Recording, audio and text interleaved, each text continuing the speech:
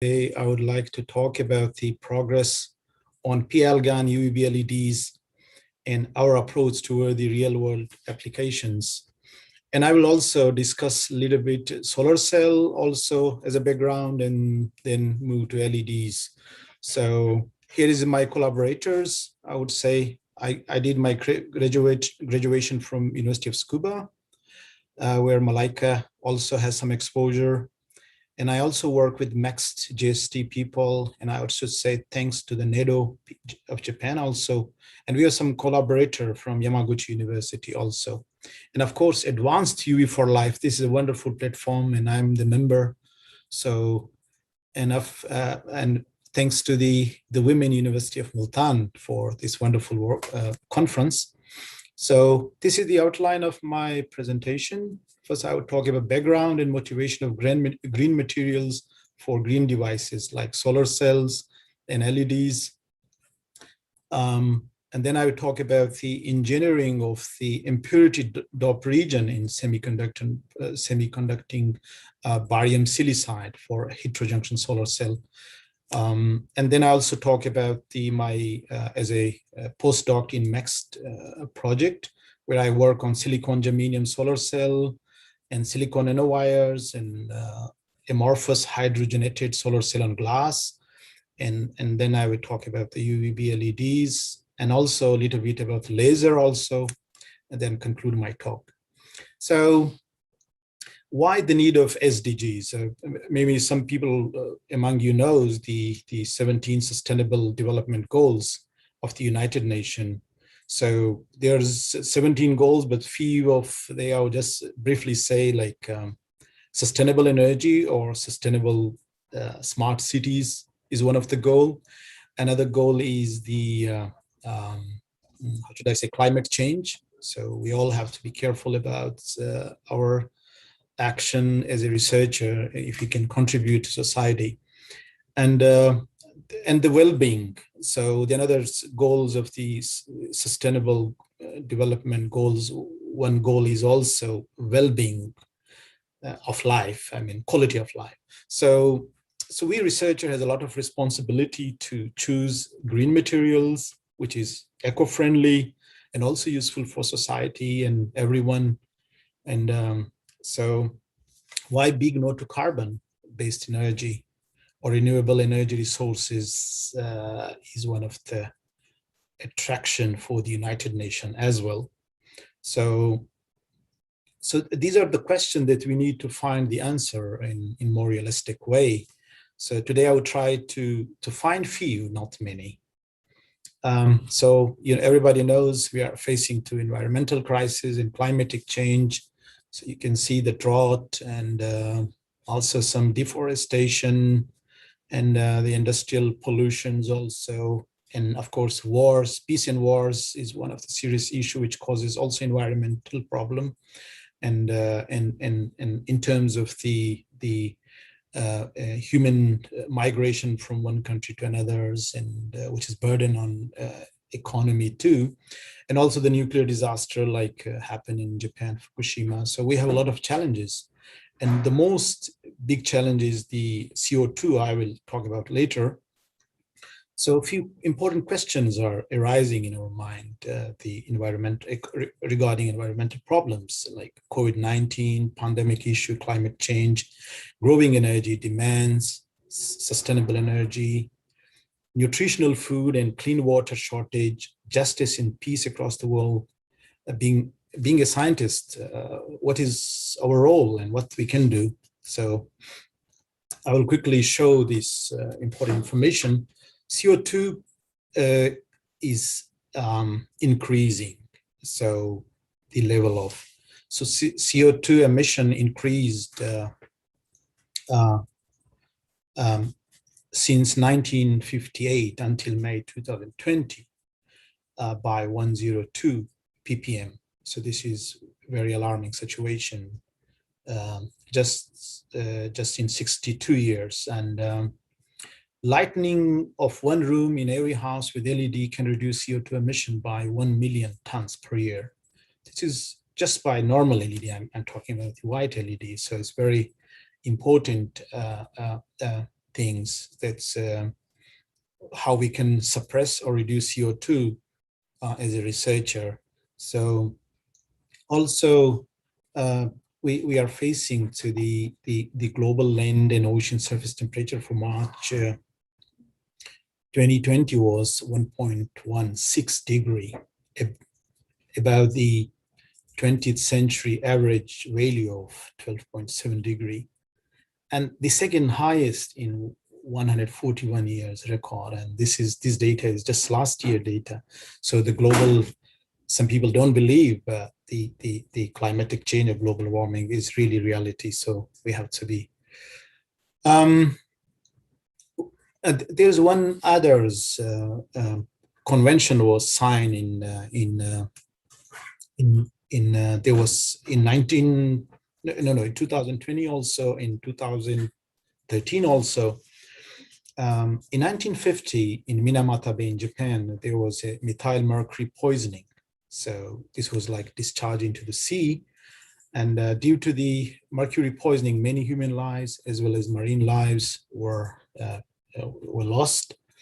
And here's the one example of the, so Tomoko Umura-san, she got a crippled hand because of the mercury poisoning. And as I mentioned before, the CO2 emission is also increased. So 17 SDGs and Minamata conventions, based on all those things, we have to stop mercury use. And therefore, we need environmentally safe, smart, and low-cost material and devices. For example, barium silicide, silicon solar cell, UV LEDs, laser diode devices in line with the 17 Sustainable Goals of United Nations and Minamata Convention of the 2020. And I would say argon materials on aluminum nitride template on sapphire substrate are one of the interesting and good choice for the UV LEDs I would talk about the application, but very important for water cleaning and many other applications. And also, I would say the motivation for the solar cell, it's just to share my heart feelings. For example, in an Australian household with size of 6.6 kilowatt would generate 11,000 kilowatt per hour of clean energy each year and reduce 9.5 tons of harmful CO2 emission from being emitted. So just if you use a 6.6 kilowatt solar system, it means that you're planting 35 trees. So you can reduce 9.5 tons of the harmful CO2. So we have to promote, and we have to do research about solar cell. So based on this motivation, I started my journey in 2010 from University of Tsukuba to start a solar cell research by using MBE system, molecular beam epitaxy. I'll quickly go. This is the MBE systems. So here we put some substrate and bombard. We do some effusion cells to grow barium silicide, and the silicon source comes from the different source, not from the effusion cells. This is the schematic view of the MBE system, how we grow the barium silicide material. Quickly, I will go. That's why barium silicide solar cell.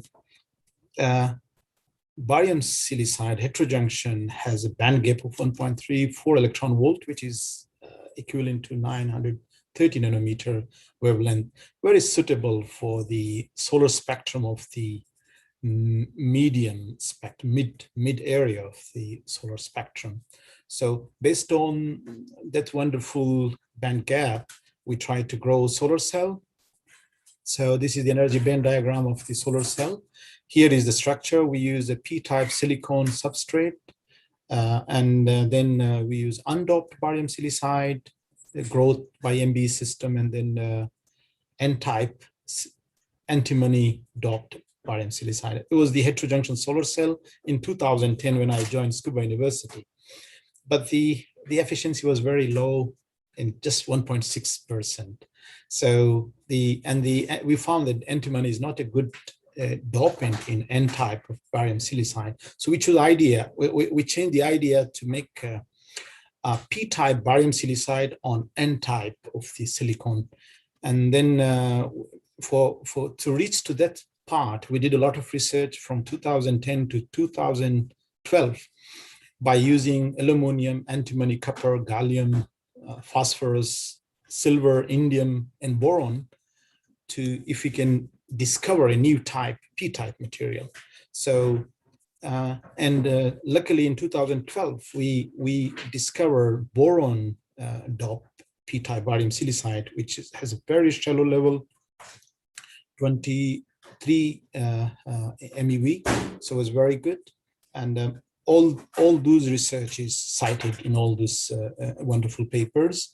But I would say that this energy band diagram for the dopant is available in this paper, so you can go for more detail. And then, of course, we discover a P-type barium silicide for heterojunction solar cell, but we find one problem in the material. It's called boron precipitation. Also, like you can see these block spots in this material. So you can, this is the TM, selected area of electron diffraction image. So here is not so clear, but I would say here, in this part, in here, you can see the barium 110 and barium 220 peaks. So this was the precipitated boron in the barium silicide. So then we optimize after that, and we got a very highly conductive P-type barium silicide a layer for the solar cell. And after this discovery, the solar cell efficiency moved from 1.6% to 9.9% just in 3-4 years efforts. And we got very good crystal quality after the optimization. And this news was broadcasted in some Japanese newspaper, and also was announced by Nara TV in Japan. So, and the work can be found in Applied Physics later here.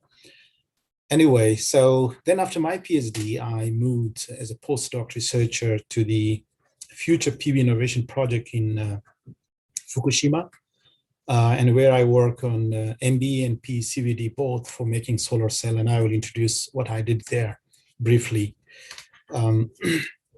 So in Fukushima, in the JST project, we basically focus on the short wavelength spectrum of the solar cell. We can make either silicon nanowire based heterojunction solar cell or hydrogenated amorphous silicon based, because we can get a wide band gap to harvest the solar spectrum from this part.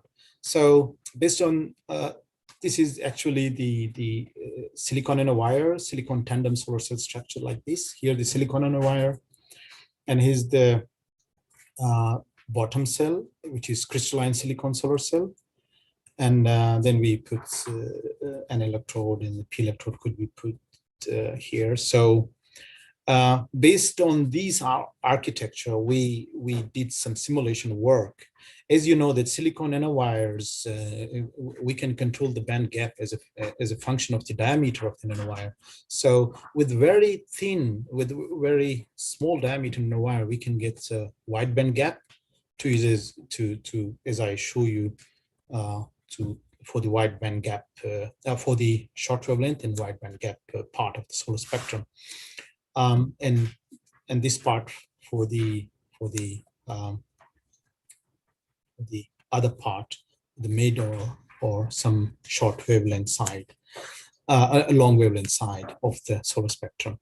So anyway, we tried to grow silicon nanowire in this project, and we use indium catalyzed nanowire. We use indium catalyst on the grow on the silicon substrate.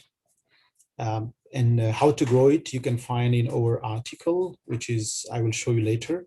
But anyway, based on the indium catalyzed, we could grow successfully the nanowire like this, but the nanowire diameter was still 18 nanometer, which far away from the applications.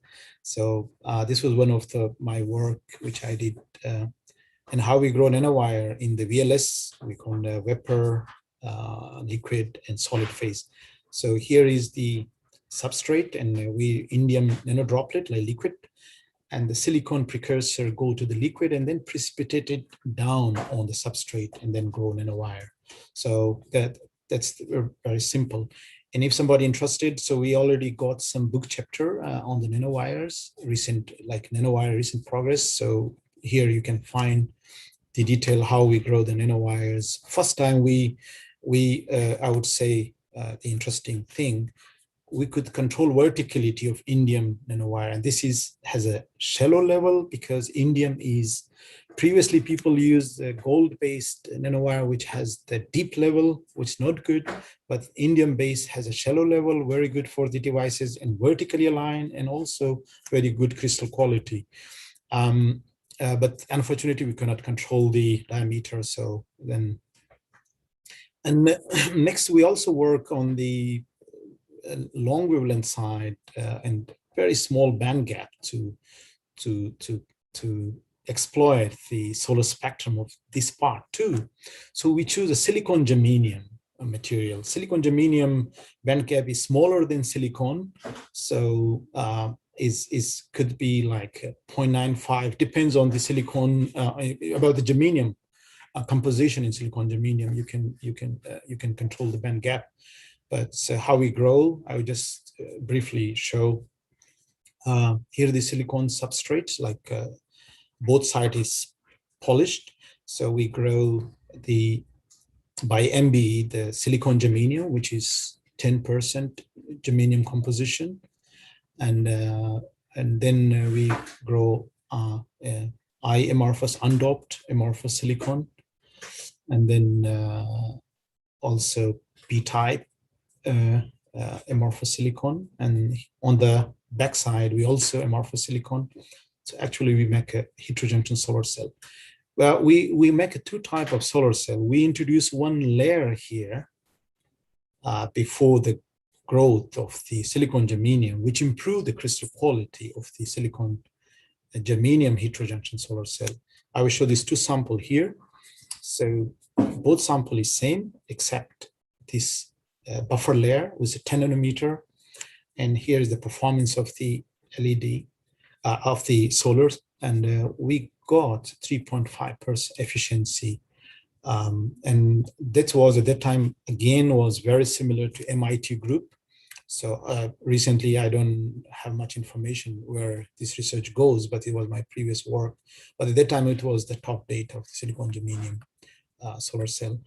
And now I would like to move to the, in 2017, I moved to RIKEN to Professor Hirayama lab, and we started working on UV LEDs and laser diodes on aluminum nitride template grown on C-sapphire substrate.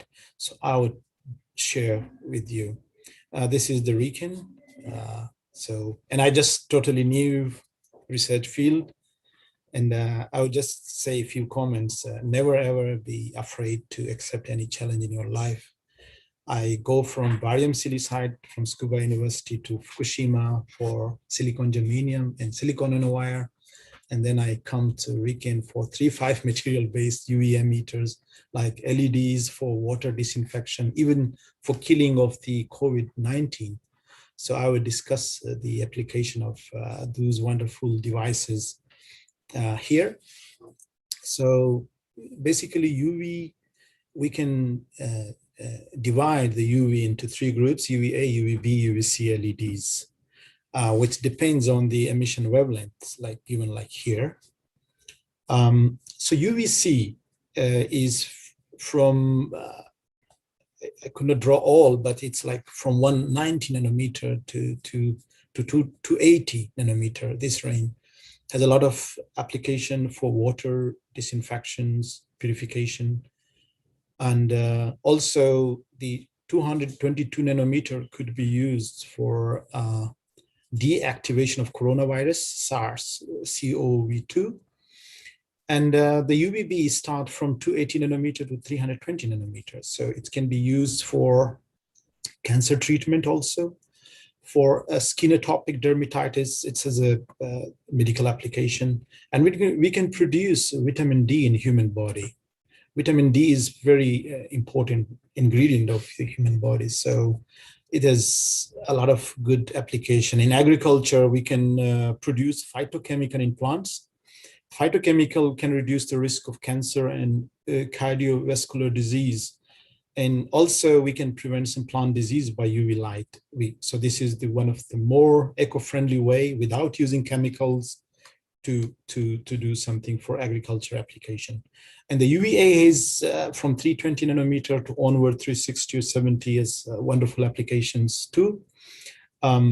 Here's we can use for the security feature in ID cards and banknotes and some other security features in any residence card or ID card or anything, or even in any economic activities can be used. Here is one of the wonderful example, I would say, for agriculture. So this is tomato plant. So the tomato mosaic virus is one of the plant disease, which can be suppressed by 290 nanometer UV LED. This work is by Matsuro, a Japanese researcher, published in 2014. So this is the UVC treated and UVB. So the UVB was found interesting for the treatment. So I would these are the normal which was infected, some others. So just to say that UV light is very interesting. So now just for the students of the Multan University or any Women University of Multan and some others, I just to share how we grow this LED. So we call MOCVD, metal organic chemical vapor deposition method, MOCVD. So what is the sources precursor for the growth of this material?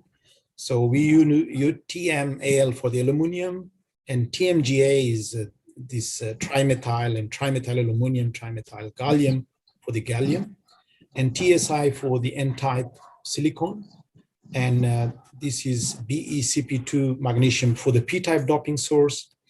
And group 5 material is ammonia, where we produce N. So aluminum gallium nitride could be. So this is the lines going. This is the actually reactor schematic. So this nitrogen is going like here, and there's the hydrogen bubbler. Through the hydrogen, we supply this aluminum and gallium. Here the substrate is heating by 900 to 1230 degree. So, and we use a sapphire substrate here, and then the argon crystal started growth. And here the schematic diagram of the LED device. So it's a sapphire substrate, and we put aluminum nitride template, and then an argon buffer layer, a silicon dot, and then we make the electron source layer. And there is the quantum well, multi-quantum well structure, where I will discuss later. But here is the whole source layer. We can p-type p-argon material. So the p hole can be generated in this part and go to the quantum well. Electron goes from the electron source layer, and this from whole source layer, and then you combine here and produce light. And this light is UV light. We can use for many application. And this light wavelength basically depends on the quantum well composition of the argon material, where you can tune the band gap as a function of the aluminum. So, and this is just the overview. And before I just talked to Dr. Malaika about the MOCVD, I think in Pakistan we don't have, it's expensive a little bit, but so this is the progress about the LED devices, is external quantum efficiency and is the emission wavelength. So for the UVC, RIKEN still is top leaders for the UVC LED. So both Takano and Hirayama, they published this work. It's a 20%, and also 10% EQE was also for UVC by Kashima. And so you can find this paper here. And for UVB, I started working in 2017, and it was very low, but now the UVB we got 8% is also against the world top data. Some for 300 nanometer and also for the 310 nanometer LED. So we are struggling to improve. This is the others, competitors, companies, research institute across the world. But for more detail, you can see the Nature Photonics paper by Konaisel. So this is our progress. You can, of course, not so important, but so I would quickly say background of the over how we start the journey in 2017. So we grow the quantum well structures. Here, the sapphire and aluminum nitride template, 4 micrometer thick. And then we grow buffer layer, which is 1.7 micrometer. This is very critical for the LED. And then we grow the electron source layer, which I discussed previously. And there's the quantum well structure. Here is the XRD reciprocal space mapping, where you can see the composition of the buffer layer and electron source layer, and also relaxation, the crystal relaxation condition. So here was the 20%, BL was 20% relaxed, and the electron source layer was the 30% relaxed. Based on this quantum well, we could get IQE, internal quantum efficiency at room temperature of 47%. Based on this structure, we tried to make a LED. But before LED, we tried to see the crystal quality, and we did the transmission electron microscopy. And in this region, we got a very good crystal where the dislocation density was 6×8 per centimeter square. So it's very improved result. Here's like how the lattice mismatch, if we grow on aluminum nitride, Algan and aluminum nitride has a lattice mismatch of 2.5 for UVB range. So actually we improve the crystal quality, and based on this improvement, we make a LED, and this we got the cover page of the PSSA, and we got the 17 milliwatt power of the UVB LED with EQE 5.6%. I didn't write down here, but you can find the more detail, our first work on UVB LED in this paper. So this is the small devices you can see here. So in 295 nanometer or 300 nanometer is very good for vitamin D. So I show here the family which can be shine on UV light to produce vitamin D in the body. So I will just quickly move that previously, as I told you, that we have 30% relaxed buffer layer previously, but we make it more relaxed, 42%, and the electron source layer was 50% relaxed. So this is EIL, sorry, it's ESL, so it's a mistake typo. Anyway, so after relaxing 50% of the electron source layer, we got very interesting result. The IQE jumped from 47% to 54%. This is the new structure. And this was very good news for us, because the IQE, one of the indirect indication of the crystal improvement and of the quantum well structure. So based on that improved IQE, internal quantum efficiency, we make a LED. This is published last year in SES. So here is the device structure actually. You can see the 42% relaxed BL and 50%. And this is the real device. This device structure is around 400 micrometer by 400 micrometers approximately. So this very small chip. So we can do wonderful things in life. So here is the one for 300 nanometer, and here is for one for 310 nanometer. So we could improve the UVB LED. And here is the another's, after improving this LED structure, we we characterize. So the first thing, we want to see the magnesium level in the whole source layer. So with almost very uniform value. And here's the quantum well. So we could not find any much diffusion. This is one of the good reasons.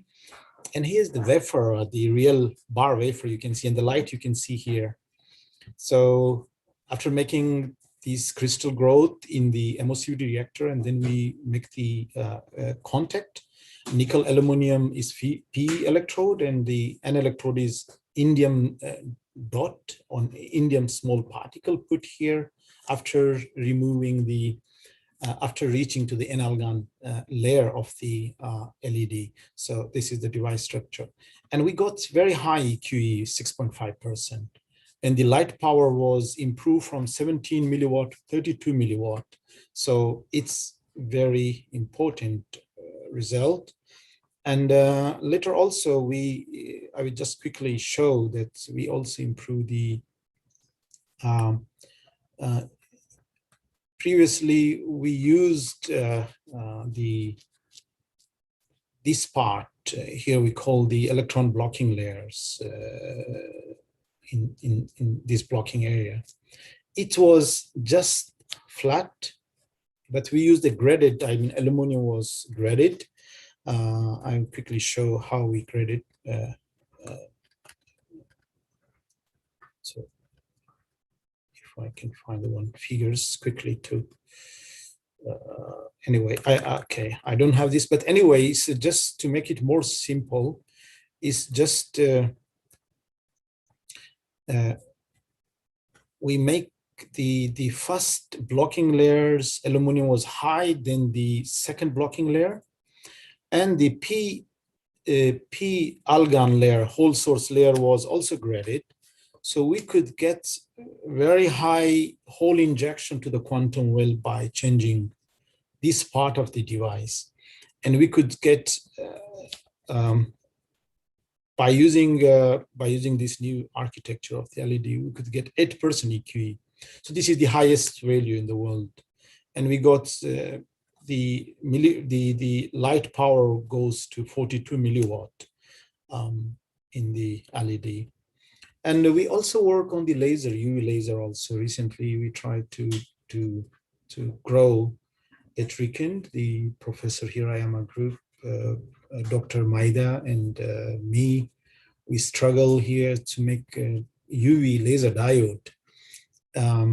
As I mentioned before, that most of the UV sources is based on the mercury lamp. So mercury lamp is very, toxic and not environmentally friendly. So we need clean material argon. So we try to make LED and laser sources based on the argon material to improve the quality of life. So the laser structure was like this. Here's the quantum well. Here's the aluminum composition. If you want to do the band engineering, the energy band engineering of the laser diode structure, you can do like this. And here's this reciprocal sparse mapping of the XRD, where you can see aluminum nitride is here, and this the cladding layer I show you of the laser is the active region, and here's the cladding. Of course, the waveguide layer, and this is another waveguide layer, and we use this graded aluminum layer, which I use for LED, and the same was used for laser also. So we could, not so good result, but we got some stimulated emission oscillation around multi-peaks. But the current injection, the injection current density was as high as 48 kilo amps per centimeter square. It's enough for lasing. So we now a little problem with laser. So we have to optimize the device structure, and maybe we can get a single peak oscillation of the UV laser, which would be after this Professor Amano group, will be the second group in the world. So with this, I will summarize my talk, and I will talk 2 minutes later, a brief about the future collaboration with Pakistan also. So the IQ was improved from 47% to 54% for the LED. And we got EQE of 8% at 304 nanometer emission wavelength. And EQE 4.7% at 310 nanometer emission wavelength. So, and also we got the laser oscillation, some abnormally oscillating deep ultraviolet laser. So, sorry.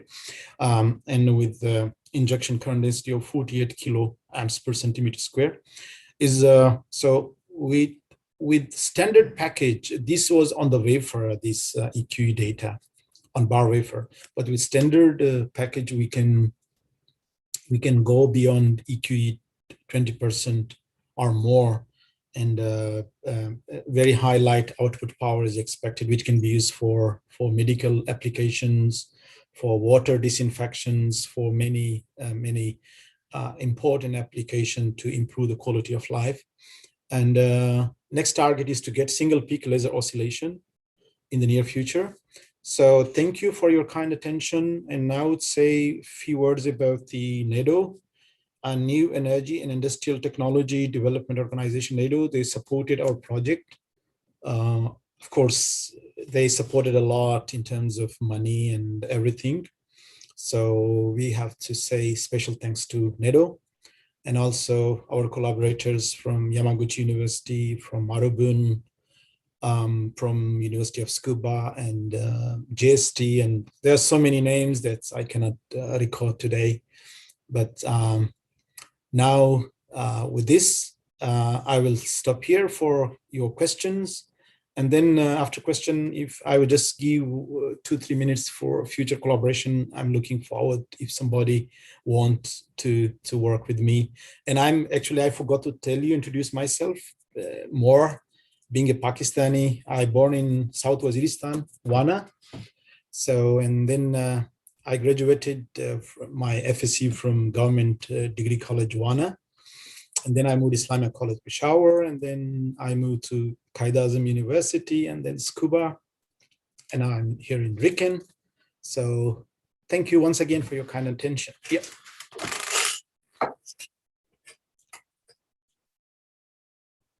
Any question? So.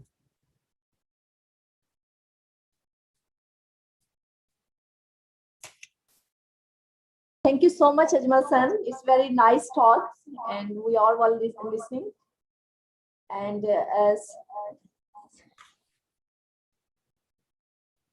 so anyone from participants would like to ask any questions? Okay. Anyone? Hello. Yes. Yes. Yes, Dr. Falek Zaman. This was a very nice talk. Thank you, Mr. Ajmal Khan. Yeah, pleasure. Thank you. Sir, in the first slide, I see that you are working on the glass, but you have not discussed that. And I am interested in the glass LEDs and lasers. Can we collaborate with each other, and how we can work together with amorphous material to make LEDs and laser in practical application, for practical application? Can you, sir, explain? Yes. Yeah, well, very good question. As I mentioned, it has a lot of wonderful application for many things. And I just say that laser can be grown on C-sapphire substrate, of course. It's possible, but we need MOCVD reactor or MBE. But the MBE is not industrial scale, but MOCVD is one of the, because the growth rate of the devices is very high, so you can grow as many as you want on the 2-inch wafer, or even now is people moving to 4-inch also. So it's on my, I never counted my devices, but as I show you once, I will just show one example.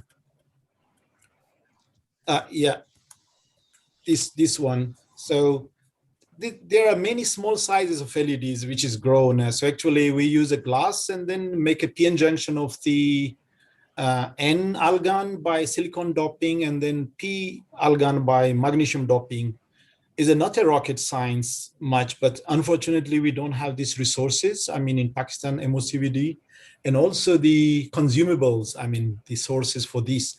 So this is one of the area of the, we can do research on LED also, on laser also. But the one possibility is that there is theoretical work. I'm working with GIK recently and with Dr. Muhammad Usman, and we could publish a few nice articles for the LED. So by using some simulation, I mean, like the Silence, one of the software, which probably you know or not, I'm not sure. You can use a theoretical side. On the experimental side, if in the future, if you have some fundings or something, you can come up with some opportunities. So you can visit us. Of course, I can guide you later. Riken, our laboratory is always open for dynamic researcher, for highly motivated. So no problem. Yes, I can support. Yeah, we can do a lot of things, and also about the solar cell, you can do same thing. I have a nice colleagues in Japan and friends and professors, so we can work on the solar cell as well. So before my talk, I was just discussing with Malaika that I just in the lighter mood, you asked very important question.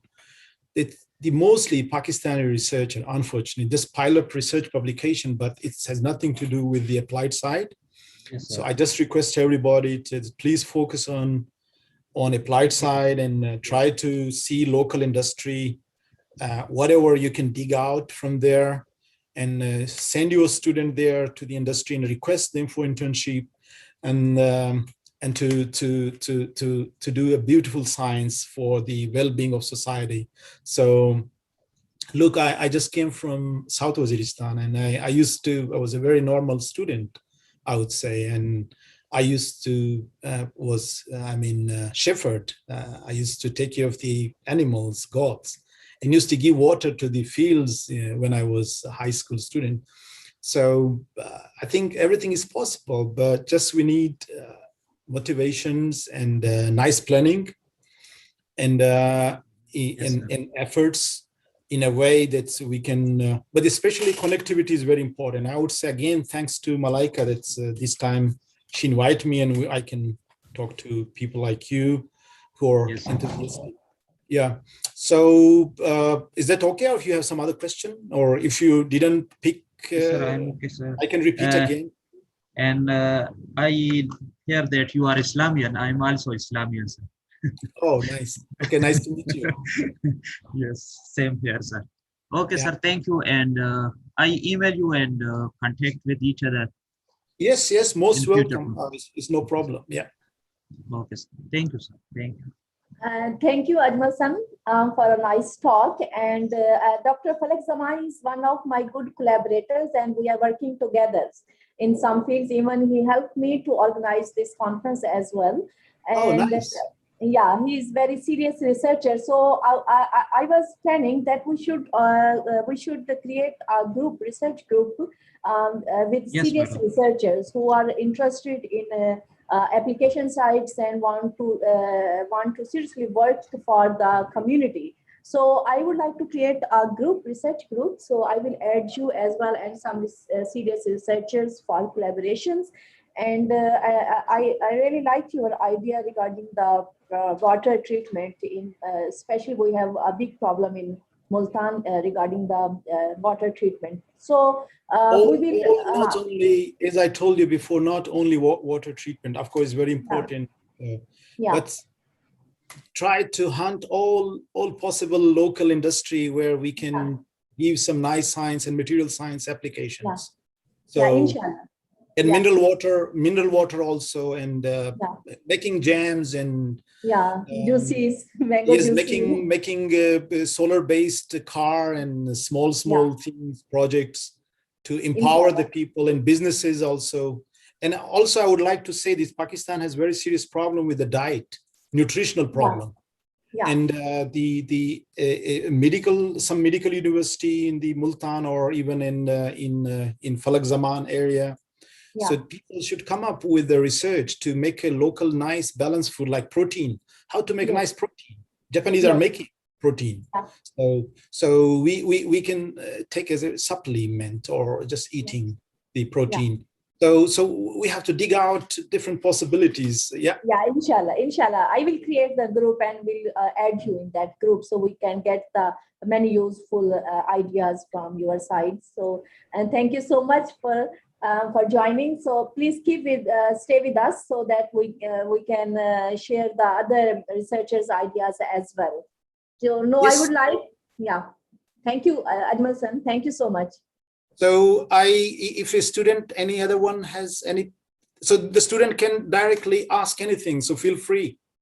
Yeah, there are many researchers in the from different departments, Dr. Farah Diba and Dr. Sidra Mubins and Mavish Batul Kazmi. If you want to ask any questions regarding your field, you may ask freely. Dr. Ajmal San is my very good friend, old friends. We were together in Japan. So you may freely ask any questions and even want collaboration. You are most welcome. Yeah. Okay. Thank you, everyone, once again.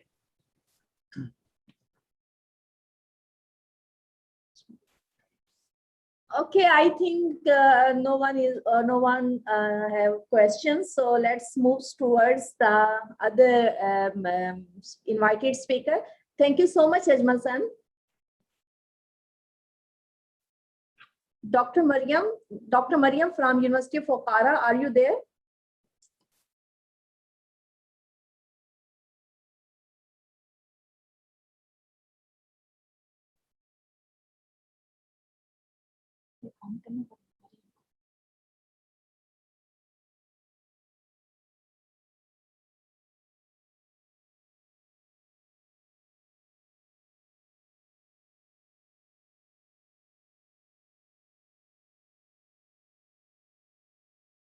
Dr. Falak Sama? Yes, madam. Yes, are you ready for presentation? I think Dr. Mariam has not yet joined. So she might be preparing you if kindly you deliver the talk. Okay, I will deliver my turn. Okay, thank you. Thank you, Dr. Sam. Okay, thank you.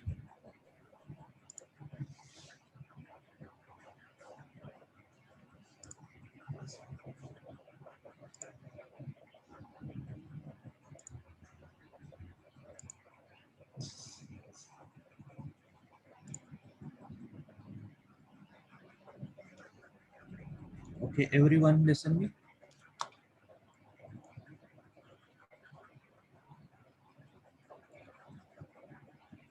Hello. Yeah, we are listening to you. It's fine. Hello, Madam Malika Rani. Yeah, we are listening to you, Dr. Falak Sama. Are you see my screen? Yeah, we and can. My screen. Yeah, is okay, sir. We can see your screen as well.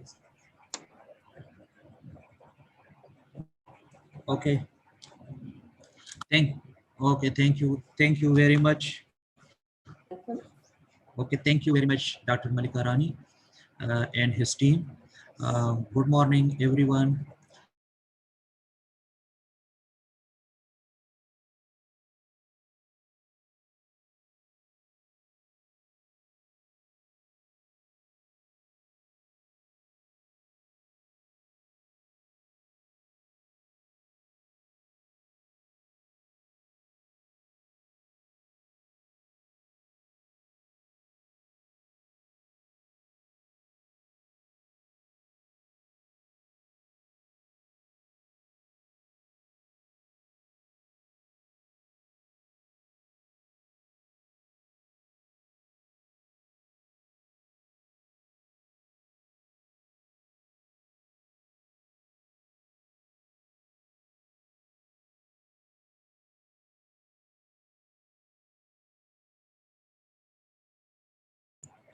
Okay, sorry for interrupting. My topic is fabrication and characterization of Borel classes on the basis of luminescence property of property for light generation. The outline of my presentation is introduction, aims and objective, experimental setup, results. In results, we will discuss the photoluminescence, X-ray, excited luminescence, lifetime, CI diagram, conclusion and future perspective, and acknowledgement and the end question and answer session. First of all, I would like to introduce myself. I'm Dr. Falak Saman. This is my contact number and my email number. I have completed my PT from the Department of Physics, Abdul Wali Khan University, Mardan, KP. I have received AirSET, going to Leeds University, UK. And now I'm working as assistant professor, Department of Physics, University of Mir. I have published 13 articles. My cited H index is 9, I-10 index 8, and impact factor is 40. These are my Mendeley and Google Scholar ID. My research interest is the development and fabrication of laser, LEDs, and scintillator devices. I have good skill about the fabrication and characterization of optical and scintillator glasses. I have attended many national and international conferences. We also attend national and international conference with Dr. Malika Rani, and we are good collaborators. I have collaboration with Dr. Chakrafang. He is from Thailand and director of the Center of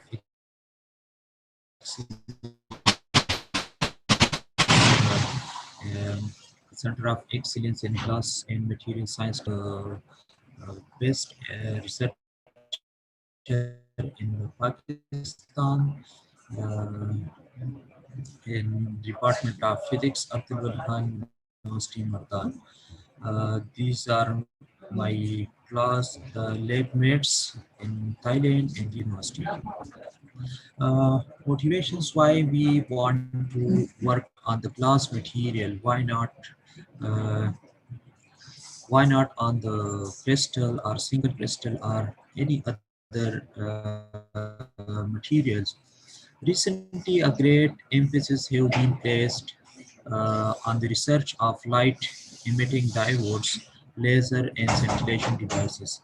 Commercially available laser, scintillator and LED are consist of crystal and phosphorus. Phosphor laser, LEDs and crystal scintillator have limitation like high cost. It have very high cost and require long time for preparation. Make 1 month, 2, 3, 6 up to 6 months for preparation of the crystal, consuming high energy, high melting point, and low concentration limit of the dopants of the rare earths. We cannot exceed the dopant of the rare earths in the host material.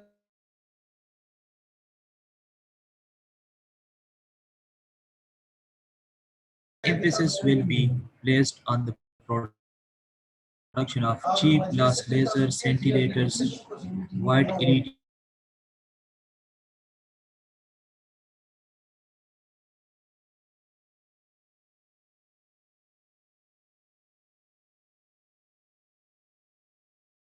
about the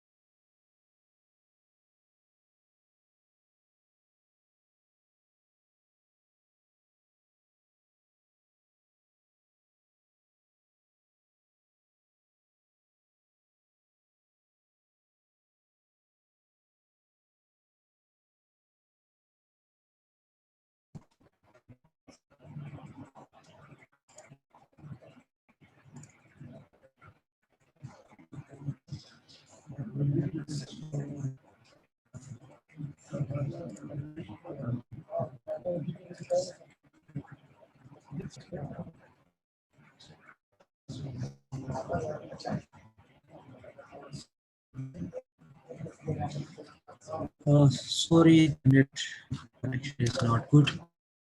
So we introduce what is glass material. Glass, a transparent amorphous material. Amorphous solid have disordered arrangement of molecules.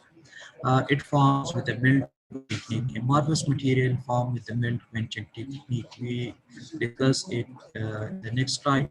Some classes have colors due to addition of some impurities like europium, praseodymium, terbium, etc. These are the color classes due to the addition of some impurities. You see the New York City, and the New York City is arranged very well, and you can find everyone in the city. This is the Queenstown city, and you can see the street and in the like this. So this shows the present environment. Structure, this structure are reproduction of the material. We found it in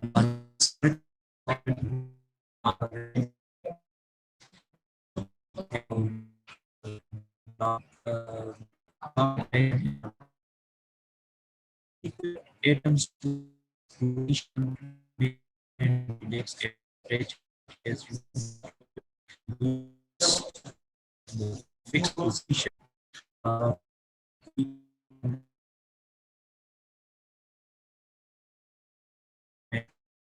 One and we found the glass material.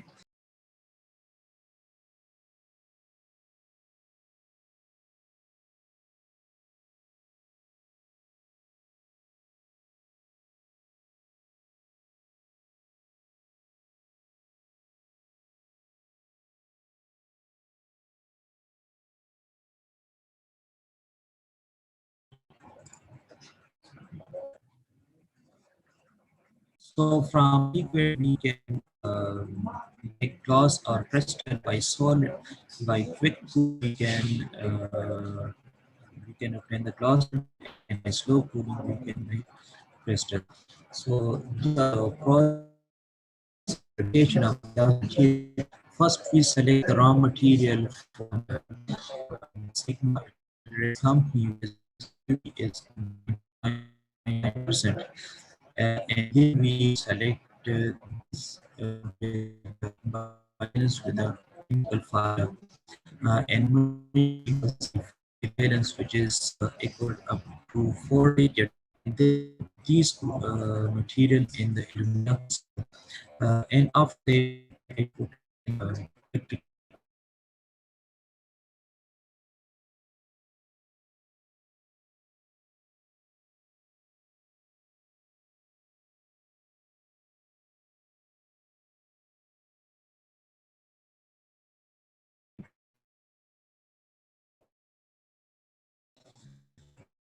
After putting the elliptical furnace, the temperature of elliptical furnace rises to up to 1200 degrees centigrade, and the rising temperature 3 degrees per minute.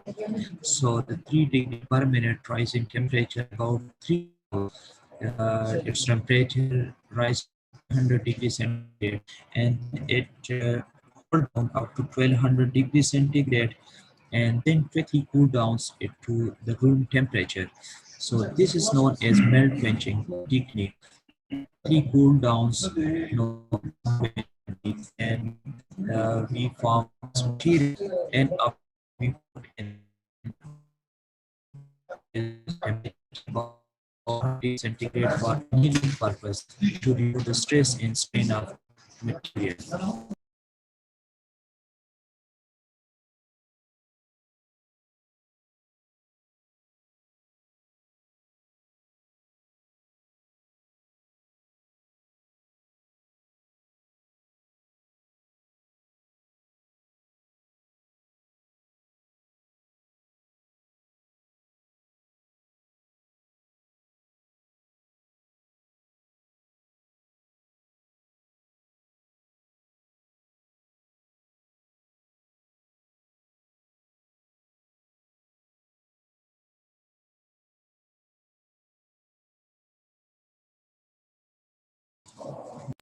we go to further characterization, information, the material, the physical properties consist of density of the material, molar volume, and refractive index.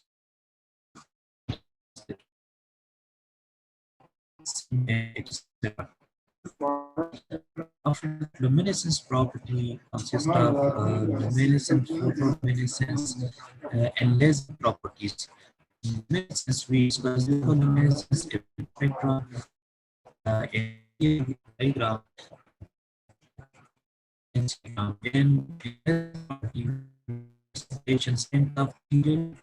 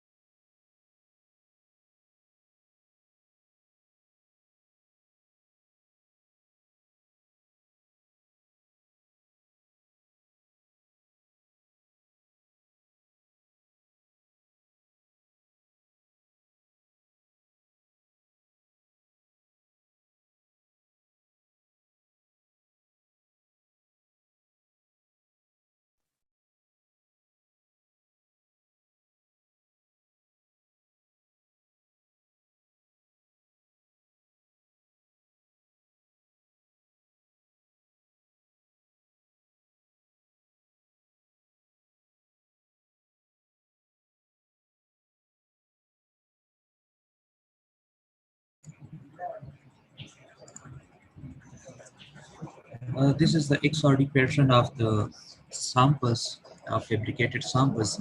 This shows no sharp peaks in this pattern.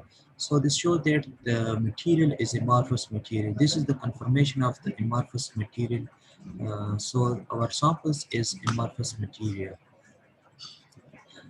This is the density and molar volume of the substance. The density and molar volume of the substance increases with the addition of impurities. This is why, because impurities atomic number is greater than the replacing agent, which is the borate. So borate is less density and samarium is higher density. Therefore, the density of the material increases up to 3.16, and similarly the molar volume also increases. The density is refractive index of the materials also increases, because refractive index and density directly relation with each other. So the refractive index of the material also increases.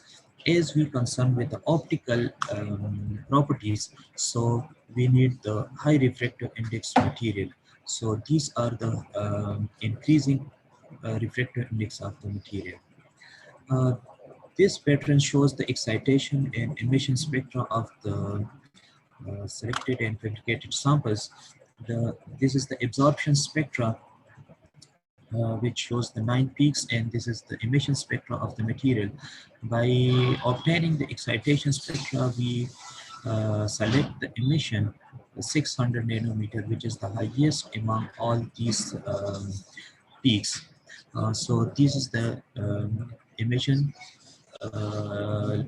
wavelength, and this is the excitation wavelength, which is 403 nanometer. So 404 or 4 are the excitation spectra, and for emission purposes.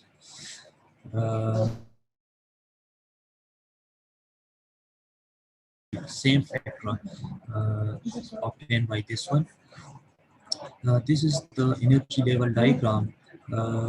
Excitation, we excite by 403 nanometer. This one 4G5 by 2 level. And after that, this de-excite and produced 4 emission peaks, 565 nanometer, which is yellow line shows, and this one 4G from 5 to 687 by 2601 nanometer. Similarly, 647 nanometer from 45 by 2 to 6H9 by 2. And similarly, 700 nanometer, which is 45 by 2 to 6H11 by 2 nanometer. If we excite this by 403 nanometer, then it will shows the orange light emission. You can see practically when we excite this by blue light, which is wavelength 400 nanometer. So this gives us orange light.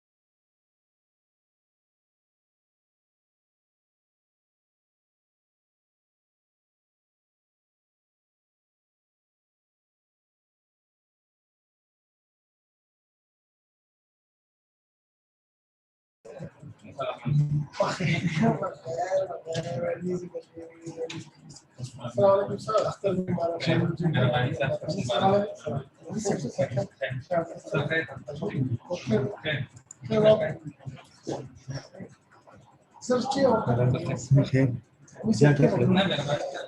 Uh, so if we excite this by blue light, it gives the orange light emission. And this is the CI diagram, which is also shows the orange light emission of the fabricated samples.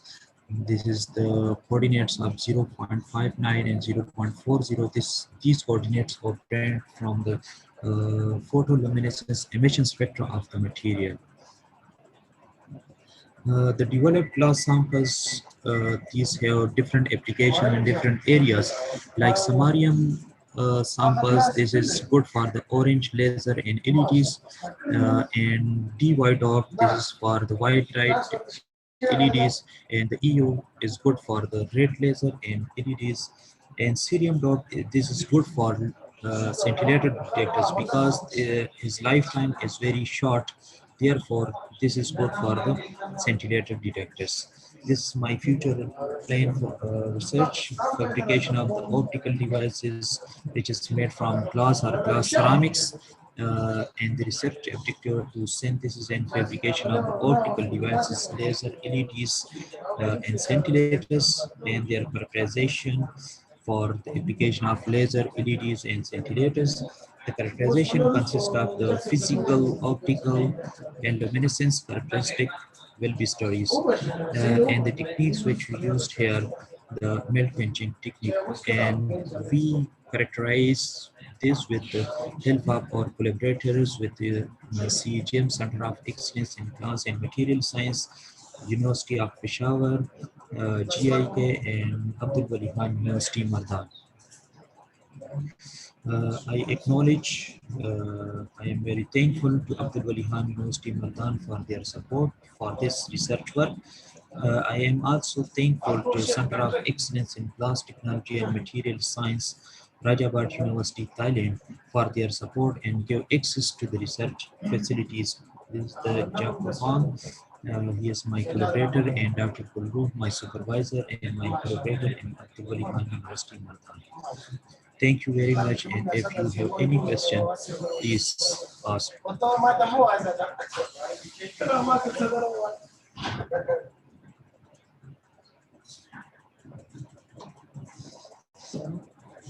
Assalamu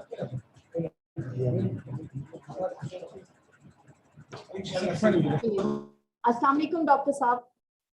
Dr. Falak Zaman, thank you so much for your talk. Some interruption with because of bad internet. So sorry for it. Yeah, it's okay, fine. That is a common problem in Pakistan. So we are used to Yes. with this. So anyone would like to ask questions from Dr. Falak Zaman? Room is open for questions. Please, someone want to ask.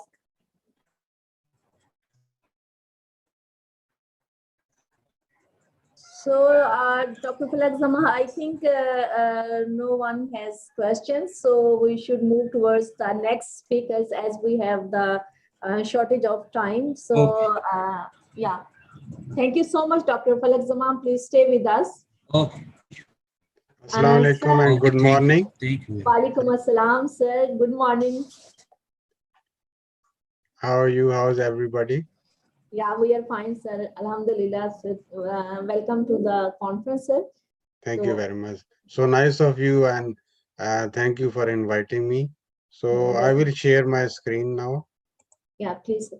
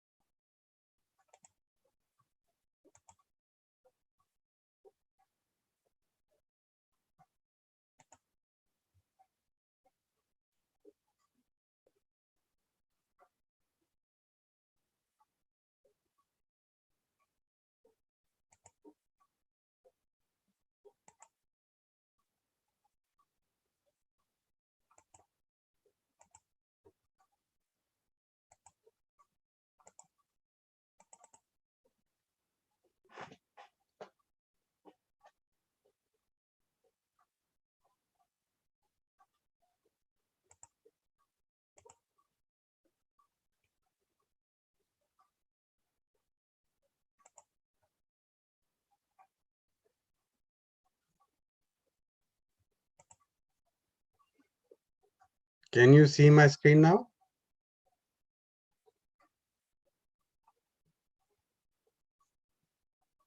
Yes, we can hear you. Yes, sir, we can hear you. Okay, thank you very much. Welcome. So today I'm going to give a talk on the global challenges in sustainable energy environment and finding their possible solution with regards to Europe, North America, and then Pakistan finally. So what is energy is a fundamental and universal concept of physical science. Energy is not a, it's not a entity that is attributable. It is rather attributable to electromagnetic radiations. So energy is the capacity to supply heat and do work. And you know from the Einstein equation, E is equal to mc square. And then we have some types of energy which are nowadays used for used for the sustainable and for renewable resources. So what is sustainable energy? Is meeting our needs and which without compromising the future generation to meet their own needs. So there are three types of factors which influence sustainable energy. So these are environmental sustainability, and then economic sustainability, and the social sustainability. So environment sustainability is like we need to have the clean environment, and then economic sustainability is that everybody should have free and affordable life, and sustainable life. And then social sustainability is that everybody have their rights to live and develop and progress. So broadly speaking, sustainability is the process of living within the limits of available physical, natural, and social resources. So examples you can see: wind energy, solar energy, crops, sustainable design, construction, renewable green energy, waste to energy recycling. So waste to energy recycling is it's a big topic, and it's like a treasure hunt and like a deep diving in the gold mine. And then we have like water treatment, composting, like it also involve methanogenesis and these kind of things. And so what are the drawbacks? You know, so drawbacks, there are, because every, uh, solution or every technology we use, it has some, drawbacks and challenges. So, mostly the challenges are the technology is not affordable. So sometimes it's not possible to uh, uh, do it on the large scale or on the industrial scale sometime, but sometime on the small scale it is possible. And there are other factors as well, like wind energy. Wind power is one example. So like environmental concerns about migrating bird being stuck and killed by rotating turbines. So these are the problem. Like these are the environmental or like problem which have some concerns. And then we have damming river provide a continuous flow of energy and destroy natural habitats. So these are the drastic, natural uh, problems we face when we use sustainable energy. And then we have renewable energy. So it also has some challenges. So renewable energy is derived from the natural resources that are replenished at a rate that is equal to or faster than the rate at which they are consumed. So renewable energy like geothermal, hydropower, ocean, solid biomass. So these are the types of renewable energy. So transition towards 100% renewable energy is a complex process. So it's not possible, to get the renewable energy in a limited time or in a uh, uh, what you can calculate it time. So we need to have something extendable and flexible. So we have to see all the challenges and all the opportunities what we have. So not everything is renewable is sustainable, and in turn everything which is sustainable is necessarily renewable. So it's just like if you compare renewable energy with the sustainable energy, it's like a reserve and an occurrence. So reserve is uh, you can say renewable, and the occurrence is like sustainable. So then we have bioenergy, and there are other method we can use to make valuable products like polymers and those kind of things. And what are the effects? So there are lots of effects uh, in coping with these energies. Like we have some of the composting. Sometimes we have some problem with the composting. Sometimes we have a problem with the management of solid waste. And sometimes, in different chemical processes. So ammonia, hydrogen sulfide. So these are even the are considered to be the fuel of the future, but there are also some challenges lying behind utilizing these gases.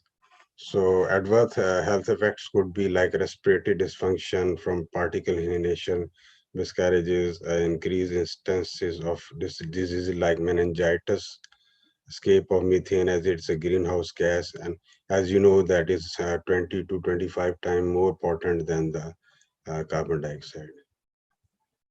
So biogas is also from organic waste by methanogenesis. So it's also a good, a resource by if we, do the methanogenesis of organic waste, and it is done mostly in the landfill, and sometimes, as we have in Pakistan, you can see the land, they have the open landfill sites. So methanogenesis happen in the open area, or what they call the landfill site, but actually it's not a landfill site, but there are lots of methane is produced, and if we can capture that methane and other gases, then we can consume it to use for our renewable resources, and it can be helpful for the future generation as well. So preventive measure, like we can also use like animal waste for the generation of electricity, and we have to use anaerobic digesters or those kind of things. And then we have a problem with the lagoon as well. So these are the challenges. So it gives you odor and harmful pathogens. So how you have to cope up with that? So you have to cover the lagoon, you know, you have to cap it. So capping will lessen the risk of flooding from rainfall, reduces the amount of emission. So a captured biogas collected from various lagoons via these digester is then piped into central processing plant. It is refined to a higher quality, because even though the gas is produced, you have to refine it, because there must be some contaminants and other gases as well. So you have to separate, isolate them. So uh, yeah, so again, there are challenges with the renewable energy as well. So they are produced, these sources are not necessarily sustainable because they cause pollution. Combustion or organic dry products fall into this category. Burning biodiesel for transportation. The fuel is derived from sugar, corn, and other plants which can be grown, and it also have some emission of NOx, so like nitrous oxide or nitric oxide of the, so these are the things. And then we have non-renewable energy. So this is another source we can use to generate electricity, and we can use it to for other industrial and chemical purposes. But for fossil fuel, crude oil, coal, uranium. So these are the examples. And then alternate energy. This is the energy. It's non-fossil fuel energy source. And then we have green energy. So it's the fifth type of energy. And it's most environmentally benign, and it's more friendly, uh, uh, like the bioprocessing, you can say. So it's a kind of bioprocessing. So then we have photovoltaic and solar thermal energy, and then there are other details about, you can see. So what we can do? So actually, I'm working with Scientific Pakistan. Is an organization, and in partnership with Dr. Rizwana Mustafa. So they are helping students from different universities and across the globe, and taking the help of scientists and entrepreneurs to develop critical thinking and business attitude, and inculcate uh, the potential to run or set up their own business. So if they don't get the job, or even though they are doing their dissertations, those kind of things, then they can set up their own business at a small scale, or a small level.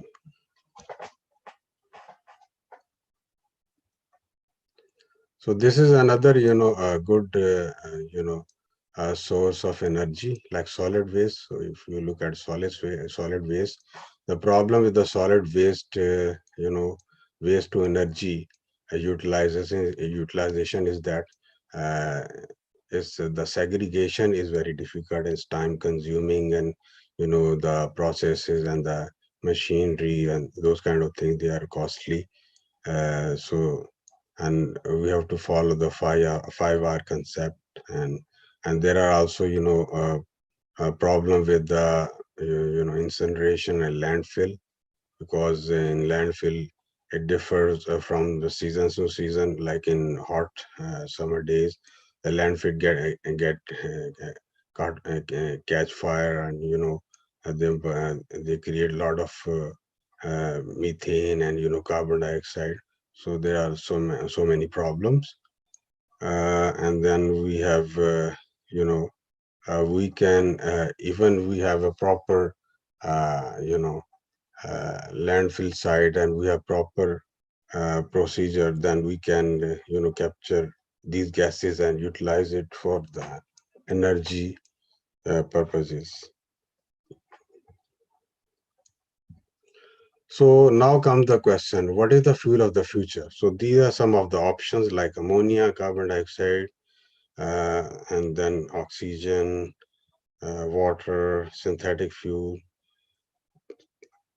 So you can see that hydrogen is the cleanest known energy source that can be produced, and it's also most abundant element, it's the most abundant compound present in the atmosphere. But the challenge is that it's highly reactive, and we have to follow some guidelines and take some stringent actions to cope with this gas. So drawbacks are highly flammable, handling procedures, safety problems are there. So these are the things. So because hydrogen is considered as a fuel of the future, and then we have ammonia. Ammonia is also considered as the fuel of the future because it's an entirely carbon-free chemical compound. There is no emission of carbon. It's only nitrogen and hydrogen which give you ammonia. And drawbacks are also there, like it has toxicity level, hazardous nature, and is corrosive, and a formation of pollutant NOx emission. So then we have carbon dioxide. So carbon dioxide is better to capture carbon dioxide because the biggest sink of carbon dioxide is ocean and seas. So carbon dioxide sequestration or storage is of two types, like there's a biological one and then there's a geological one. And then we have there is another source of you know uh, uh, fuel with this which is called the methane, or there are some clathrates compounds called methane hydrates. So this is also a good source of utilizing the natural resources, and it can be used for renewable energy sources. And then we have e-waste. So this is also a good resource because we have lots of electronic waste, and it get wasted. So we can leach many metals through this process. Like we can leach gold and like precious metals like copper or silver. And it is said that you can get more gold and copper and silver uh, than getting the metals from the ores. So it has more potential for the recovery of metals. So there is also another resource we can use to make plastic is from the algae, like red algae, and this is another method. And then we have a compound is called like 5-hydroxymethyl. So actually, there are two ways to get it. The one way is when the glucose drips, the pharmaceutical industries, they through the expired, glucose drips, and then it is converted into a poison, which is called 5-hydroxymethylfurfural. And it can also be made through different processes, like if you burn like honey or sugar, uh, so caramelization, so it can also make HMF. And it is also cure for cancer, as well as it is also a precursor for many of the chemical compounds which can be used in the industry, and it also can be used as an intermediate. And there are it's like a starting material for more than I think 100 compounds. So it's a good material to start with, uh, uh, to be used for different purposes. Like it can also be used for to make um, polymers and other compounds. So this is a little bit about it. So serve as a building block for many applications in several industries like packaging, construction, textile, cosmetic, food, health. It's also good replacement for formaldehyde, precursor for furan 2,5-dicarboxylic acid, and active natural ingredient in the nutraceuticals and dried tea foods. So then we have there are Pakistan has the second biggest mine of salt. Is the Sencura. So we can use that to capture hydrogen or store hydrogen.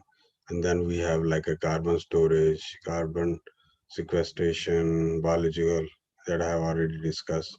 We don't need to discuss this further.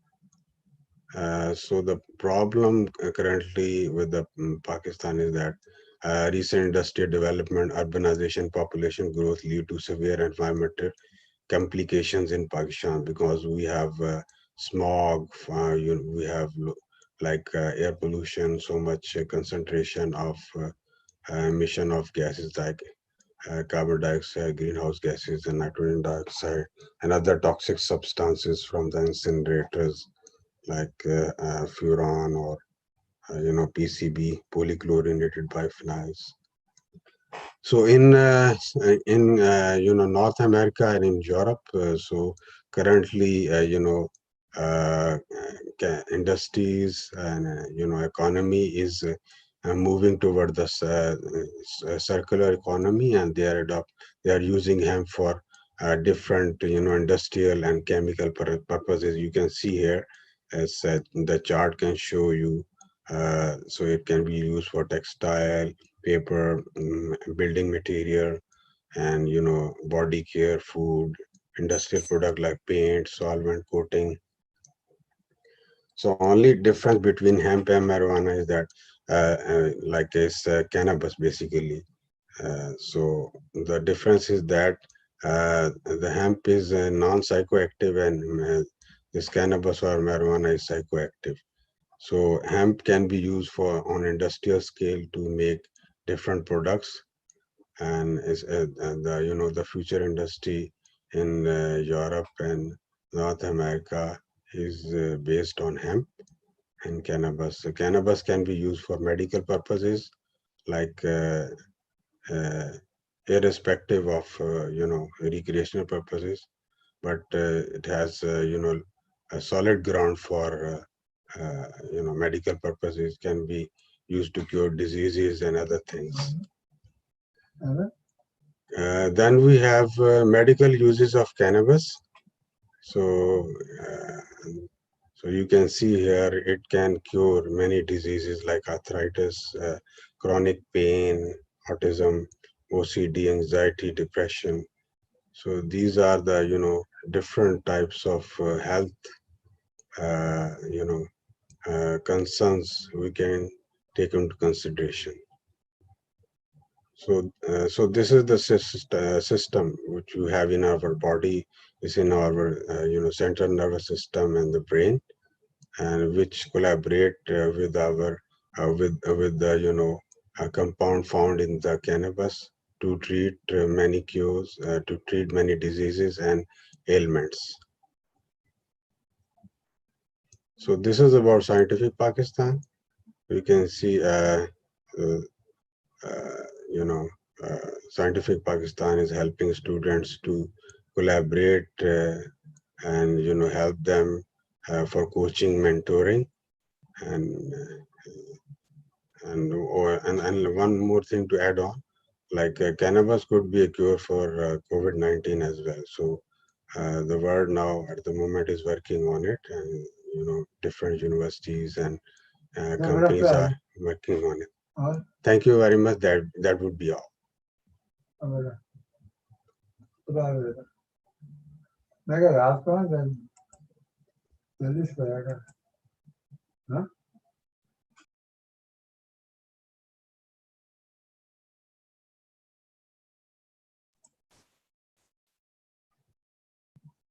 If you have any question, you can ask. Thank you very much. Sir, thank you so much for your talk.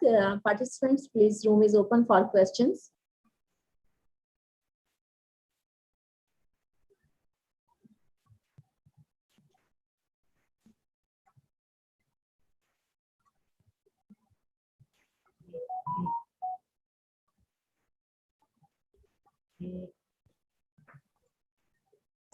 Sir, I think there are no questions. Okay. As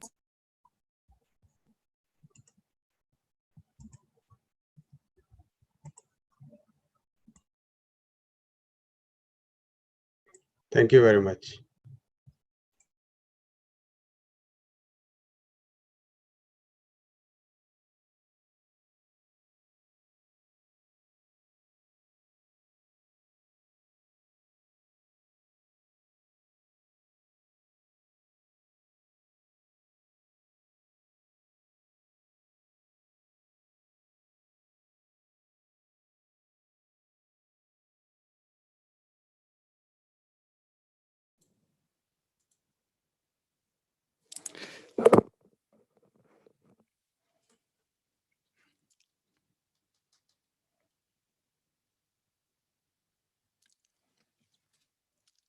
Hello.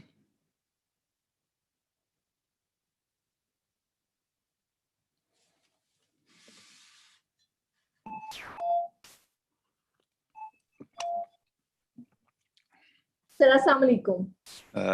Wa alaikum assalam. Are you talking with Sharafat Ali?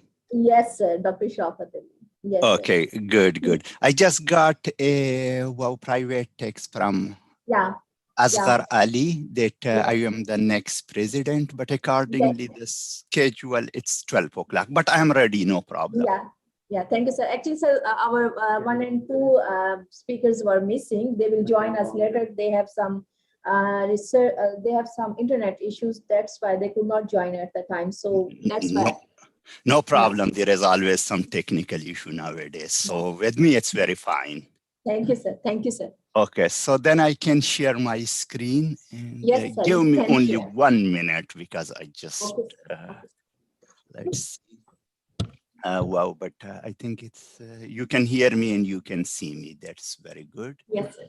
I share the whole screen, so let's, just a second. Okay. Can you see my presentation? Yes, sir, we can see. Okay, good. So I think, let me start now. Okay. I think it's the first time I'm giving the presentation in PK. So my name is Sharafat Ali, and I'm associate professor at the Linnaea University in Sweden. My major is MRPIS material, and particularly oxynitride glasses and thin films. And today I will give you an overview of the research work which currently I am doing it. As a glass scientist, whenever we go, they ask what are the glass? The glass science is already known. But I give you just a quick example how the glass is performing in the modern life. Have you ever think of modern life without the glass? Think if there was no glass, how today we were able to see each other, how we were able to talk. So in principle, modern life without glass is impossible. So on the left side, as you see, it's the traditional application of glasses. And these are the modern application, like thanks to the optical fibers. Now we have very fast internet. We are almost in 5G, and optical fibers are made from glass, smartwatches, LCD, etc. But in the future application, we will be use glass mostly as a biomaterial, which I will talk quickly. Also in the medical application, and even antibacterial and in the car industry, whatever. So now the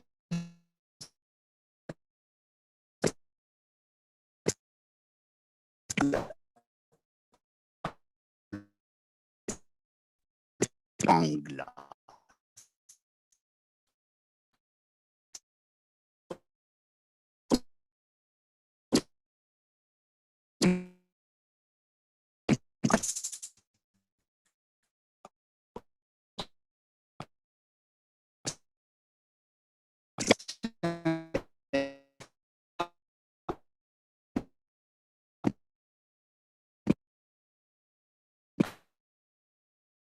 Is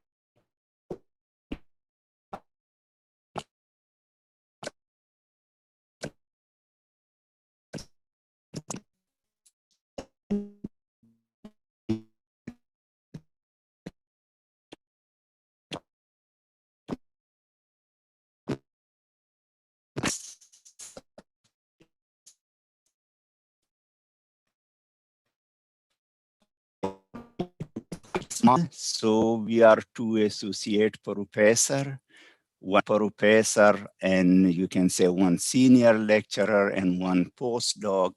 And after the pandemic, we are thinking to extend our research group.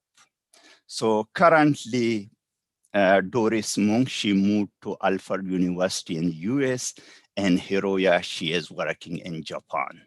And Natalia is on parental leave. So, and Buse is planning to retire. He will be working in our company in a year. So at the moment, I'm on my own, but soon it will be more people. So the outline of today's presentation will be oxynitride glasses and why it's important to have nitrogen in the glasses and how we can prepare these glasses and and optical fibers, which I'm doing with the Corning Incorporated in the USA. Maybe you know you have heard about the Gorilla Glass or the glass we are used for our phones, our screen. All these glass are made at the Corning Incorporated USA. So then I will also talk about oxynitride glasses from woody biofuel ashes, chalconitride glasses, and also a bit more about bioactive glasses and its application. And then what are the issues with these glasses and what are the opportunities? And finally, we'll be talking a bit more about our new discovery regarding protecting the glass surface, which we are using in the display applications. So for those of you who don't know what is oxynitride glasses, I will just briefly explain what it is. If you look at the window glass or any glass, so if you put nitrogen in the glass, it become oxynitride glasses. So the first question is why I want to have nitrogen in the glass.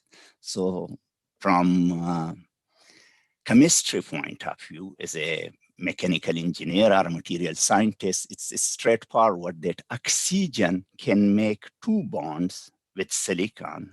But in the case of nitrogen, we have 3 bonds. When we have more bonds, the structure becomes dense.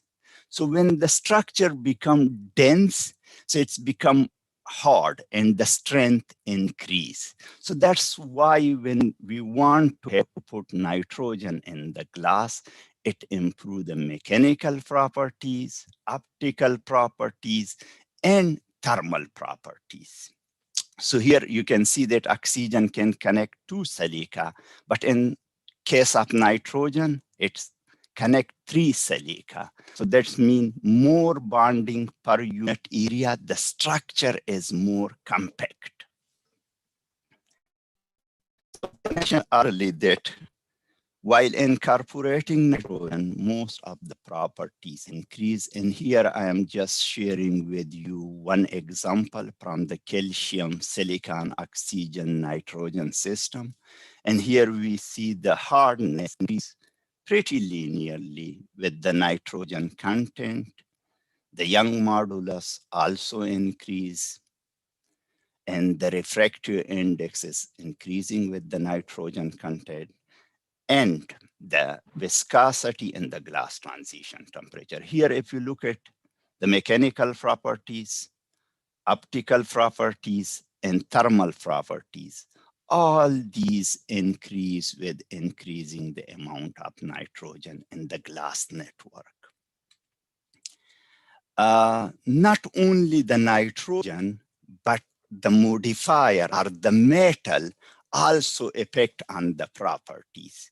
For example, if I want to have a very strong glass, which have hardness of, let's say, around 14, 15 gigapascal, I can use magnesium metal. So magnesium silicon oxynitride. If I want to have a glass of high refractive index, so I can switch magnesium with the barium. And you know, barium is a heavy material. So, and that means it polarizes more. If it polarizes more, the refractive index depends on the polarization material. So it increases. So the beauty of the glass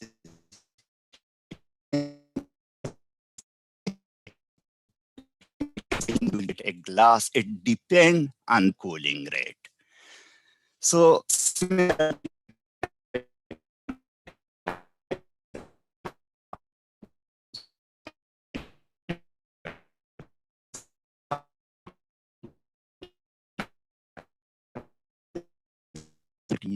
but it's also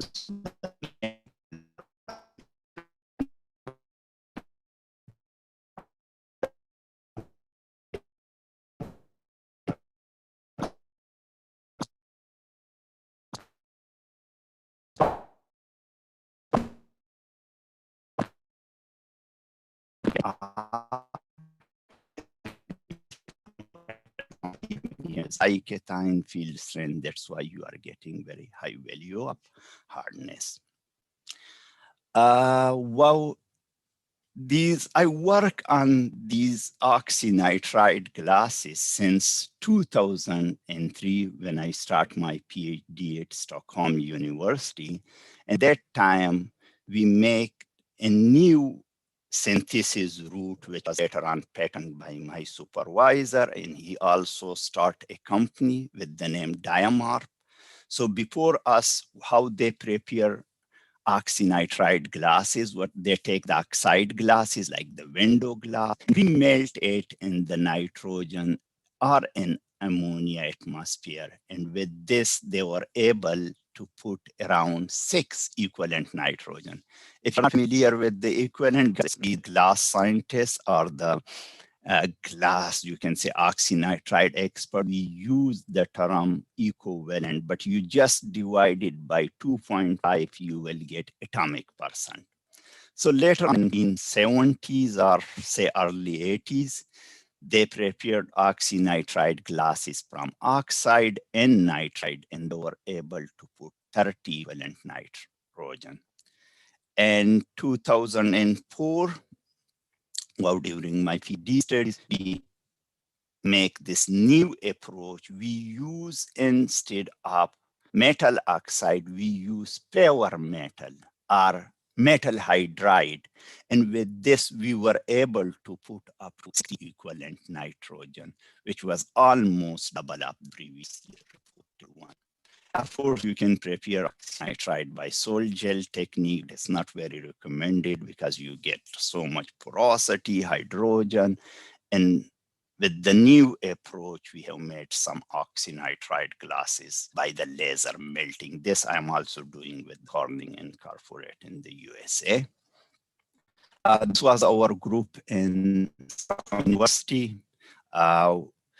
I have a very sad news very recently, just like Professor Li Jingshin from Corona. He was just 9 years old, very famous professor, particularly in dental ceramics. Somehow this was our group. Professor Saeed was our supervisor, and Saeed's supervisor was Jacobs. Jacobs' supervisor was so he was basically our grandfather. So, and still he is around 85 years old and working quite actively. So this was our group in 2005 and 6. What I'm trying to say that with this new technique which we develop and which we also patent later on and make a company out of it, we were able to put very high nitrogen. And why we want to have high nitrogen that I mentioned. And of course, with this new technique, it was not only we can put more nitrogen, but we have more compositional freedom. We can try untraditional composition, and that works pretty well. In 2017 and 18, I got a sabbatical and went to the US to develop these glasses, and even we succeed to make more nitrogen to the glasses. So here was the experimental setup we specially designed for these glasses. Of course, like the traditional melting, it takes very long time. So we thought that why not to make these glasses by laser melting? And we were the very first to prepare oxynitride glasses with the laser melting. And here I just want to show you that we prepare 105 samples in one working day, approximately 8 hours. But what was the issue when we make these glasses? So initially we were very happy that most of these glasses are very transparent, as you can see it with the few exceptional. But when we done the chemical analysis, it turned out that we don't have any nitrogen. It's just the oxide glasses. So anyhow, we remodified the experimental setup and were able to make oxynitride glasses. You see, these are black glasses. And now the question might be for those of you who are not very familiar with the glass science, that how you say it's a glass and it's not transparent. I mean, accordingly, the definition of the glass, transparency has nothing to do with the glass. It's just one property of the glass. And like chalcogenide glasses, which we use in the infrared, or metallic glasses, which we use in the golf ball and the golf stick, all these glasses are not transparent. So what was the advantage of using laser melting? Because we can prepare the glass in less than 3 minutes. You just need like 2 minutes maximum. You didn't need a crucible. And the beauty is you can put these untraditional metal to the glass, like tantalum, zirconium. These are a very hard material. So now the question is, what are the possible application of these high nitrogen or nitrogen rich glasses? So if I just ask you, for some of you, that when we are buying a camera or when we buy the microscope like the ACM, the TM, the most expensive part of the system is the lenses, because you have to prepare the lenses by a very, very expensive mechanical way. So these glasses have very high refractive index, like approximately 1.96 to 2, and the oxide glasses refractive index of 1.54. So we can use for making lenses from these glasses. And of course, we can use the glass as a for the screen glass, actually, as a cover glass. And of course, we can use as a hard coating material, coating on optical material, as a centering, aditio. So all these are the possible application of these nitrogen-rich glasses. Now, the question is, maybe some of you is thinking, if you are following me, that why these glass are not commercially available, why we are not seeing them in the daily life. And there is a couple of questions. Okay, there are a couple of issues with these glasses. And the first issue, you already seen that these glasses are not transparent. So if the glass is not transparent, we can't use it as a cover glass. We can't use it for the lenses. Of course, we can use this black glass is a computer hard disk, because glass absorb vibration better than carbon or silicon. So some of the limitation I will quickly share. Why my computer? That to prepare these oxynitride glasses, you need very high melting temperature, approximately 1700 degrees.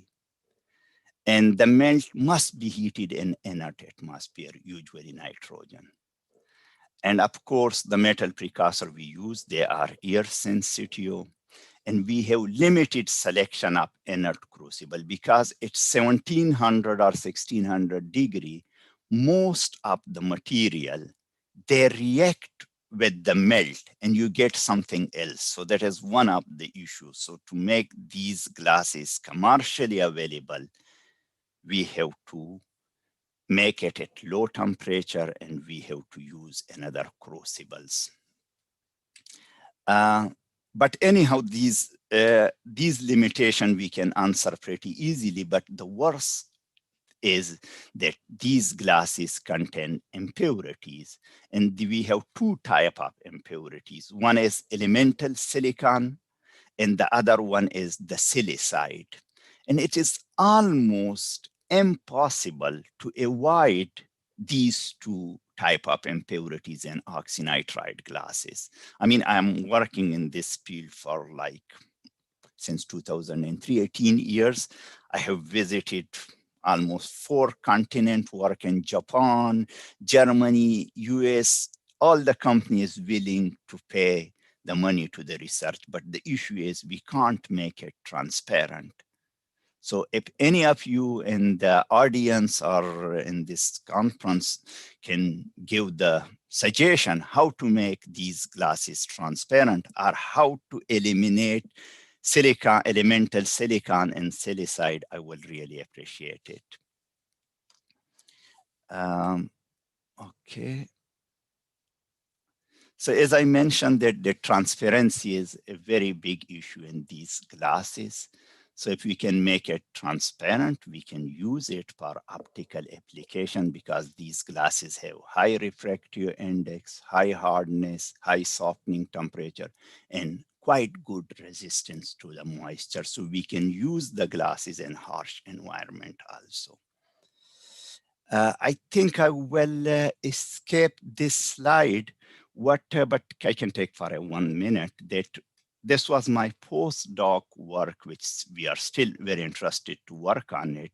In Sweden, particularly in the south of Sweden, where I am located, we are producing more than 95% of electricity from the biomass. So what happened when we burn the biomass, we get the ashes and we don't know what to do with the ashes. Currently, they just throw it or dump it to the ash ponds, and both are not good from scientific and environmental point of view. So we gave them the idea, why not make oxynitride glasses from these ashes?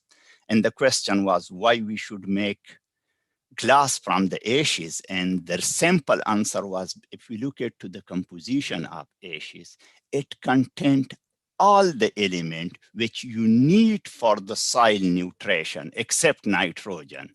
So if we can put nitrogen to the ashes, we can use as a field nutrition.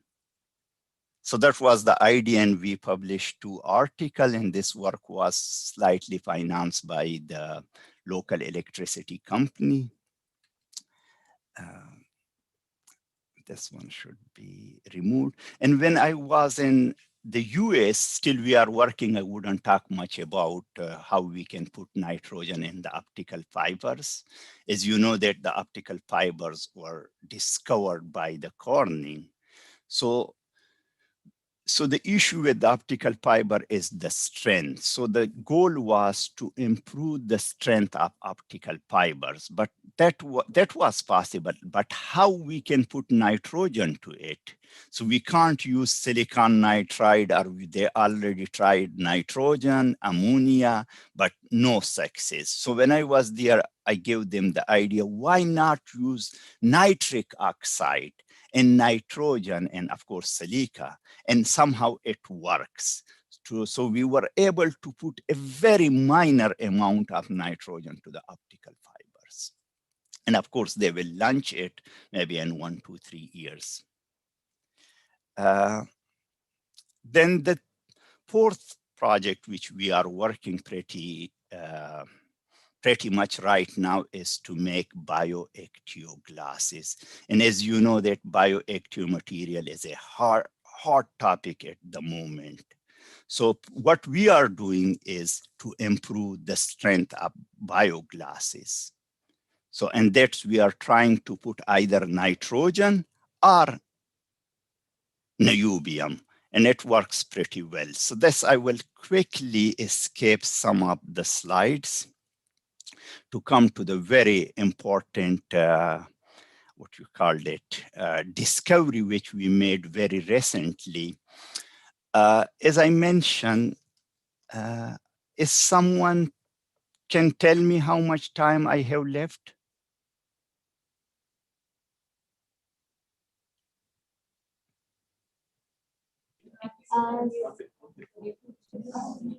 Sir, it's fine with you. If you have some more slides to share, it's fine with us. Okay, so there was not a couple of people, so I can continue. But if you feel bored or if you don't following me, just let me know.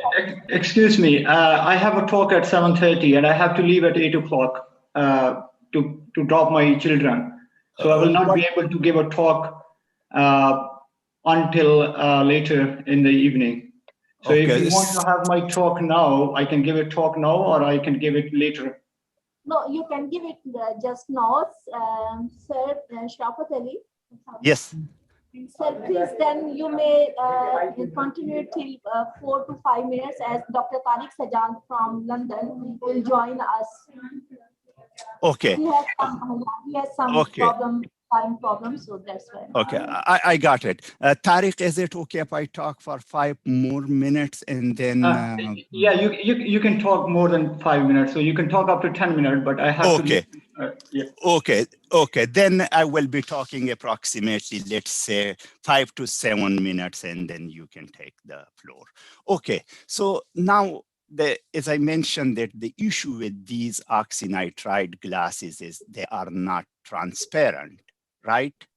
But now what we did it when we look at in the bulk, these glasses, we can't make it transparent. So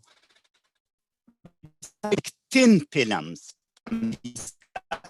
is it possible to make it transparent?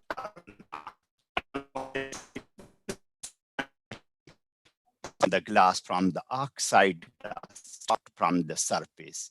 And the glass surface is these 4 issues. You can easily scratch it. It get optical dimming, you get fingerprint and surface contamination. So our goal was to make a protective cover to avoid these problems. And this we somehow with the thin films. So we prefer oxynitride of the same composition which we have the bulk glass.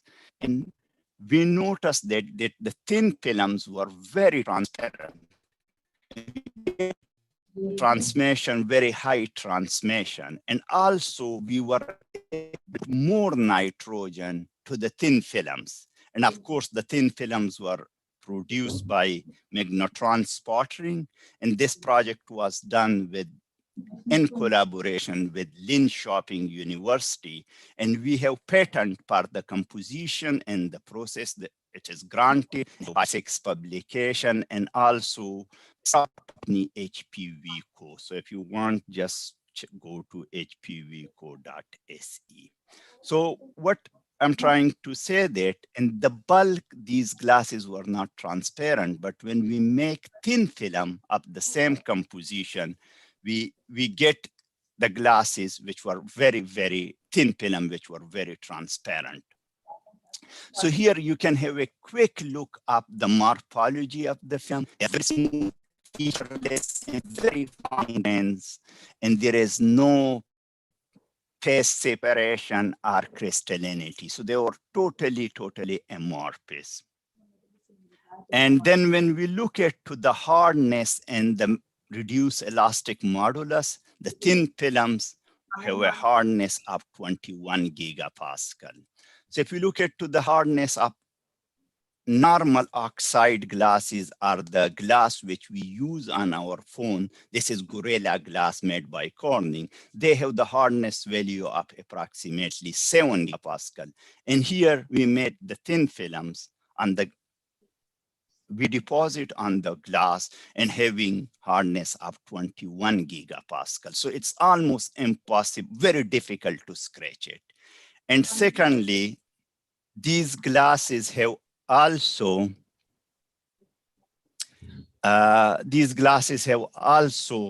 high value of reduced elastic modulus, which is approximately 170 rocket compared to the normal oxide glasses.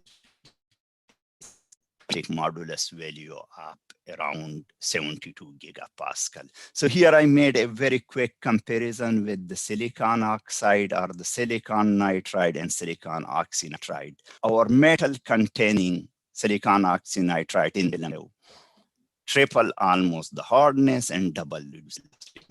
So apparent also. Of course, they have also very high refractive index. You can see it here around 2, and the refractive index value of the number is 1.54. They have a very low extension coefficient. Here you can see it. Also very high band gap value. So all this, if something material have band gap value, it's optically transparent in the visible region. So the thin films, you can see even from the band gap, from the naked eyes, they are transparent, and even high transmission in the visible range. And the beauty of these thin films cover for the glass, they are, we can prepare it in a very large composition range, and the properties can be tailored by not only the nitrogen, but best parameter you want to have of the properties. We also not only look at to the nitrogen, the gases, or the metal, but also look to the substrate temperature, how we can vary the properties by temperature. Quite interesting, result we occurred with a 3 different temperature, 100 degree, 300, and 500 degree. And we see that with increasing the substrate temperature, we increase nitrogen content, the density, the hardness, and surprisingly, the reduced elastic modulus values decrease. And that was a bit strange because usually increasing the hardness, you can increase the elastic modulus. I am running out of time and I think Tariq is waiting. So more slides, and then I am done. Wow, 3 slides, and I will finish in 2 minutes. So here is the plot glass or bent glass, which you see it. They have the hardness around 7 gigapascal, refractive index of 1, and thin film are the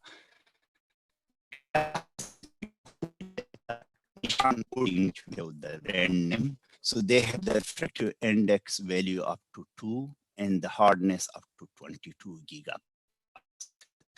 A quick look, I think all of you are using smartphone. So, and many of you have broken your smartphone. Can you believe it? In each second, only in the US, you broke the screen of 2 of your mobile phone. So around 145 million smartphone screen break every year. It's only in the US. In the world, it might be 2 million or more. And most of them is due to the crack and scratches. And it's a very frustration to you. So what we are offering here, our company, instead of putting extra coating, we can do inline coating on the glass, or on the plot glass. And with this, you can improve the scratch resistance and the breaking of your glass. So that is what we are right now offering to the industries. So I think with this, I was just summarize the things we have here very recently that containing metal, silicon oxynitride, that are very hard, transparent, high refractive index, high band gap, and low K value. They are very stable chemically and have good adhesion with the glass. And of course, they are more cost effective than the current method which they are using, the ion exchange. I think with this, I am done. If you need any information or any question, you can contact me. It will be a pleasure to answer.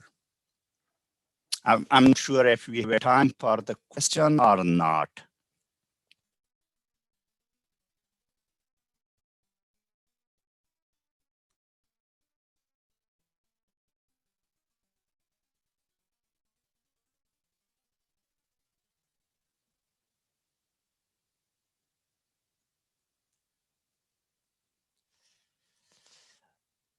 Wow, I don't hear anything from the chairman or the speaker. So Tariq, I will stop sharing and you can continue. Yeah, thank you so much.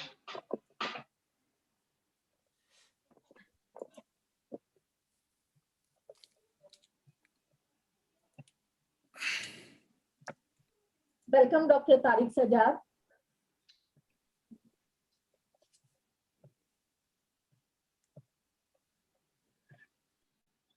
Can you see my slides? Yeah, we can see your slides. Okay. Yeah, morning. You know that I'm Dr. Tariq Sajjad, working at London Southbank University.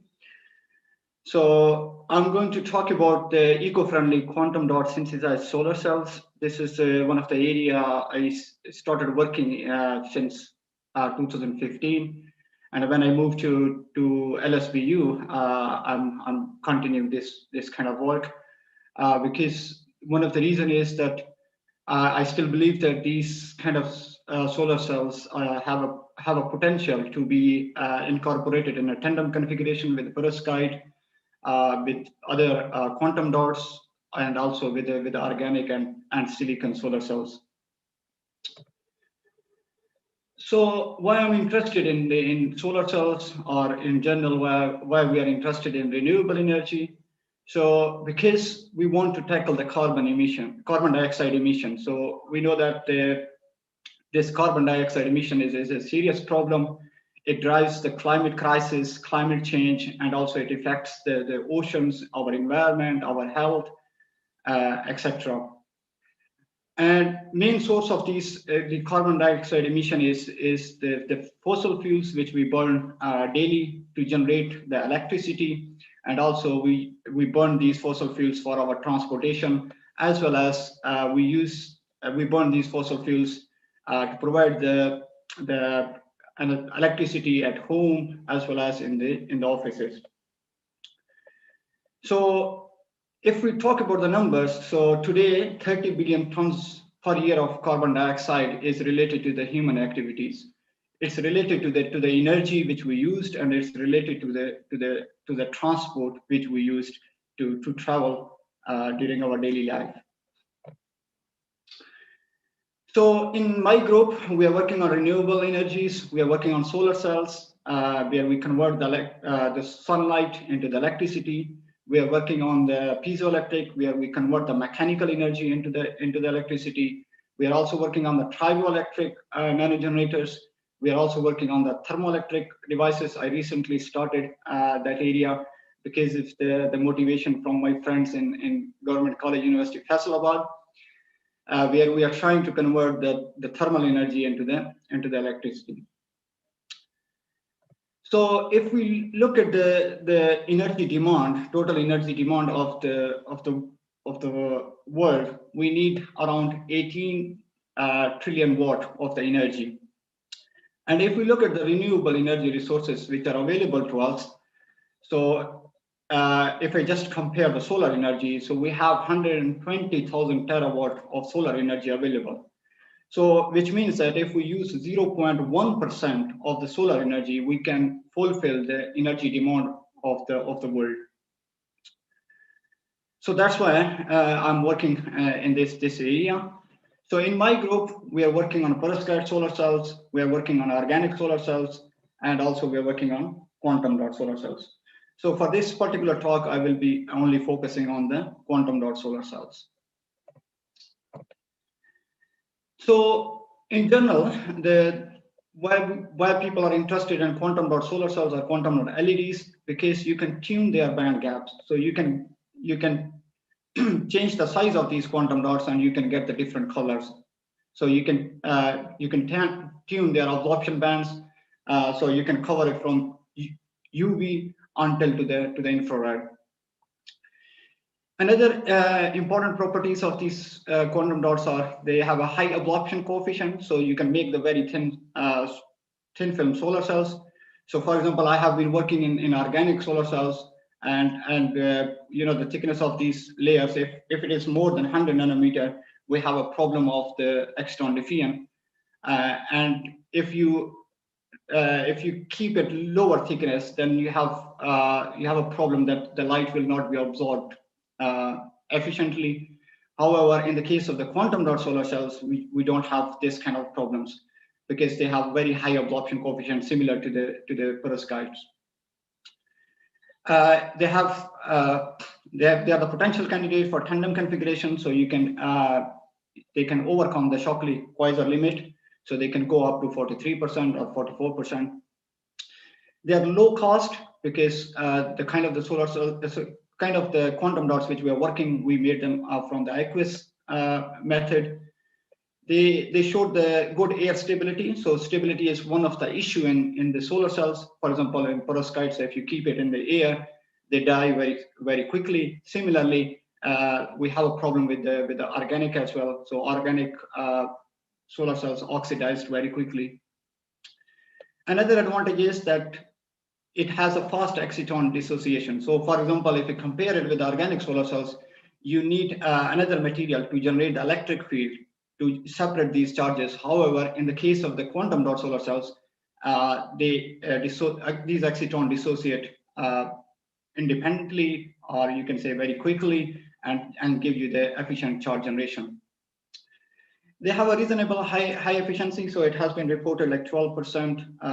I'm not up to the date, but it's approximately on that time scale for N-type quantum dot solar cells, and approximately 3% for P-type quantum dots. So, however, there are some limiting factors which needs to be addressed to enhance the efficiency and also to use them for practical application. So one of the limiting factor is the most of these quantum dots, they have heavy metals or toxic elements like cadmium and lead. Another problem is, like, if we talk about the N-type quantum dot solar cells, where you have a N-type wide band gap semiconductor on one side and electrolyte on the other side. So you have a fast electron transfer or electron injection from the quantum dot to the N-type semiconductor. However, the whole transfer is to the electrolyte is very slow, which I'm going to discuss in my talk. And because of that, you have the charge recombination problems, and also it can leads to the photooxidation. So you have a stability problems. You can solve this problem if you invert the configuration. So if you make the P-type quantum dot solar cells.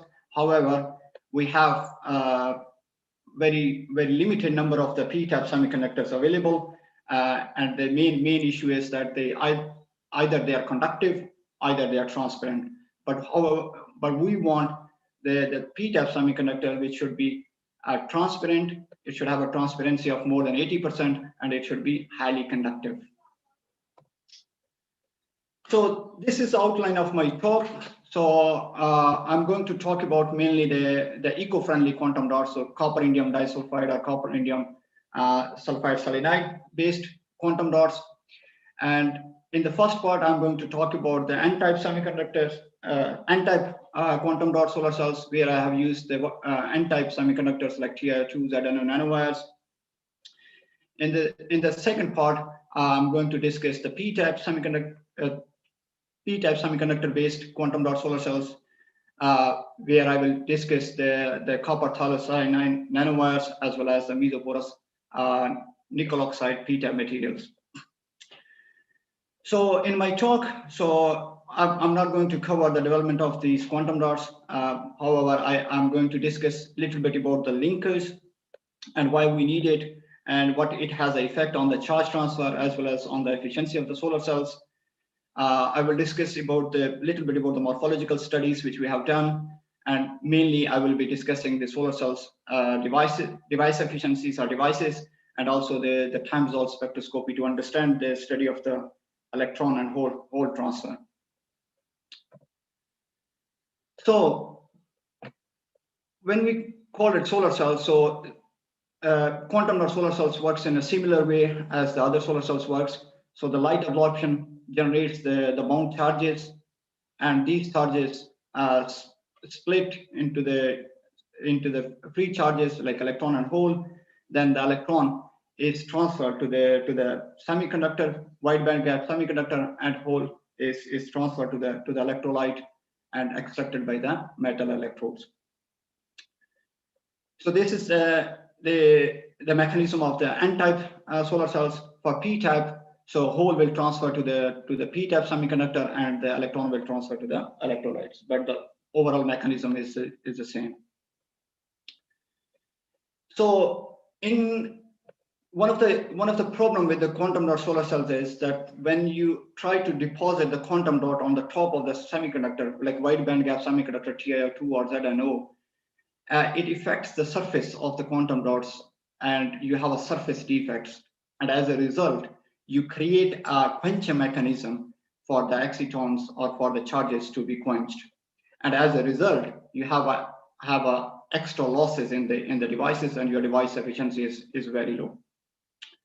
So in order to address that issue, so we synthesize the linkers, and we vary the size of the linkers. So for example, we synthesize very short linkers with like one chain, and then we have the linkers which is like, we call it a medium, which has a greater size than this one, and then we have the linkers, which is the largest one.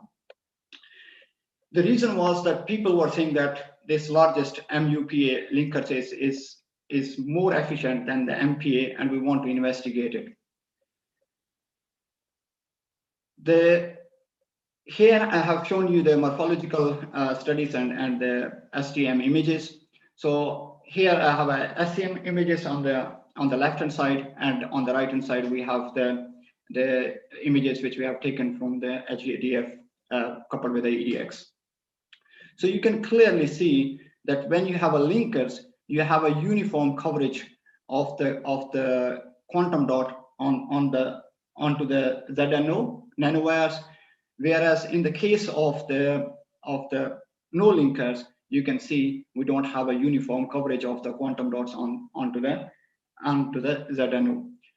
So in this case, on the top figure, in this case, we have a uniform coverage, and because of that, we have a less defects, surface defects, or less quenching sites for the excitons, whereas for the non-uniform coverages, we created extra quenching sites, and which means that we have extra losses in our devices.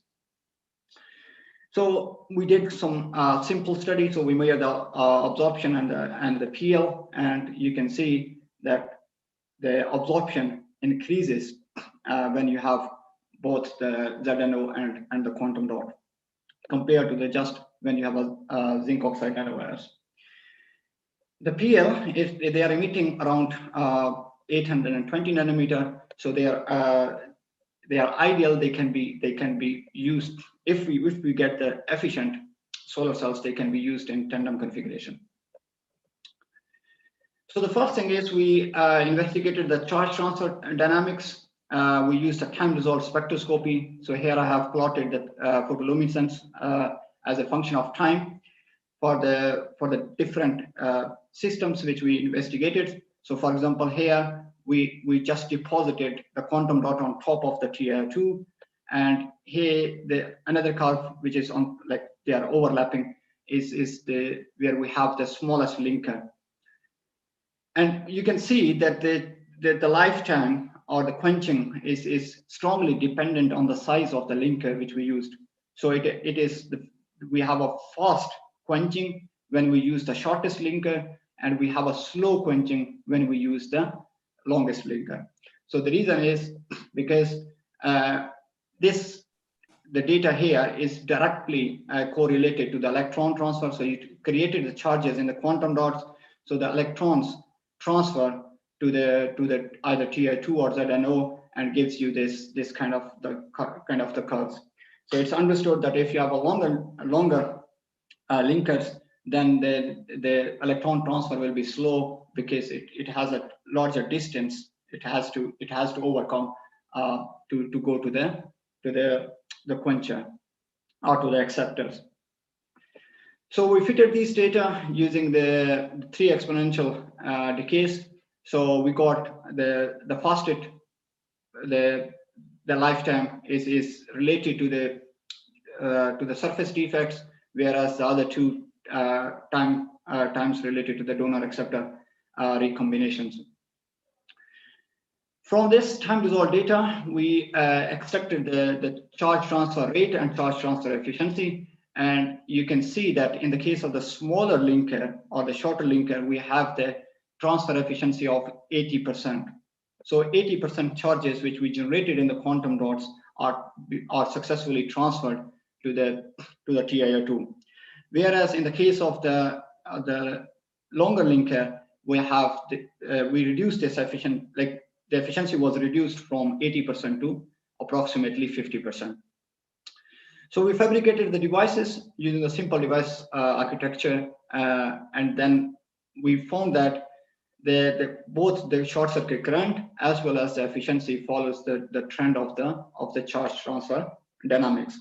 So for example, in this case, we have the highest efficiency when we have the highest transfer efficiency, whereas in the case of the longer linker, we have lower efficiency because we transfer the lower charges, or we injected the lower charges from the quantum dot to the TiO2.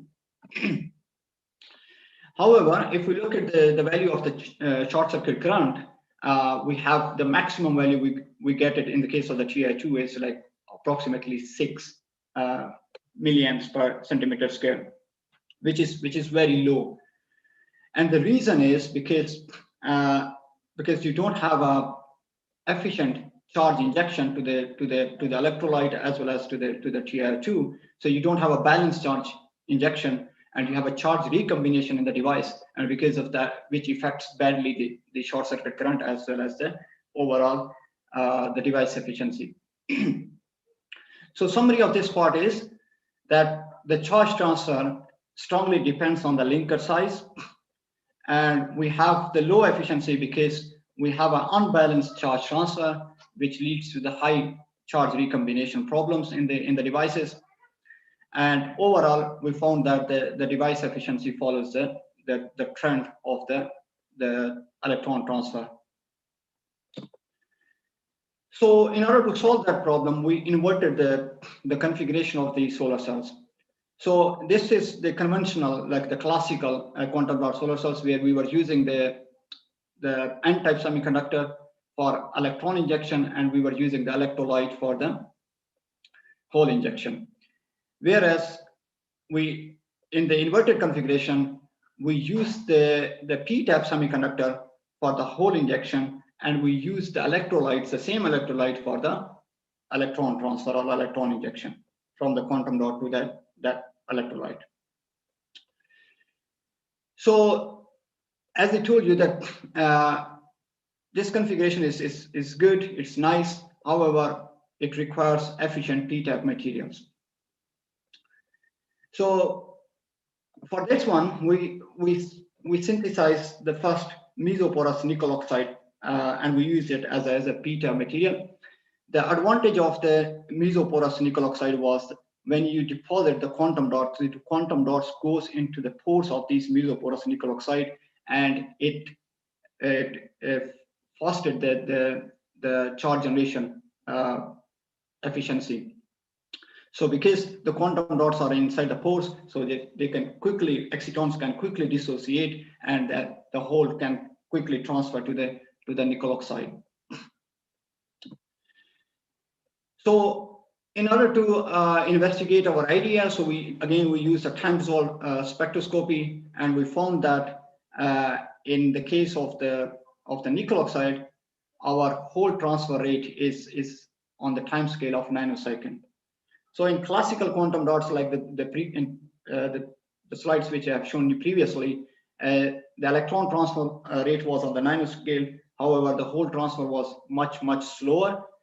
So in this case, we managed to get the hole transfer rate on the same time scale, means that the hole was transferring or injecting on the time scale of nanosecond, which is comparable to the electron transfer.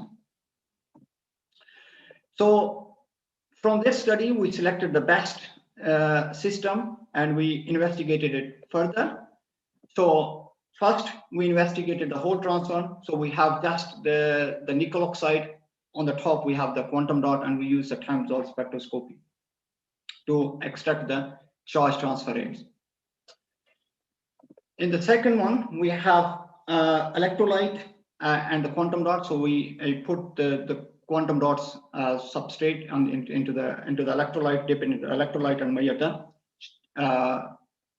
electron transfer, and we got the transfer rate, which is shown here by the green line. In the final one, we have the full system. So we have the nickel oxide on one side and the electrolyte on the other side, and you can see. So we have the transfer rate, charge transfer rate, which is in between the hole transfer and the electron transfer. So we extracted the numbers because people are talking about the numbers. So we extracted those numbers, and we found that our hole transfer and electron transfer both were occurring on the time scale of nanosecond. And when we have the whole system, overall charge transfer is also on the time scale of nanosecond. So we have a balanced and rapid and efficient charge transfer, because if you look at these numbers, they are approximately similar or on the same time scale, which is great. So then we fabricated the devices. However, the device efficiency was like around 0.9% or even 1%. So we thought that we still have the charge recombination problem because not all the charges are being transferred either to the nickel oxide or either to the electrolyte. So we thought that we can reduce that charge recombination problems if we have a thin layer of alumina in between the quantum dots and the nickel oxide. So what it does is that because of the energy levels, it will stop the injection of the electron from the quantum dot to the nickel oxide, and we can reduce the charge recombination on the interface between the nickel oxide and the quantum dot. So for that one, we used the atomic layer deposition to deposit these thin layer of alumina. So we vary the thickness. So here I have shown you just the two thicknesses, but we vary the thickness from 1 nanometer to 10 nanometer.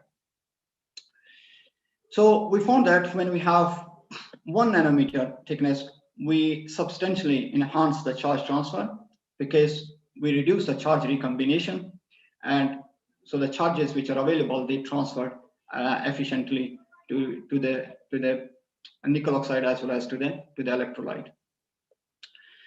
Whereas in the case of the 3 nanometer, we have kind of like it's approximately similar. So it was not a major difference between 1 nanometer aluminium or 3 nanometer aluminium. So, however, when we fabricated the devices, we found that we increased the efficiency from like 0.9% to 1.3%. And at that time in 2016, it was the record because this was the kind of the first study which showed the efficiency of more than 1%. So previously it was shown 0.4%. And now I think it's more than 3%. So again, there was still a problem because the nickel oxide it was not fully transparent. It was conductive enough to give you efficiency of 1.3%, but it was not transparent as we want. So our collaborator synthesized another PTAB material. So he synthesized copper phthalocyanine, and we measured the transmittance, and we found that the transparency of these is approximately more than 80%. It's approximately 85 to 90% in the visible region, or in the region where we are interested. On the left hand side, I have shown the SEM images of these nanowires, and here I have shown the substrate. So when we initially have the copper phthalocyanine and we deposit the quantum dots, the color was transparent initially, but when we keep it for 24 hours, you can see that the color changes from the fully transparent to like a dark.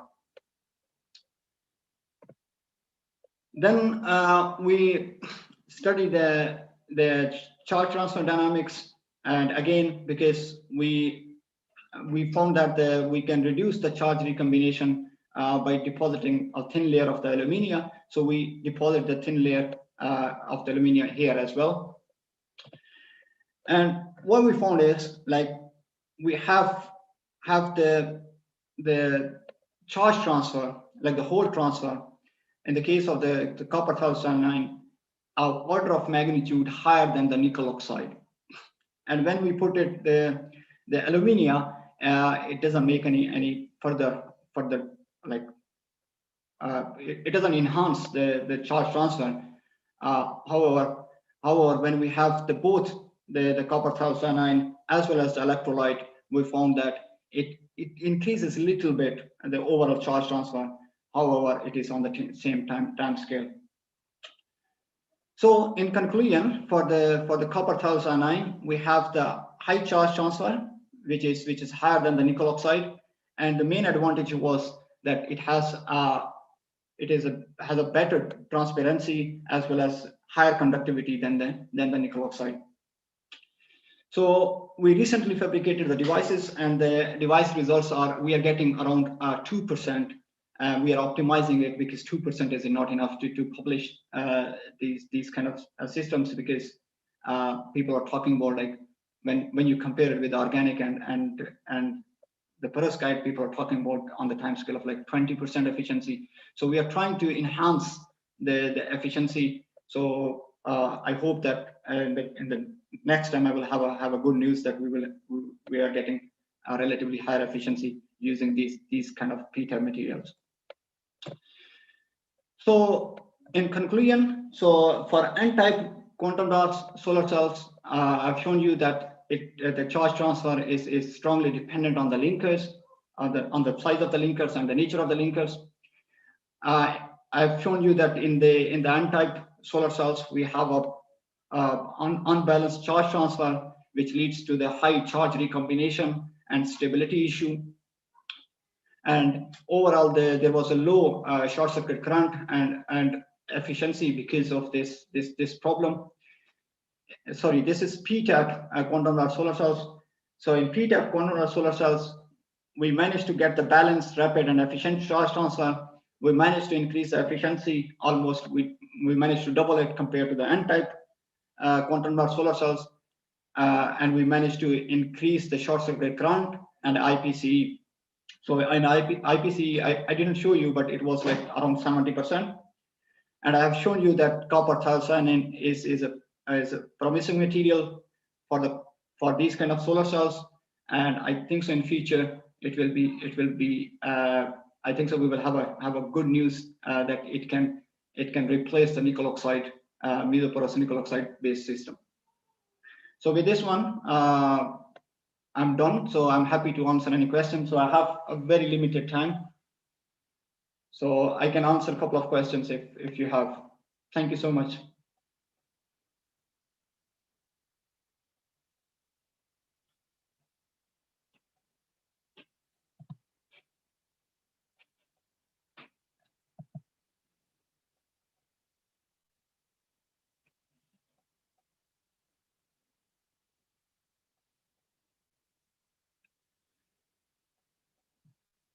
Okay, if you don't have a question, so I can finish it off. And thank you so much, and good luck for the rest of your conference.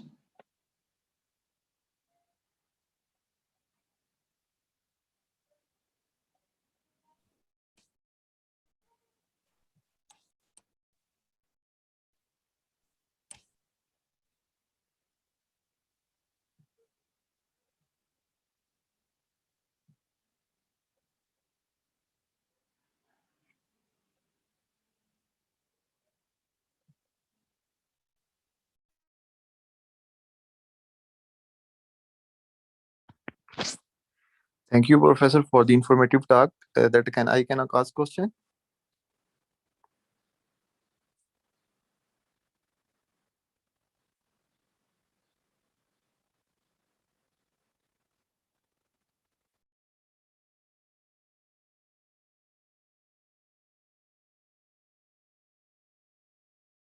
Yes, Abdurrahman.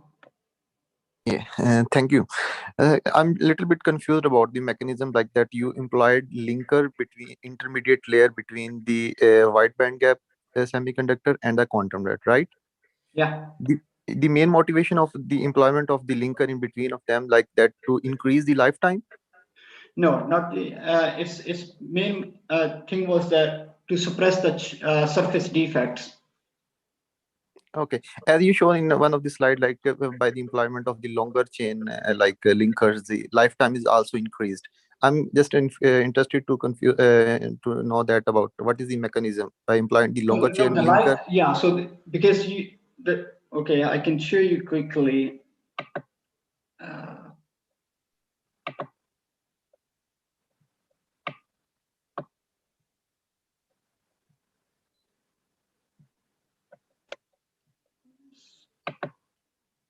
So here, the lifetime is basically showing you that how efficient this charge transfer is occurring. Okay. So if you have an efficient charge transfer, then this PL will be completely quenched. Okay. So if you have a longer linker, so the charge transfer is not efficient, That's why the PL is not completely quenched. So you have a slower decay. Whereas in the case of the shorter linker, so you efficiently transfer the charges from the quantum dot to the TR2. So that's why your PL is completely quenched. So it is useful like a slower decay, right? No, the slow decay is not useful. So you want to have an efficient. So the fastest one is more useful. Okay. So if I compare on the glass, which I have a SiO2, the decay between this one on the glass and with the TiO2, so it should be for the efficient charge, for the efficient charge transfer, if this time scale is like microsecond or nanosecond, this should be like 0, like completely quenched. There will be no light coming through it. All right. And my second question is that you employed alumina layer between of the nickel oxide and a quantum dot, right? Yeah. In this layer, the main motivation to employment is that to balance the carrier concentration by applying the barrier between of them. Yeah. So one of the reason was like, you know, if you look at the energy levels of the nickel oxide and the quantum dot. Yeah. So although we were claiming that the hole was transferring from the quantum dot to the nickel oxide, however, if you look at the energy levels, the electron can also transfer from the quantum dot to the nickel oxide. All right. Yeah. And when you transferring both the charges, then you are creating, like, they will recombine and give on this interface between the nickel oxide and the quantum dot, and you will have a charge recombination problem.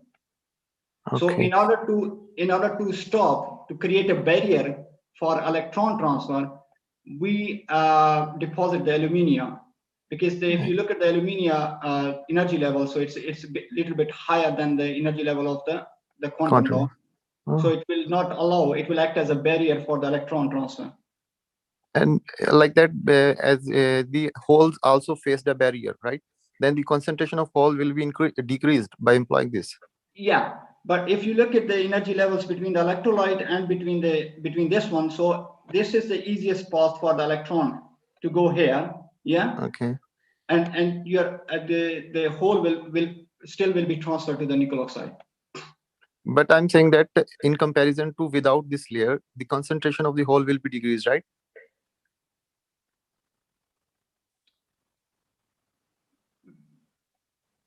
Can you hear me? Yeah, I can hear you. I'm thinking. So without this layer, so here is the numbers. Okay. So let me go through quickly. So if you look at here, so when we don't have alumina, the whole transfer. Don't look at this one. Only the system where we have quantum dot and the nickel oxide.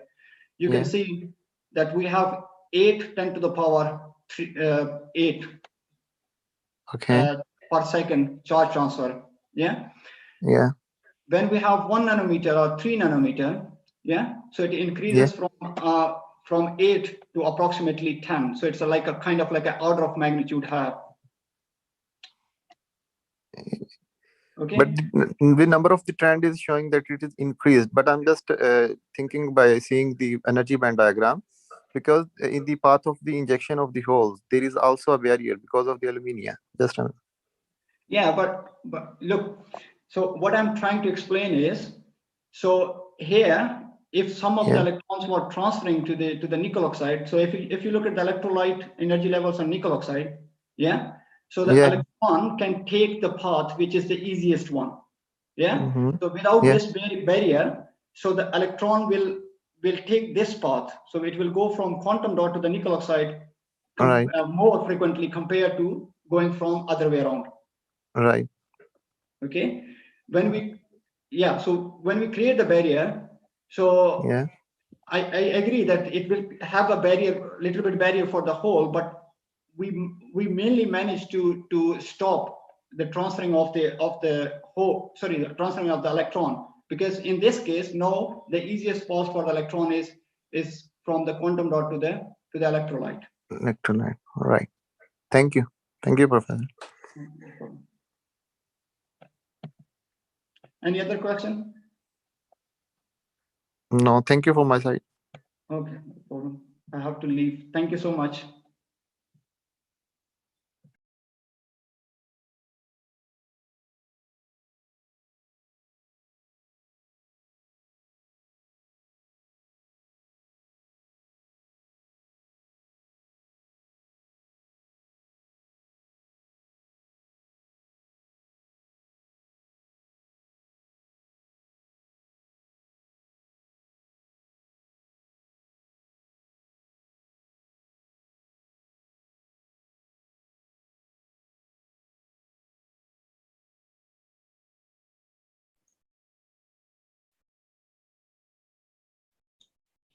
Hello.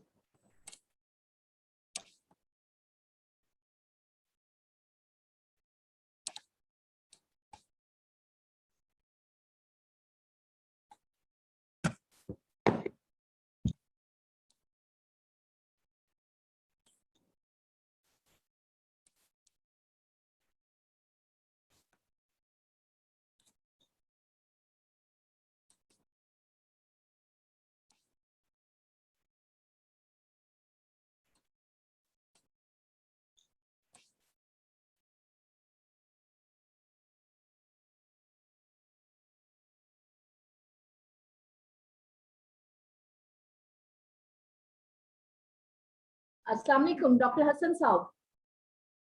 Dr. Hassan. Hello. Assalamu alaikum, Dr. Malika. Assalam. Dr. Saab, are you ready for talk? Yes, I am ready. Okay, let's start. Yes, sure. Thank you. I'm having a problem with the camera. Zoom is unable to detect the camera. So let me share the screen.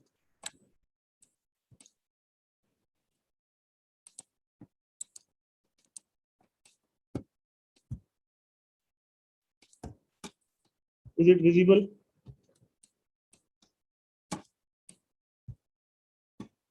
Can I start?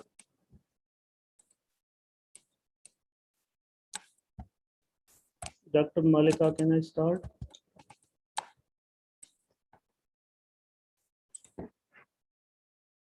Yes, doctors, please start, and we can see your slides as well. Okay, thank you. Bismillahirrahmanirrahim. The topic of my presentation is the radiation matter interaction in ferrites.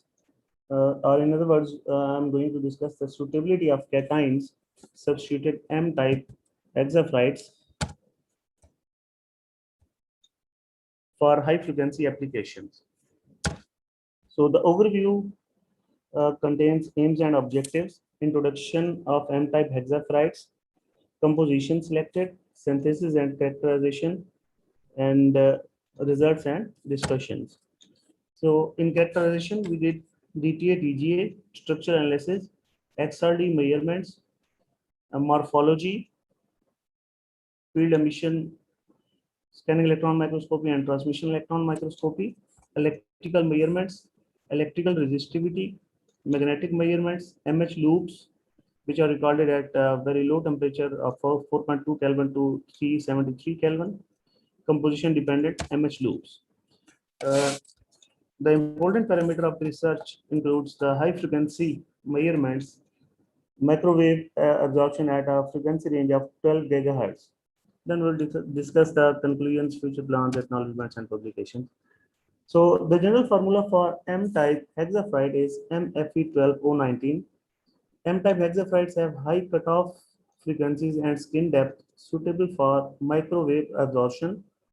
These ferrites have got useful applications in microwave devices, permanent magnets, and in perpendicular recording media. The structure of M-type hexaferides contains the unit cell is a combination of two structural blocks aligned in the direction of hexagonal C-axis. RS and R star S star indicates the 180-degree rotation of the structural block with respect to the C-axis.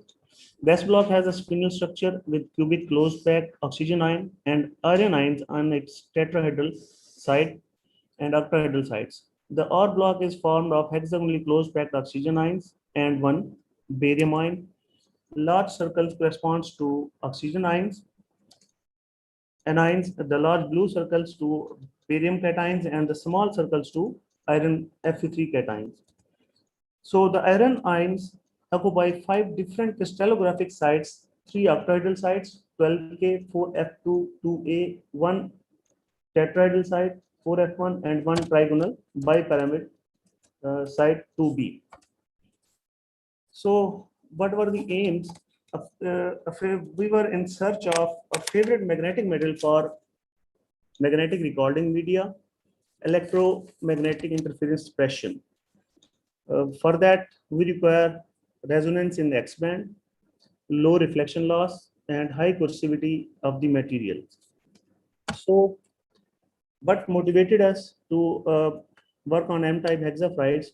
M-type hexafluorides have been favorite magnetic material for microwave absorption or stealth technology, electromagnetic interference suppression.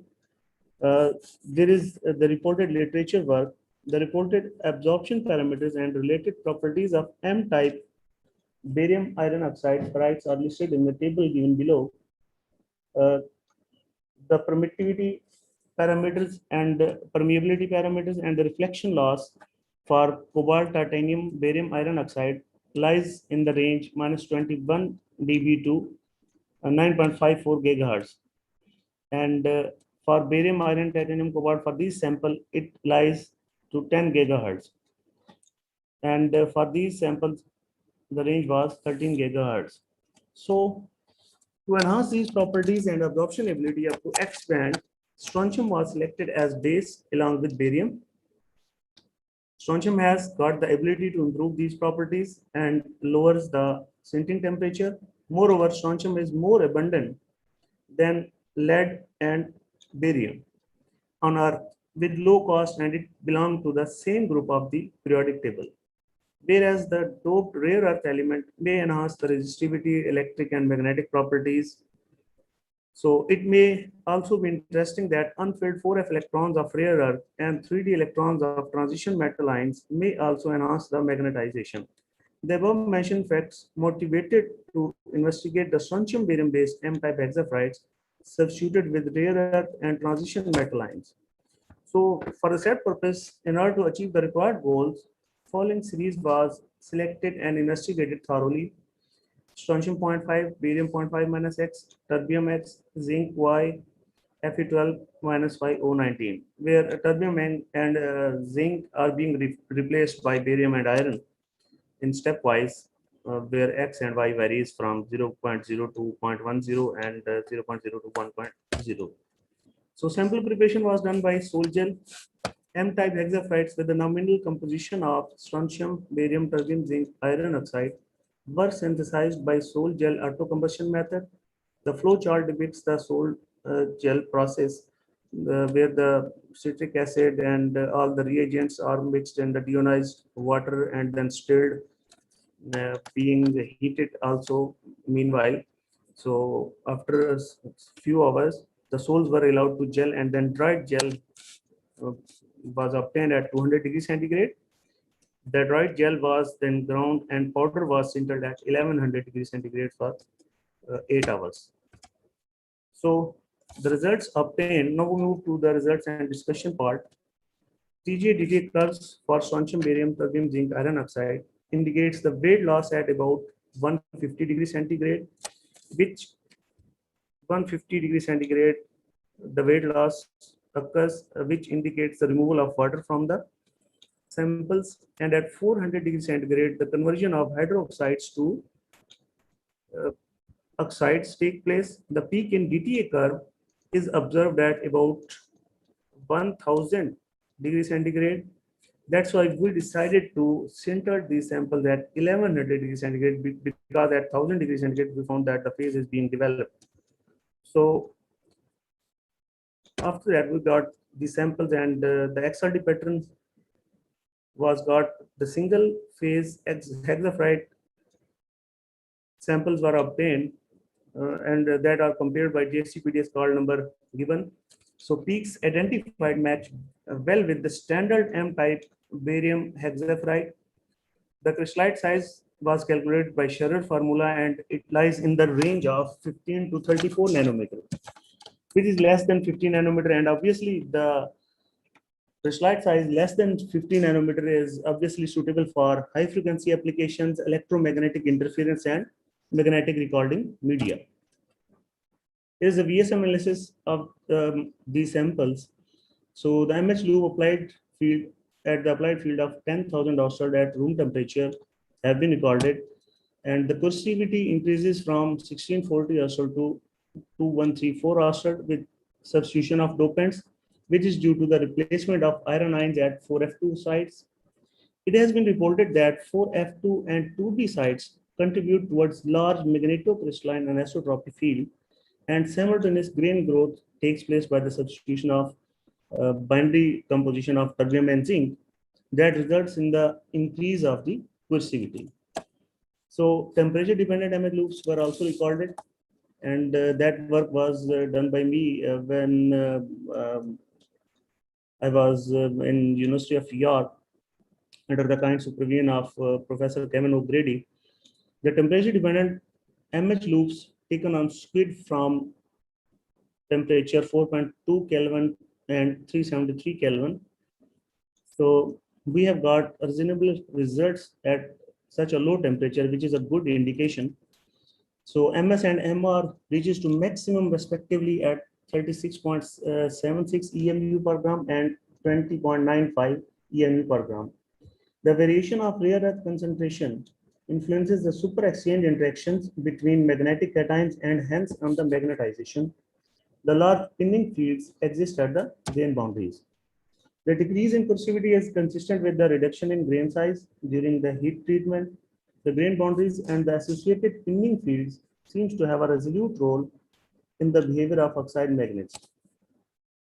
So look at the beautiful SEM images of strontium, barium, terbium, zinc, iron oxide. The most of the particles have well-defined shape and boundaries, and obviously the particle look like hexagonal shape, so which is a perfect indication of an ideal sample.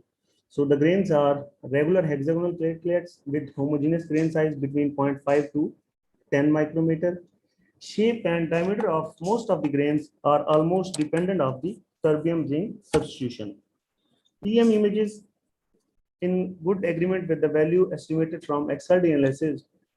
The values of particle size calculated by TM were found to be in the range of 0.5 to 10 nanometer for first sample, and 1 to 10 nanometer for third sample, and 1 to 15 nanometer for for third sample, and previous 1 to 10 was for second sample. And obviously by TM analysis, the results obtained in the nanometer, and by SEM analysis, it was estimated in micrometer range. But the main interesting parameter is that the results obtained by TM were in well agreement by the results calculated by Scherrer formula, as I have mentioned in the XRD explanation. So here is a table indicating magnetic, structural, and physical parameters for the set samples, where the magnetization values changes respectively: remanence, magnetization, coercivity, lattice parameters, A, C, C over A ratio, V cell, porosity, slide size by SEM and TN. So room temperature resistivity decreases on average from 12.3 to 6.7. So due to increase in terbium zinc, the small grain size are formed, which induces large grain boundary effects on grains. So as a result, very fine and small grains produced due to terbium zinc substitution, which in turn decreases the resistivity. So temperature dependent resistivity was also calculated. By increasing the temperature, the resistivity of ferrite decreases from 24 to 15 into 10 to the power 8 ohm meter, indicating the semiconductor behavior of these ferrites. The conduction in ferrite at room temperature is due to the impurities, whereas at high temperature it is thought of due to the proton hopping. So now I'm going to discuss the most important feature of my research is microwave absorption properties. Microwave absorption properties were done by using these formulas of reflection loss, Z0, Zn, and Tm, where Tm is the thickness of the sample. So figure below shows the variation of, this figure shows the variation of the reflection loss versus frequency of these samples with their layer thickness ranges from 2 mm to 2.5 mm and then 3 mm. So it is obvious that the peak for the reflection loss shifted to lower frequencies with increasing thickness. Under this condition, the peak value and absorption bandwidth first increase and then decrease in all the three samples. So the reflection loss is measured at the values of thickness Tm, where lambda is the wavelength inside the absorber. F is the independent frequency of the free space. The above equation shows that the thickness is dependent on the lambda A. So the peak frequency has been shifted towards lower frequency band as the thickness increases. As we look at these results, as we increase the thickness, the peak frequency is being shifted to lower frequency between 6 to 8 gigahertz. So, which is a clear indication that the reflection loss or the microwave absorption properties are totally dependent on the thickness of the samples. So if we increase the thickness, then definitely we can get the results at even further lower frequency. So this shows that attenuation peak frequency of the Frey materials can be controlled easily by changing the thickness of the materials to use these materials at a desired frequency. So what is the conclusion now? So all the rare earth substituted samples exhibits single magnetoplumboid phase with slightly increasing values of lattice parameters A and C. Coercivity can be tuned at lower substitution level while increasing the saturation magnetization at the same time. The magnetization behavior has been characterized by keeping in view the preferential site occupancy of sublattice sites of substituted cations, magnetic dilution, and spin canting. The crystallite sizes for terbium zinc substituted strontium barium iron oxide ferrites were found in the range 1 to 10 micrometer and 1 to 20 nanometer calculated by SCM and TEM respectively. The particle sizes are small enough to be suitable for magnetic recording media and EMI suppression materials. The resistivity of ferrite decreases from 8.6 to 24 ohm centimeter, indicating semiconductor behavior of these ferrites. So the substitution of rare dopants improves the efficiency of the strontium barium hexaferrite materials in microwave devices, magnetic recording media, and in inductors. Drift mobility was also calculated, and it increases from 2.5 to 27.5 newtons per 11 with the increase in temperature. The dielectric constant decreases with increasing frequency. So at higher frequencies, the dielectric constant seems to be independent of the frequency.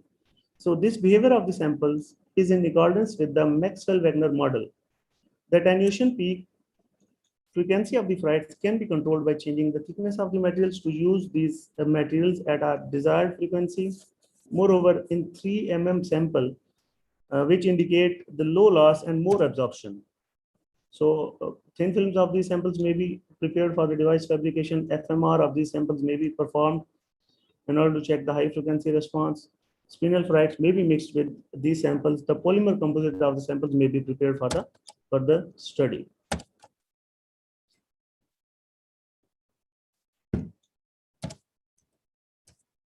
Thank you.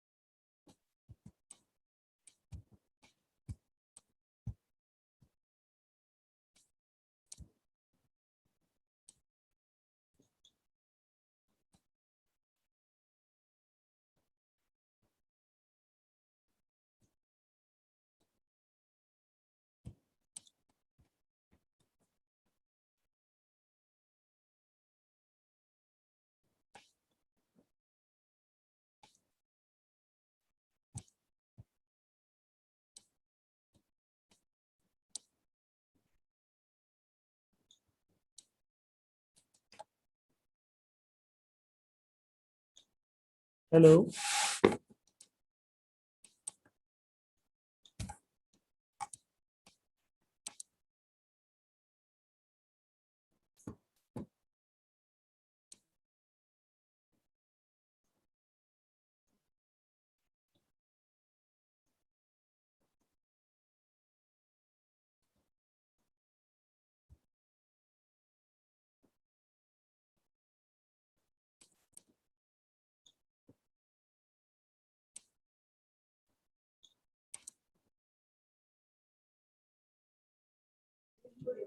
Thank you, Dr. Saab. And Thank you, Dr. Malika. Dr. Taki Mehran, are you ready for the talk?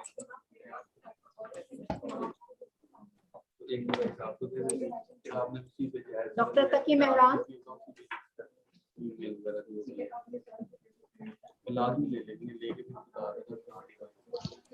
Hello, am I audible? Yeah, are you ready for talk? Yeah, I'm ready. I'm ready. Okay, that's good. Okay, let's start.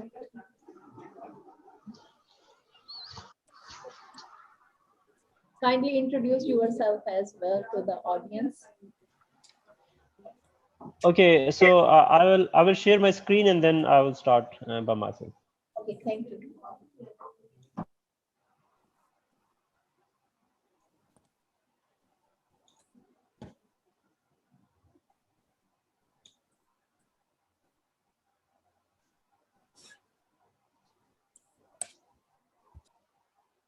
Okay, please confirm if my screen is visible to everyone.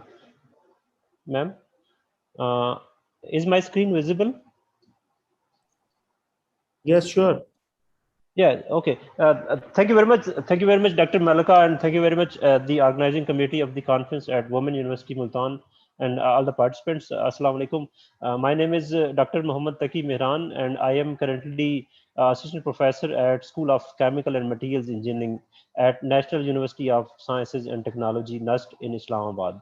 I work on different topics related to the energy and the today the topic of my presentation is actually related to the waste to value methane reforming spent catalyst reutilized as an efficient electrocatalyst. So I will be having a brief introduction about all of these topics, and then later on some experimental results will be discussed, and the conclusion will be made on the basis of this. So first of all, the motivation of all of this research and all of these studies that we are focused on is driven from the fact that we are having so many anthropogenic emissions from the burning of the fossil fuels. So whenever the fossil fuel are burned, they emit a lot of particles, and they also emit carbon dioxide in the environment that cause global warming and a lot of other issues. So one of the solutions towards this is the production of hydrogen, and then utilizing that hydrogen for the hydrogen economy. But the production of hydrogen is a very big concern. For example, if we utilize the renewable energy sources, they are aperiodic, they are intermittent, and they are not available every time.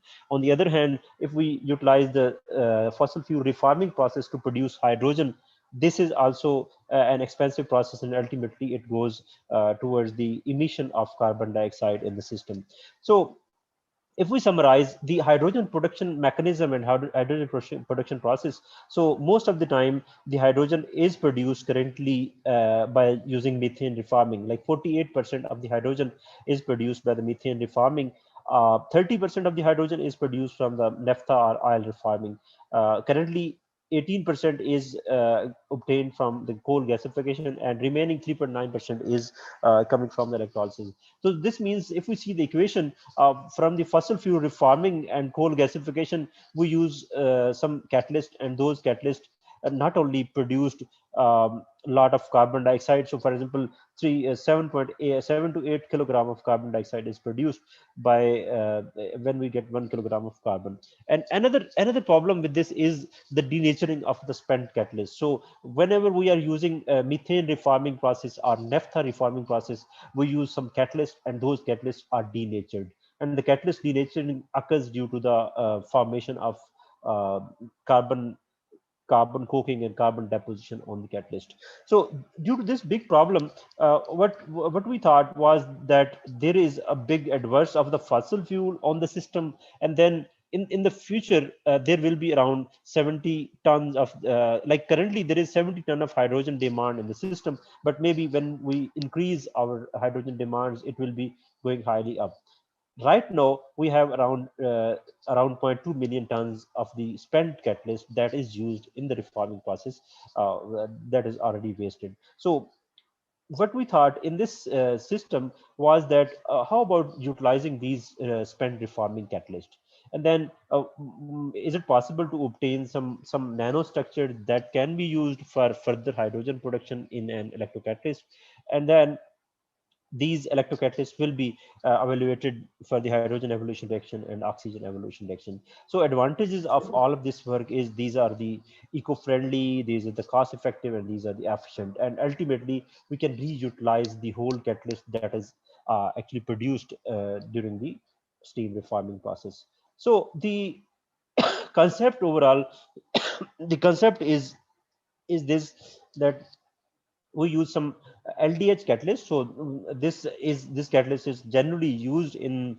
the steam methane reforming process. But this happens that during the process, actually, the carbon dioxide is the hydrogen is generated, and methane, the carbon is deposited on the active sites. And the reason of this deposition is due to the mobile molecules. Actually, the carbon is formed onto the system, and so what happens is we have some catalyst, and on the surface of this catalyst, some fibers like this are formed during the process. So these fibers can be in the form of nanofibers, and sometimes the deposition is in the form of the graphitic carbon as well. So this can be a structure of the spent catalyst. So over here we can see on the left side in the figure A is actually a catalyst without any fibers. So this is the fresh catalyst, but in the B, this is the spent catalyst. So we can see from A to B, when the figure when the catalyst is used, the carbon is deposited onto it. So these are some sort of fibers that are produced after the reforming process occurs. So when we see these fibers in depth, these are actually sort of nanofibers, and on the tip and on the end of these nanofibers, we have some nickel particles as well in this morphology.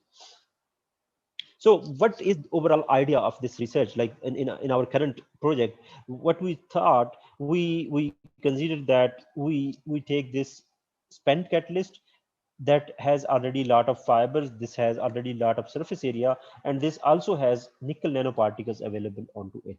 And then we modify this catalyst to be used as a water splitting catalyst, or maybe to be used as an energy storage supercapacitor, and this will be used as an electrode. So this was overall idea. So we want to reutilize the spent methane reforming catalyst for an electrocatalyst, as an electrocatalyst. So in both cases, we will be producing the hydrogen.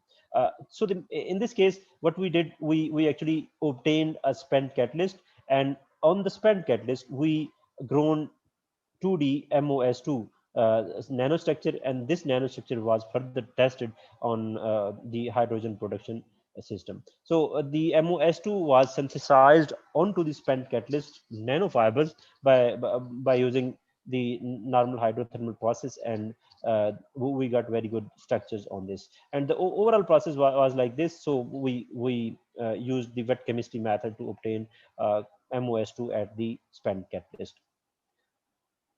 And this was the thematic diagram that we developed. So overall, what we will be doing is, these are the particles of the catalyst, and onto this there are grown particles of the carbon nanofiber, and onto carbon nanofiber we grown this MOS2 by the hydrothermal method. So the overall configuration is like this. So on the surface of the catalyst, nanofiber is available, and onto the nanofiber we have MOS2 grown as 2D material. So what will this be doing in overall structure is, so water molecule will be coming over there, and it will be splitted into hydrogen and oxygen through the electrochemical reaction.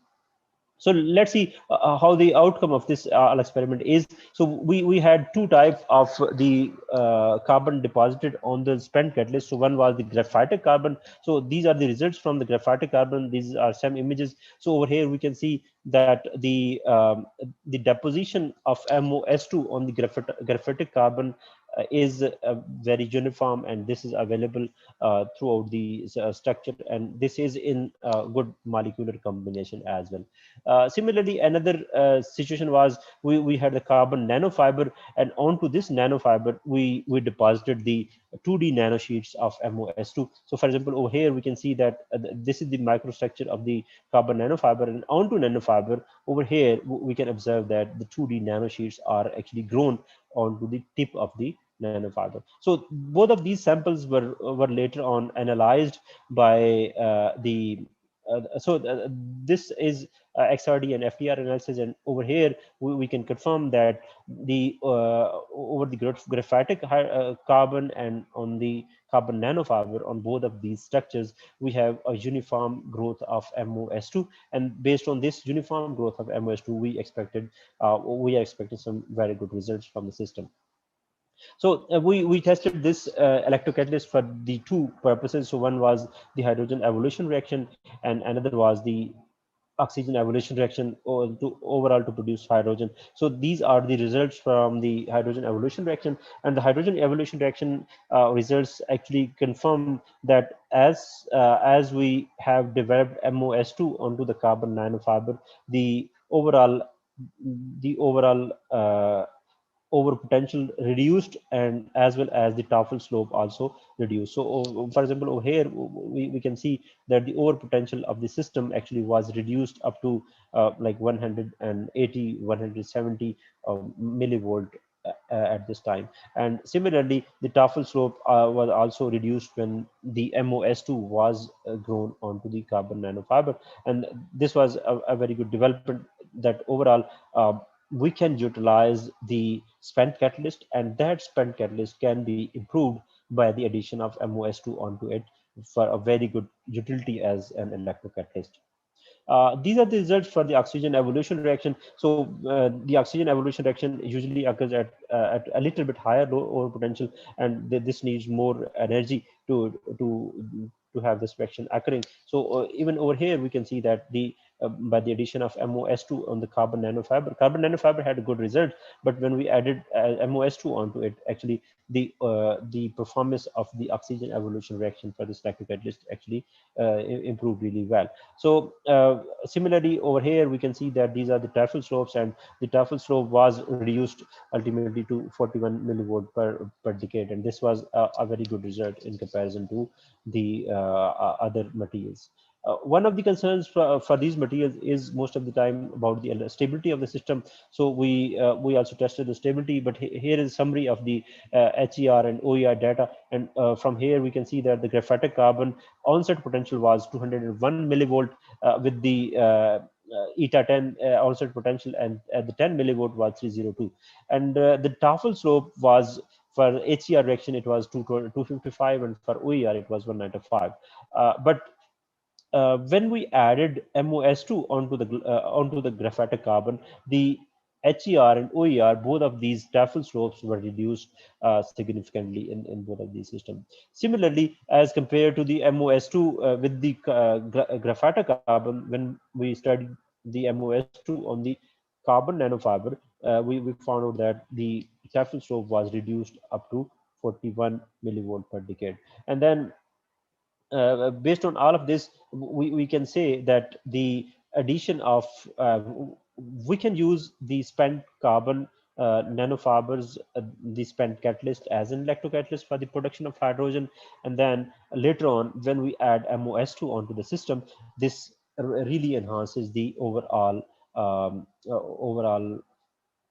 activity, and this really reduces the Tafel slope of the system. So as I already said, the cyclic voltammetry graph, they also shown that the onset potential of the oxidation and reduction reaction actually it shifted when we added the MOS2 onto the carbon nanofiber, and the overall system was showing a significant improvement in the process, and the oxidation and the reduction steps occurring on significantly lower voltages as shown in this figure.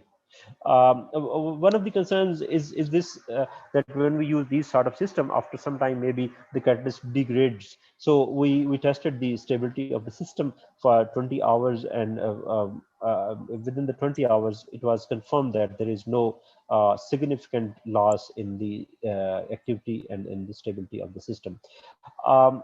Similarly, in the figure D, we can see we tested the impedance analysis before and after the stability test, and it was found out that even after the stability test, actually the system remains significantly stable, and there was no change in the parameters of the system.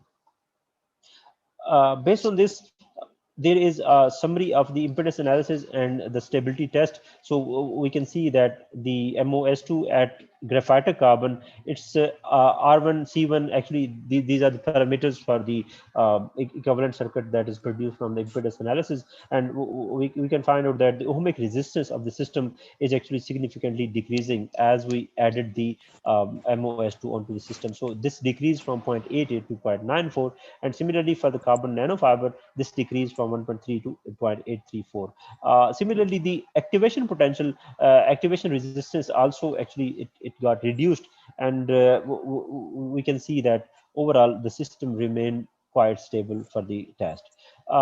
This comparison of results shows that how our system was actually performing when we compared it with the other published literature. So from here we can see that the MOS2 catalyst at CNT Forest that was developed by the CVD, they reported its N10 value at 110, and for our case this was in this range of 0.165. But for the TOEFL slope, we got the values of 0.107. Similarly, if we see people have used the reduced graphene oxide and nitrogen doped graphene oxide and MOS2 at carbon with the defectives and with the different consideration, we find out that the reutilized spent catalyst with the MOS2 coating actually gives us very good results in comparison to the best catalysts that are already reported in the system. So this was the whole summary of the result that we find out a successful method to reutilize the methane reforming spent catalyst. So before this, the methane reforming spent catalyst was just waste. It was just dumped into the system, but we took it, the spent reforming catalyst, and then converted into a valuable electrocatalyst. And the results of the electrocatalyst, when this is added with the MOS2, and MOS2 is a noble matter free, so this is a relatively cheap catalyst that can be used, and we successfully synthesized by a cost-effective and hydrothermal method. The efficient electrocatalyst was formed, and the results suggest that at 25 milliampere per centimeter square, the OER potential was decreased, and also the GR potential was decreased significantly. We also found out that the catalyst is really durable and stable, and it can be used for the real application as well. So this is the last comment, that the world can be made cleaner and greener by adopting these approaches for utilizing instead of wasting the spent catalyst. So what we can get as a takeaway from this is that we looked into a spent catalyst that was already a waste, and we tested it with the little modification, and we found out that we can use it as a very valuable electrocatalyst for the system. So thank you very much for your attention, and this is our lab in the SCME. We work in the Green Fuel Innovation Laboratory, and if there is any question, most welcome.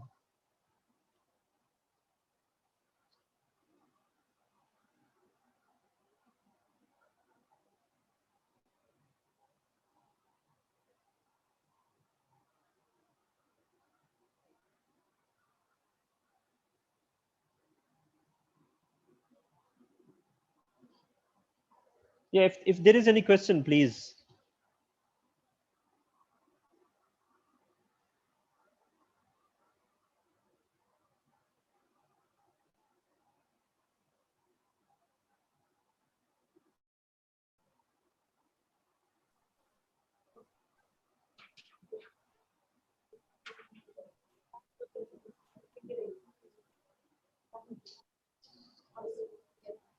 Thank you, sir. Okay, thank you. Thank you very much. Thank you very much.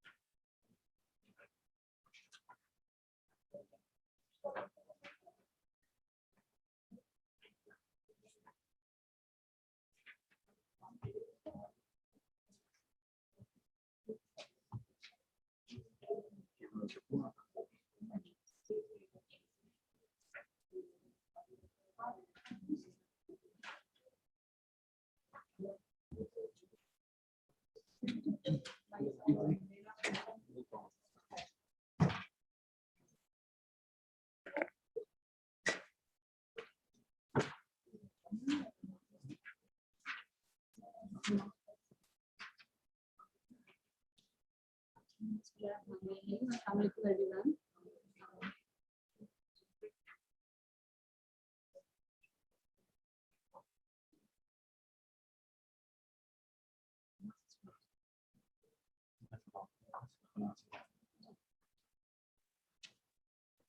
First of all, I would like to say thank you to Women University Multan for giving me this opportunity to represent my work, my research interest. Okay. So today I'm going to represent my research interest that is related to supercritical fluid technology. And I will tell you about my previous research work, which is synthesis of silica aerogel in glass fiber composite with excellent insulation and mechanical properties. So actually, my focus was to improve the thermal properties along with mechanical strength. So I will give a brief overview about my three major projects.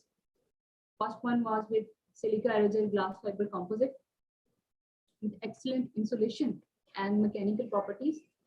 And second one, hydrophobic silica aerogel, and third one is silica aerogel and glass fiber composite with very good mechanical properties by the addition of fumed silica. So about first project, let me tell you about silica aerogel. Actually, what is silica aerogel? Silica aerogel is a porous material. It's extremely lightweight, 99.99%. It's based on pores, and it has very good, extraordinary insulation properties. Like you can see that here, silica aerogel is on fire, and a flower is present on its above surface, but it's intact. In third picture, you can see that it's extremely lightweight, that even it can stand on leaf. It's so light in weight. Then it's actually a network of silicon, oxygen, and silica network. So it's highly porous, and there is no extra functionalities present on its surface. As you can see, the SEM image is showing that it's open porous material with mesoporous properties. So it was firstly prepared by Kistler in 1931 and observed these all marvelous properties. So what kind of properties actually silica aerogel have? It has a higher surface area, it has very low density, and it's highly open porous material. Porosity is about 99.8%, and it's mesopore, and maximum it has diameter, pore diameter is between 20 to 150 nanometer.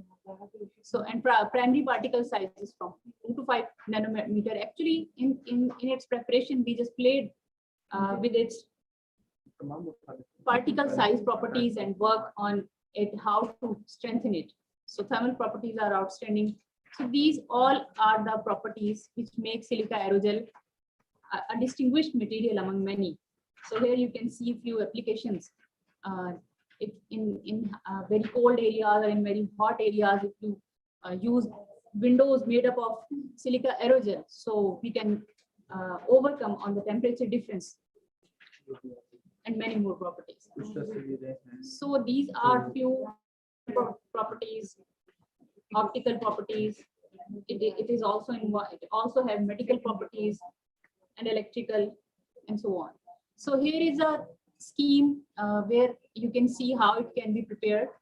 Actually, it is prepared by sol gel process, hydrolysis followed by condensation, and later on it can be dried by using supercritical fluid technology. That is actually the different thing which make it more superior than the silica aerogel prepared by some other methods. But previous, by doing literature survey, we come to know that previously they have so many like challenges were faced by different scientists. Silica aerogel, due to its high porosity, actually it is very fragile, very fragile material. So to overcome that fragility, people are trying to using different strengthening techniques to overcome this fragility issue. So actually, polymer can be used to reinforce the silicon, oxygen silicon network, silica network, or structural reinforcement were done, and also fiber reinforcement. So our focus was on fiber reinforcement. So the aim of our research was to increase the mechanical strength, but to lower down the thermal conductivity. By keeping in view that challenge, that was our idea, that this is the way that how can we strengthen the silica aerogel by entering glass fiber inside it. Actually, the major challenge was that silica aerogel particle size were in nanometer, and glass fiber size was in micrometer, as you can see in the image. So these are the issues that silica aerogel cannot cover the whole surface of glass fiber, and so it always happened that heat can pass through these channels created by glass fiber. So many problems were observed previously. So this is the scheme, what we have planned, that if we can create a particle size difference, then I think it was quite possible that glass fiber surface can be covered completely by the addition of some bigger particles, but with the similar properties like with silica aerogel. Silica aerogel is actually, it was in nanometer its size, and we introduced silica gel having same chemical properties but with bigger particle size, and that was the supposed idea, that in this way we can cover the glass fiber surface completely. And it was actually proven after doing experiments and after getting the different samples, SEM images, as here you can see. The A picture is actually, this image is the morphological look of that are finally prepared sample. In B, you can see it is a completely glass fiber and it has no silica aerogel on its surface. In C, D, and until H, you can see that different percentages of silica gel and silica aerogel were combined, and then glass fiber was incorporated. And it was observed that the bigger silica gel particles, they actually make a physical bonding, physical contact with the smaller nano size particles of silica aerogel, and by making a physical interaction. Here you can see in figure J, you can see that the porous glass silica aerogel that is actually interacted with the bigger particles of silica gel, and a more stronger network actually was created around the glass fiber surface. So these were the properties. Here you can see the BET here we try to control the porosity, pore size, pore diameter, and we have highlighted the ultra low thermal conductivity actually that we have achieved by combining silica aerogel with silica gel. So FTIR is showing that there is no extraordinary functional group were entered inside the glass silica aerogel and silica gel, because although there are so many hydroxyl groups are present on the silica network, but we did not enter any other functionality, because if we would enter some other functional group, it would compromise the silica aerogel properties. Moreover, thermal conductivity was down until 5%, and then it started increasing by increasing the silica gel ratio, and mechanical strength was also improved. And by keeping that idea in mind, the second target was to make hydrophobic silica aerogel, because there are so many hydroxyl groups present on the surface. So it was quite possible that due to the presence of hydroxyl groups, hydrophilicity factor was actually, it can increase. To overcome that hydrophilicity, that was the next idea, how to overcome on that issue. So here you can see so many hydroxyl groups are present on the surface. So it actually entrapped the water molecule, and when hydrophilicity character increased, that actually compromised the thermal conductivity properties. So to keep and to maintain the ultra low thermal conductivity, it was supposed that if we would replace those hydroxyl groups with some hydrophobic molecules, then it was quite possible to repel the water molecule from the surface to keep the silica aerogel intact from the environmental effects. So that was the experimental method, supposed experimental method. So actually, the difference between the previous project and the next one is that in previous project, we just used one precursor, that was tetraethyl ordosilicate. But here we took tetramethyl ordosilicate with different ratios. And by combining them, and the rest of the recipe, you can say it was same. So in which glass fiber was entered, but precursors were 2, not 1. So this is the chemical reaction mechanism. So hydrolysis followed by condensation. And here I have tried to represent that how the hydroxyl groups present on the glass fiber surface and the hydroxyl groups present on the finally prepared silica aerogel, it was actually replaced by some methyl groups, which they actually increase the non-polarity factor that actually helped to keep the silica aerogel intact from the environment, and hydrophobicity was increased. That was something new. While maintaining the ultra low thermal conductivity, hydrophobicity was maintained. So here you can see the water contact angle, the water droplet on the surface of the sample. So here you can see that water is not getting inside. It's not able to get inside because of the presence of methyl groups. So in image B, you can see the glass fiber surface is completely covered by silica aerogel and silica gel particles along with hydrophobicity. So that was the next target for the next project. And we actually successfully prepared.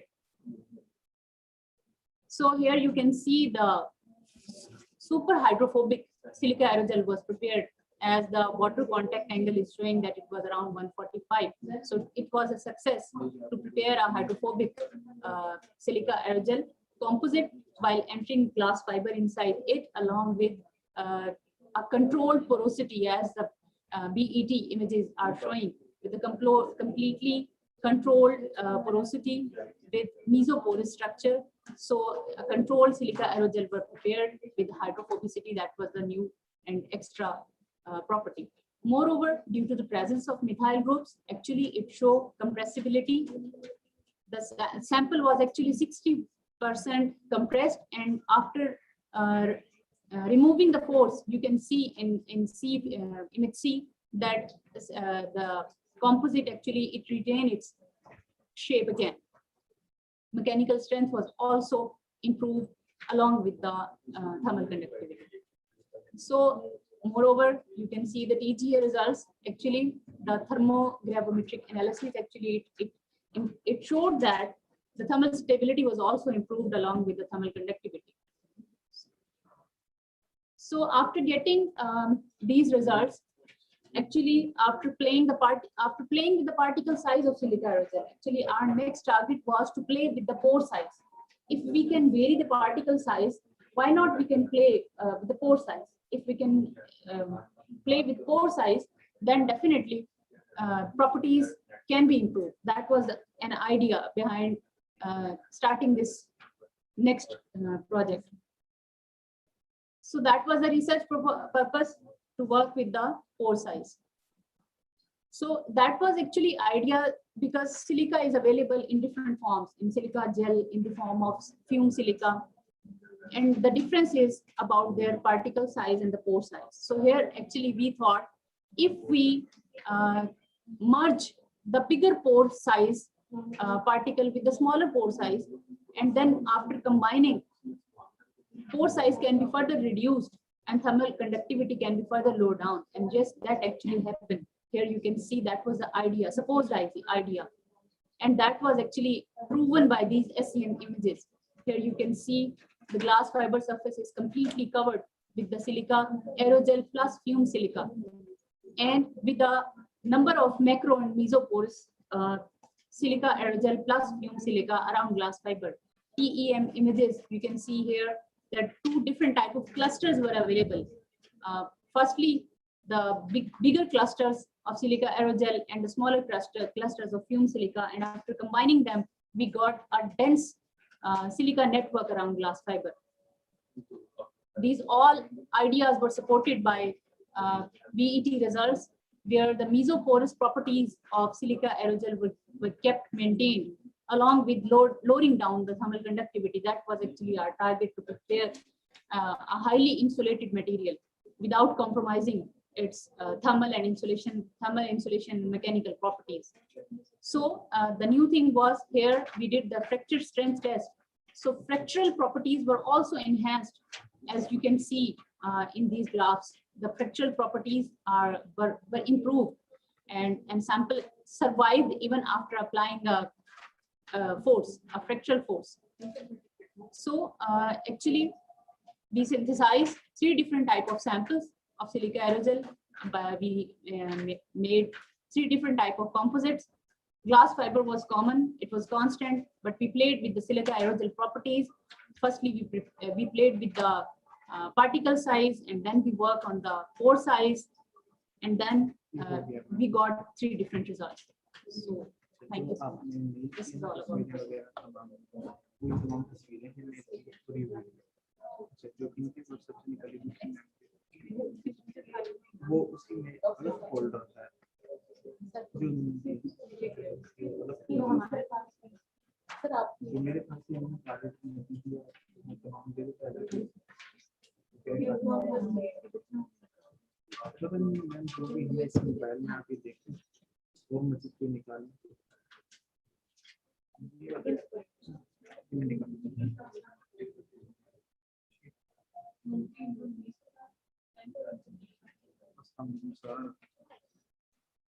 conference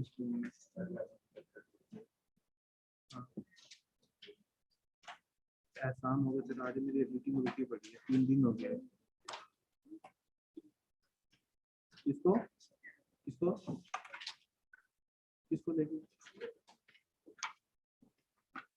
इसको लेके पकड़ के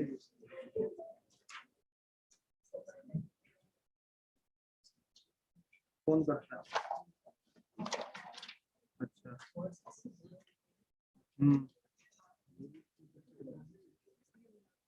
ठीक है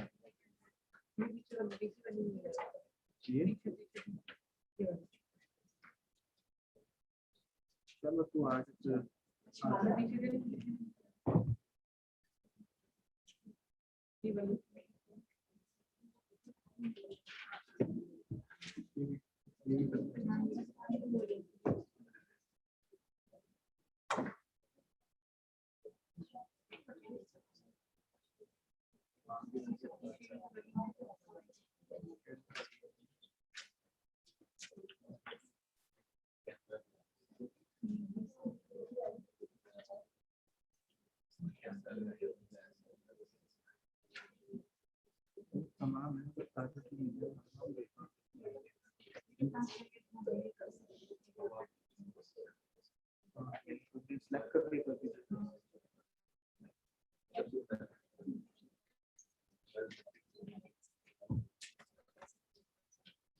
Bismillahirrahmanirrahim.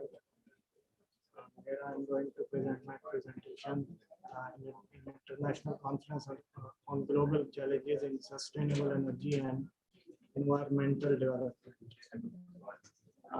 The topic of my presentation, that is physical properties of R2COMnO6, where R, IND, Y, HOE are double perovskites. I'm Umayyad Nisar from Department of Physics, Bahawalpur University. Here is the start. That's multified. Multified compounds are coincidentally show more than one centering of order. Emitting electric, elastic, and magnetic range are called multifieds. The main Fides orders are ferroelectricity, ferromagnetism, the coupled magnetic ferroelectricity, and stress. The feature that is included in these multifieds that we are focusing these days, that is double perovskites. We structure A2B2O6. Here is figure in that show. You can show that's the A correspond to, that is rare earth materials, where B dash and B double dash are transition metals, and last, that is O, it's the oxygen metals.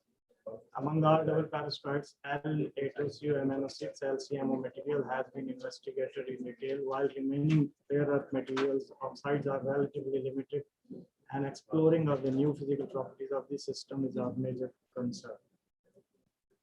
The preparation of these samples are very easy. That's Sol gel autocombustion method. In this method, you can take the nitrates of all these materials with the distilled water and of the oxides included. Citric acid as chelating agent is also included in it. All solutions are mixed and stirred at a temperature from 60 to 70 degrees centigrade for 3 to 4 hours. Then the gel is formed, and heating that gel 150 degrees centigrade for 2 hours. Gel burned into an ash, and these ashes were crushed into a powder form, and these materials are formed. And then for crystallinity, we sintered these materials at 100 degrees centigrade for 6 hours. And after that, we make the pellets of these samples. Pellets are made in two sizes, that's 13 millimeter die and the 8 millimeter die. So 13 millimeter die are used for the optical properties, and the 8 millimeter dia pellets are used for transport properties. Now here is the results and discussions of my material, that the XRD measurements. Here we can clearly show that our materials are all the materials. I can explain that the NCMO show the ND2COMnO6, where YCMO show Y2COMnO6, HCMO show H2COMnO6, and ECMO shows the ER2COMnO6. These materials belong to R2COMnO6 family. Are the rare earth materials: neodymium, yttrium, holmium, and erbium. Here is the XRD patterns of all these materials. ABCD show the NCMO, YCMO, HCMO, and ECMO. All these materials are fitted by JANA software. So the white function is used. You can see the no impurities are present in these materials, and all are well fitted with the different space groups are tried in this software.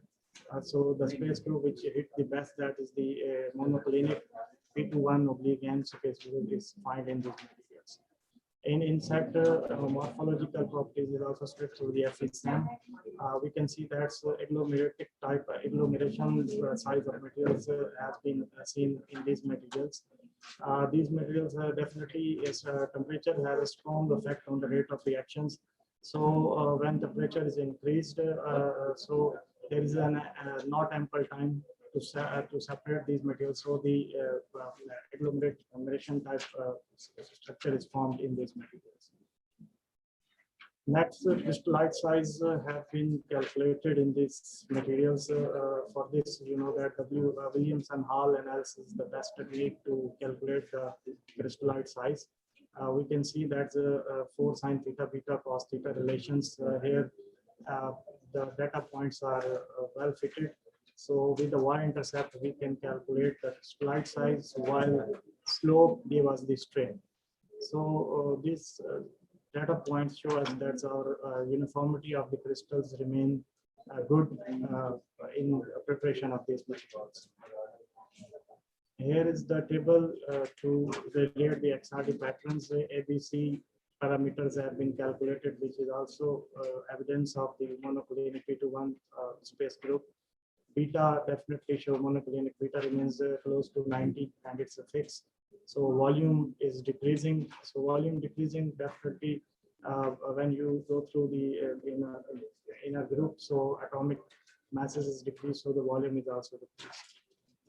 Main thing that is related in this table, that is the grain size, which is calculated by Scherer, and the grain size which is calculated by WH analysis. Those are closely related, so it confirms that these materials are well prepared through Sol-Gel autocombustion method, and these lie in the range of nanomaterials. Here is the magnetic properties, which is measured at 2 Tesla room temperature.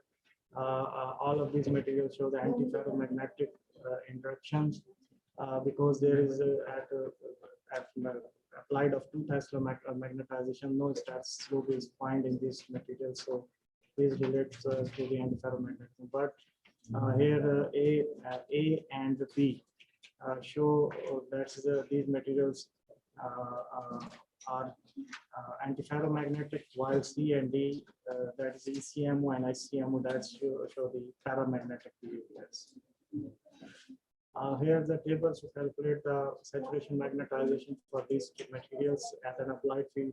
So this relates that the saturation magnetization applied at this saturation magnetization have been achieved at these applied fields. Is FTIR reflectivity measurements we have calculated through Rapid software. We fitted by using the Laurent oscillator model. We fit these spectrums, all the spectrum, and we see the structure through lattice dynamics. We calculate the optical phonons in these materials.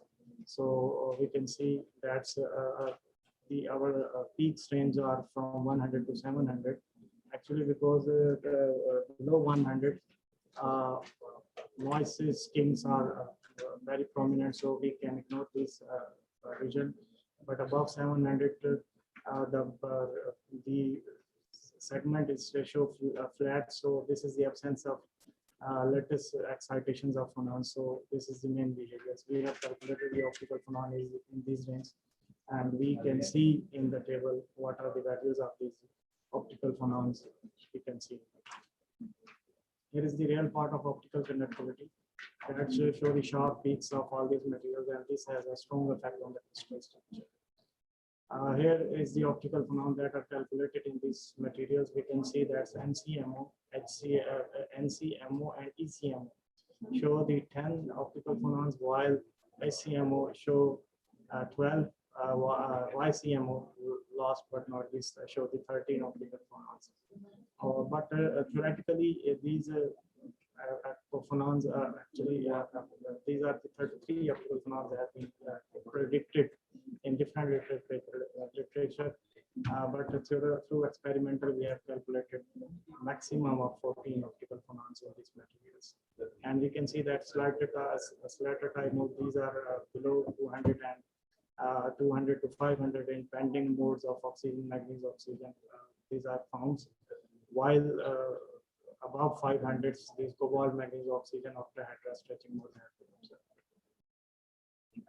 These are the damping factor and oscillator strengths. These are also calculated. These are also supporting the results that are calculated through optical phenomena. So we can confirm that the lattice dynamics structures, the optical phenomena have been calculated very good through this step. There is a UV visible spectroscopy. We can calculate through the optical band gaps through top plots. We can see that NCMO show the optical band of 1.24, while YCMO, Y2CMO 1.40 electron volt, HCMO 1.56 electron volt, and the last ECMO show the 1.59 electron volts. The range of these optical, the band gaps of through this ultraviolet visible spectroscopy, these give us the direction that these materials are a good material for the light harvesting because it's lies below the range 1.2 to 1.6 electron volt gains. So it's a hint us that these materials are a good candidate for the light harvesters. So we can use these materials for that technology as well as electrical and dielectric measurements. Here, this is the IV portions of these materials that show that these materials are lie in the semiconducting range. As the temperature is increased, their current is also increased, and in inset you can see that at a fixed voltage, with the rise of temperature, current is also increased. So this hints us that these materials lie in the semiconducting range. Here is also the resistivity versus temperature graph has been calculated. This also show that as the temperature is increased, resistivity is also decreased. So it's again confirmation of that these materials lie in the semiconducting range. And in set, there is a temperature, a log of resistivity behavior is shown. These confirm that these materials lie in the semiconducting range.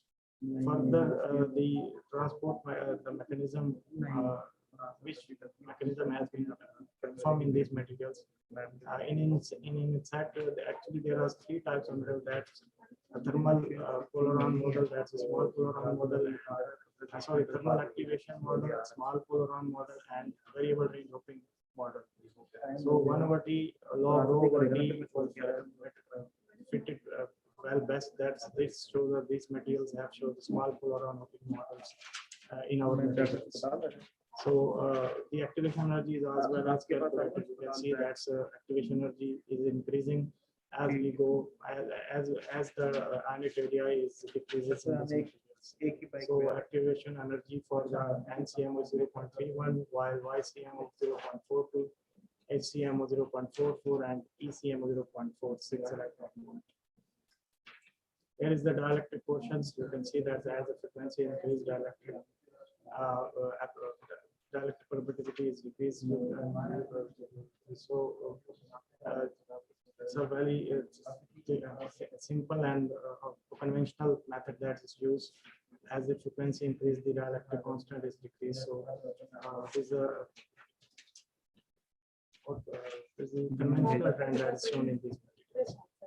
Here's a relation between temperature and dielectric constant relations. As the temperature is increased, dielectric constant is decreased. So it also supports our the results with respect to frequency and dielectric constant. Here is the dielectric loss calculations. Dielectric loss of these materials is very low, so it hints us that these materials are a potential candidate for storage devices. We can use these materials for storage devices. Here is the conductivity frequency relation that has been calculated for these materials. You can see that as the frequency is increased, the conductivity is also increases. So this supports us that these materials have also shown the small Polaron hopping models. So as we told you earlier that in electrical portion we calculate the log of rho 1/rho T relations. 1/k log rho over T relation. This also shows that these materials show the small Polaron hopping models. So it is another confirmation that these materials show the small Polaron hopping model. Here is the 1/k beta T log of resistivity, log of sigma AC relations. Here is again activation energy is calculated through these AC properties. So we can see that these activation energies also correlate with the activation energy which are earlier calculated in electrical properties. So these confirmations that the activation energy calculated in both electrical and dielectric properties match to our materials. So there is a confirmations of activation energy which are calculated in electrical and dielectric both. So these supports our results. At last, the angular frequency and log of sigma AC calculation has been shown. These there is also show that as the frequencies, angular frequency is increased, log of sigma AC, that's the AC conductivity is also increasing. So there is an also support us that these materials show the small Polaron hopping conduction mechanism in our materials. So at the end, we conclude our results that polycrystalline double perovskite and CMO, YCMO, HCMO, and ECMO were prepared by employing standard Solz combustion method The single phase formation with a monoclinic structure having P2-1 oblique and symmetry has been confirmed by Rickwell refinement of X-ray diffraction pattern for all double perovskites. Number third, morphological studies FECM confirm that temperature has an effect on the particle size and structure of the product. Similarly, EDX measurements confirm the correct elemental compositions of all A-site rare earth substitution double perovskites. Magnetic properties shown on hysteresis loops in all of these double perovskites, even applied by a field of 2 Tesla at room temperature. FTIR reflectivity spectrum measured at room temperature is resulted by 10 phonon moles in NCMO and ECMO, while 12 for ICMO and 13 for YCMO with strong LOTO splitting, and also confirms the change of our site affects the crystal structure. The optical band gaps have been estimated by top relation, and the semiconducting range band gap values suggest that the properties of these double perovskites can be manipulated for light harvesting. A detailed electrical and dielectric characterization was performed in the temperature range 300 to 473 Kelvin and frequency range 20 Hz to 1 MHz respectively. Electrical measurements exhibit semiconductor behavior of all double perovskites. The temperature-dependent resistivity curve follows the Arrhenius law with activation energy 0.31, 0.4 to 0.44 and 0.46 electron volt for NCMO, YCMO, SCMO, and ECMO respectively, and can be best described by small polar hoop introduction above room temperature. The temperature and frequency-dependent AC dielectric measurements show that dispersion behavior and dielectric conductivity follow the Powers law. The variation of frequency exponent n with temperature in the frequency-dependent AC conductivity component is indicative of small polar hooping in all of these double perovskites, which confirms our findings in DC measurement. Further, the activation energy values also support semiconducting nature, which is in a good agreement with electrical findings. Thank you so much. If you have any question, you can ask. कुछ भी question sir, he is my junior. आप इनसे question पूछ सकते हैं, अच्छा इनको काम भी करें.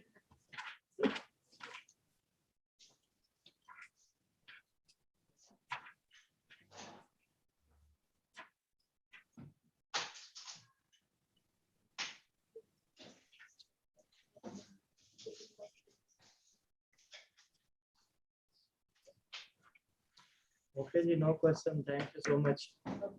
Thank you.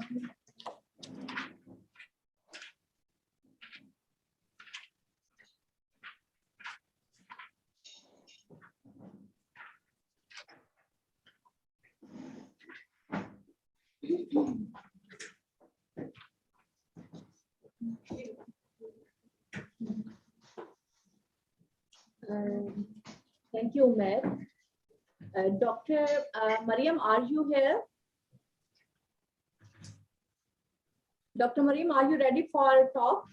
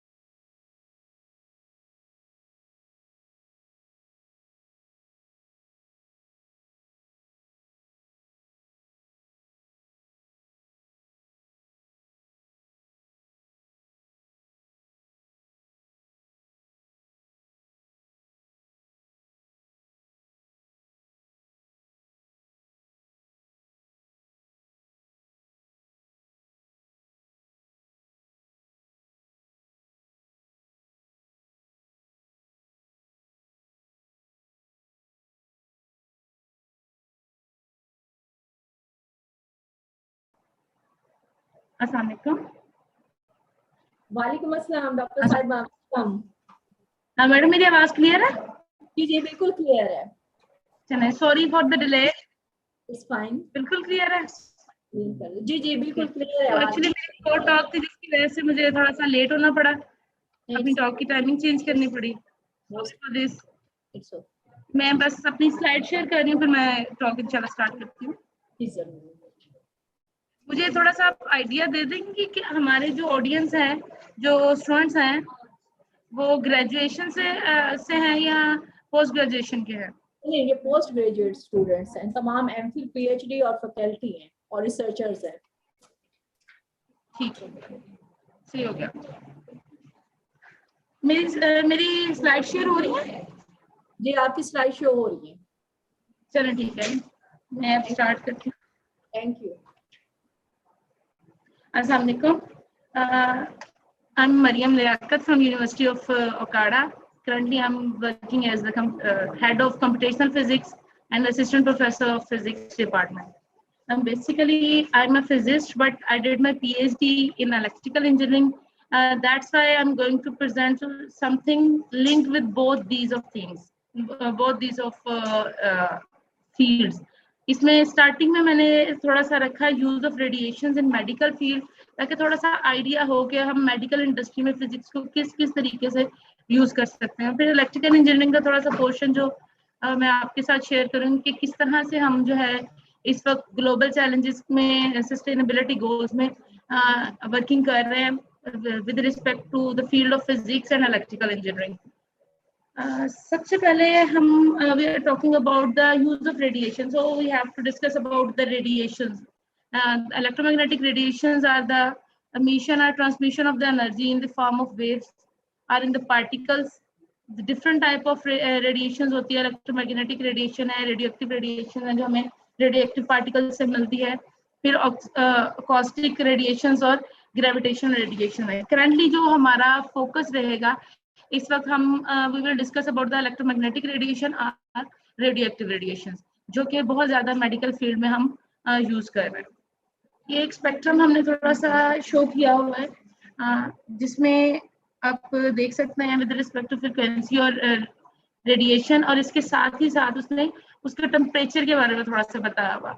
इसको फर्दर थोड़ा सा अगर मैं एक्सप्लेन करूँ तो हमारे पास जो with the focused field line हमारे पास 4 तरह की रेडिएशंस होती है, अल्फा, बीटा और रेडिएशंस, गामा रेडिएशंस और जो है एक्स-रेज।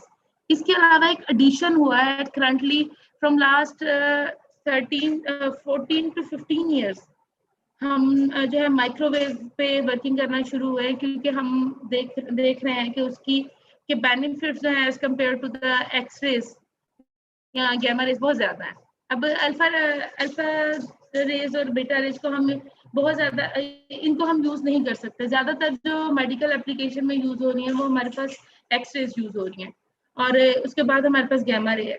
अब आज की जो करंट मेरी जो फर्दर डिस्कशन होगी वो होगी उस पर microwave imaging technique for the breast cancer, और जो हमारे पास गोल्ड स्टैंडर्ड टेक्निक है वो एक्सरे बेस्ड टेक्निक है, एक्सरे मेमोग्राफी उसको कहते हैं।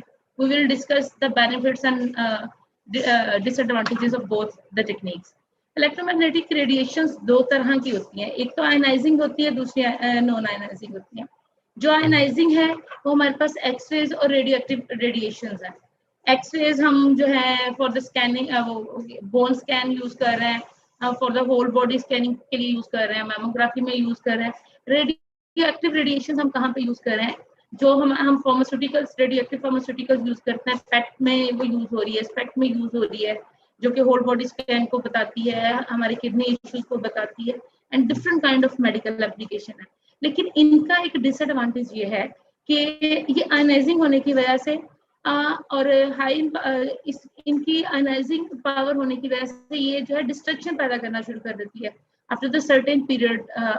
इसलिए हम जो है तो किसी तरह की भी स्कैनिंग अगर हम इन रेडिएशंस को लेके करते हैं तो ये हमारे लिए इफेक्टिव नहीं होगी, बल्कि हमारे लिए जो है डिस्ट्रक्शन का बायस बन जाएगी। इसलिए हमें कोई अल्टरनेटिव टूल इस तरह का ढूंढना पड़ेगा जिसमें हमारे पास साइड इफेक्ट बहुत मिनिमम हो। उसके लिए हम नॉन आयनाइजिंग रेडिएशंस की तरफ बढ़े। हमने लेजर पे वर्किंग शुरू की। लेजर का काम, लेजर जो है बहुत देर से काम कर रही है। मेरे ख्याल में मोर देन 25 ईयर्स हो चुके हैं जो कि लेजर के सक्सेसफुल ट्रीटमेंट को हम पाकिस्तान में देख रहे हैं। रेडियो फ्रिक्वेंसी वेव्स हैं, माइक्रोवेव्स हैं, इंफ्रारेड है, अल्ट्रावायलेट रेडिएशंस हैं, ये सारी नॉन आयनाइजिंग है और इनको हम मेडिकल इंडस्ट्री में लॉन्च कर रहे हैं। जैसे अल्ट्रासाउंड हम यूज करते हैं, आपको पता है अल्ट्रासाउंड ड्यूरिंग प्रेगनेंसी बहुत इफेक्टिव होता है क्या एनालिसिस के लिए। इसके अलावा थायराइड स्कैनिंग के लिए बहुत यूज होता है एंड हैव डिफरेंट एप्लीकेशन। जो न्यू इन सब में रिसर्च के पॉइंट ऑफ व्यू से हम बात करेंगे वो माइक्रोवेव इमेजिंग है और इसको चूज करने का सबसे मेन पर्पस ही इसकी नॉन आयनाइजिंग रेडिएशन है।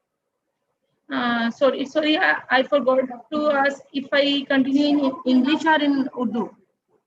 Let me know, madam. Dr. Saib, both are fine with us, as we have some international speakers with us as well. So it's up to you. I think at this time, no international or foreign speaker is with us. Some international speakers are with us, but they are Pakistani. So it's fine. Okay, then. That means both mode are fine. Okay. Ionizing and gas non-ionizing radiation, I already mentioned this to you. Used in medical, there are two kind of medical applications they have: diagnosis and treatment. Diagnosis linked with microwave and mammography. They are linked with the diagnosis. Ultrasound linked with the diagnosis.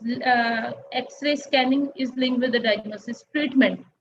For the treatment, we are using it in the teeth industry. In the bone scanning, orthopedics also use these, and so many like from chemotherapy.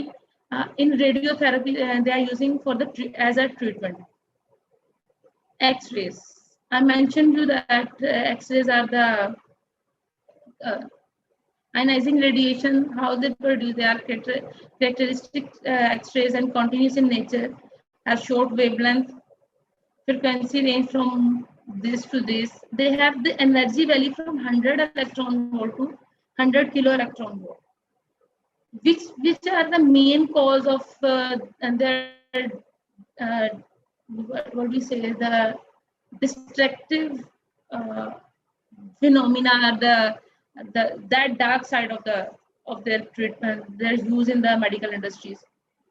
Where we use in the brain scanning, in just the X-ray scanning, other CT scan we use, and for the teeth industry we use this. For the whole body scanning we also use this. Gamma radiations are used for the internal soft body tissue or diagnosis of the soft body tissues.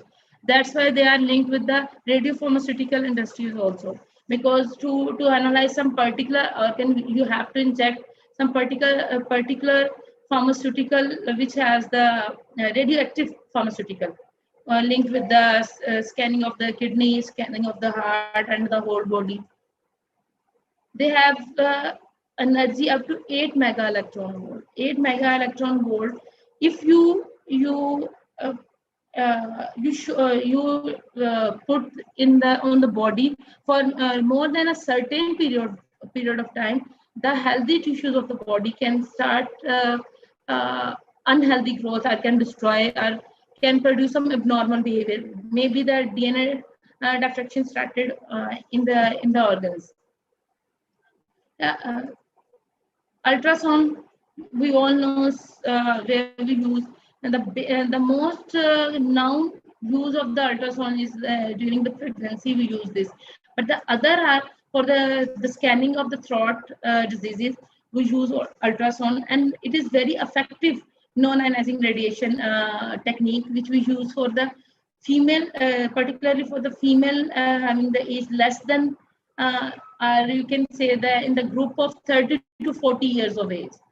Because if we talk about the diagnosis of the breast cancer, the only gold standard technique is mammography, X-ray mammography. But for the age, for the female of having age from 30 to 40 years, We cannot use those radiations because it's not recommended by the World Health Organization and the scientific societies. So we use the ultrasound radiations. Here are it's showing that what kind of that probe we have for the diagnosis. We must use a matching material. In the gamma radiation working, we use the pharmaceuticals to inject in the body, but in ultrasound we use the matching material to analyze the organs. But it is the same for all kind of organs. We do not have any change in that. Laser, other non-ionizing radiations are the lasers. Different kind of lasers are widely used in different industry, but even though for the diagnosis of the heart tissue and the treatment of the heart disease, revascularization, when the one side of the heart is blocked, then instead of going through the open heart surgery, we went to the laser treatment, which is called revascularization of the heart tissues.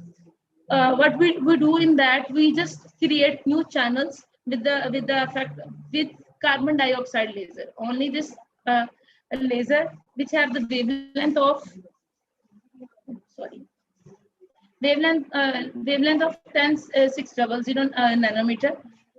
We use this radiation for the heart vascularization, in which generate new channels in the body, in the heart, to start the circulation of the blood.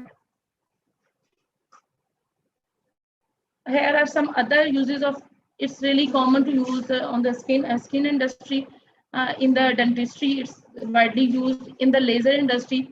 It just cover many different diseases. And for the treatment of many diseases, for the issues with the stomach, we can use laser. This one is the revascularization of the heart tissues. What they are doing by producing the pulse laser, they make new channels on the heart walls, and the circulation of the blood start in these muscles. Microwave imaging. Now I'm going to proceed towards the very important technique, which is one of the most challenging, which we introduce for the most challenging disease of the world, that is breast cancer. Breast cancer is that disease in which after 40 years of age, every woman is in risk of having breast cancer. But if we check the statistics of Pakistan, the ratio in the men is 16 times greater than any other country. If we have one patient in any other country, we will have 16 patients in Pakistan from the men society having breast cancer. Breast cancer in men is not directly linked with the breast tissue, but it linked with the other kind of diseases which generate the breast cancer in men. The ratio between both these is 55% ratio is among the women and 45% among the females. Is non-ionizing in nature, 600 megahertz to 300 gigahertz frequency are in the range of microwave. But which frequency we use for this particular issue is up to 6 gigahertz, because up to 6 gigahertz it penetrates well and produce the high resolution. But to improve, we can improve the resolution by increasing other parameters instead of increasing the frequency.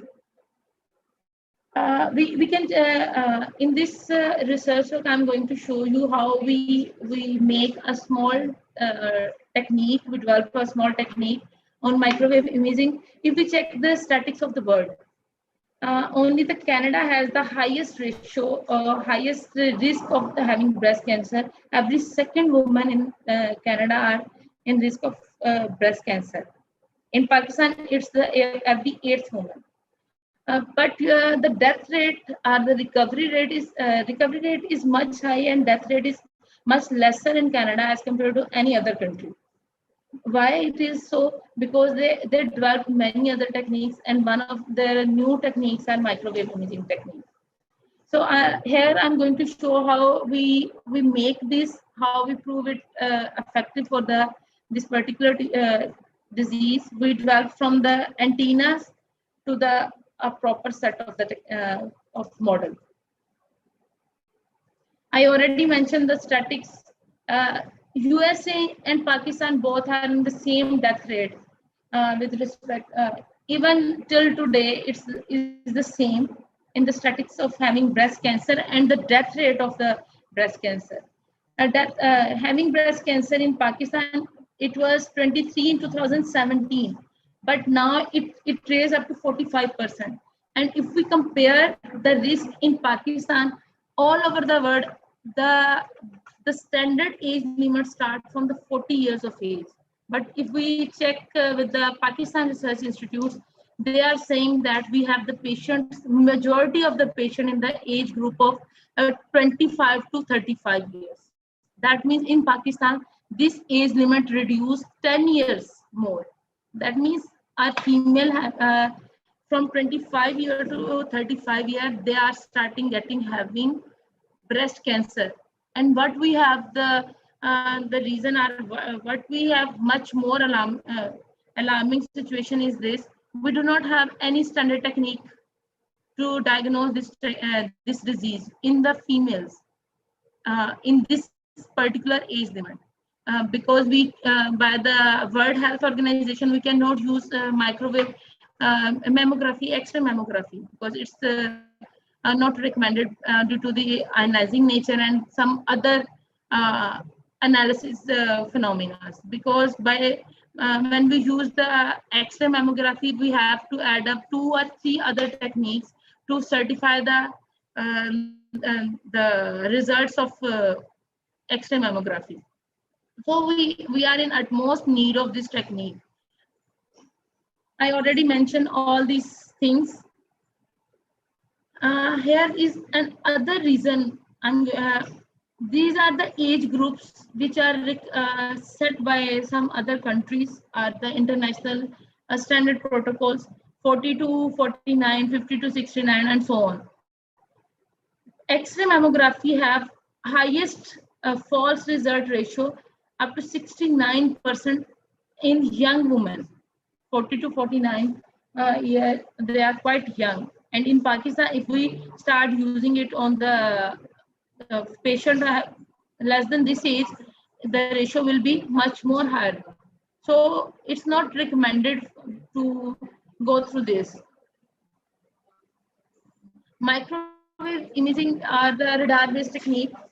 Is the radar-based technique in this antennas transmit radiations and receive back, and from that back radiations we generate the image which we by using the backscattering algorithm.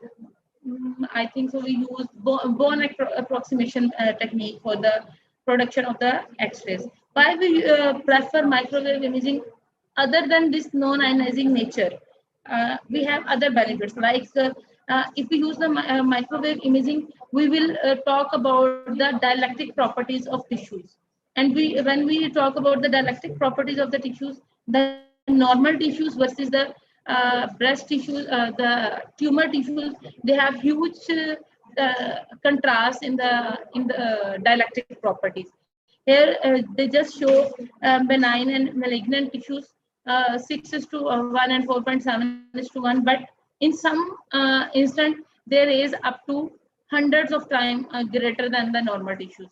Why it works in this way, or why they have so high the contrast in the dielectric properties, is due to the high contents or more contents of the water present in the diseased tissues as compared to the normal one. We all know that the normal tissues have 70 to 90%, 70 to 80% water contents, but then they are diseased one, the tumored one, then the ratio, the concentration of water goes much more higher than this one.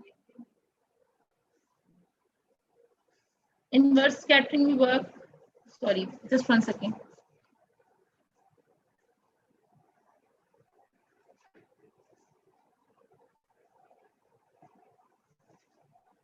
The principle of the working of microwave imaging. Again, due to the high contents of the water molecules present in the cells, and they become the beneficiary point to work for the microwave imaging. When what they will do, the microwave radiation, the frequency of the microwave radiation match with the vibratory movement of the water molecule, and when they start vibrating on the same frequency, when they are in constructive interference, at that moment they start raising the temperature of that particular tissue, particular area where have the high water content as compared to the other normal tissues. And that particular point, particular behavior of the microwave radiation can show us, can show pictorial image of the distinguish between the normal and the healthy tissues. It's a very feasible technique, non-ionizing in nature. When we are talking about the X-ray mammography, we cannot recommend it yearly screening, as the WHO and Cancer Societies of America and Canada recommend that yearly screening is compulsory after 40 years of the age. But we cannot use X-ray mammography after 1 year, because WHO said a minimum 2-year gap must be required between the second scanning. So this also make one disadvantage over there. And in this, if we use the non-ionizing radiation, we can start the yearly screening. It's low in frequency and high in efficiency due to the contrast of the dielectric properties. Early stage detection is very positive factor of this. And the other factor is it do not have any age limit. As we said that microwave X-ray mammography is good for the old people and very less effective for the young people. This do not have this kind of this technique do not have this kind of restriction. And the second thing, it do not have any restriction on the fattiness of the body. Healthy tissues and the normal skinny features, it behave equally for both of them, and it's really pain free. When we use the X-ray radiation, we have to squeeze the body to minimize the effect of the radiation or the exposure area of the body to the X-rays. In this, we do not need this kind of squeezing or something. It's cost effective, very cheap. If we fabricate, we will succeed someday in microwave imaging. It will be very cheap. Like if we have we go through the whole process for the screening and all this, we will a single person will cost about $500 to $600. But if we launch microwave imaging, the cost will be very low. Up to $100 will be more than enough to get all the screening and all the effects.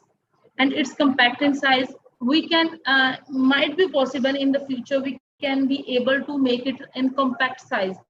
We can make it as the device like we have for the blood pressure checking machine or the diabetes checking machine. We can make it in the future in this way also. But X-ray mammography, we cannot make that kind of things. Why I'm keep focusing on the X-ray mammography? Because till today, throughout the world, we do not have any other certified technique for the breast cancer imaging. We can make that kind of gadgets, wearable gadgets, for the by using microwave imaging technique.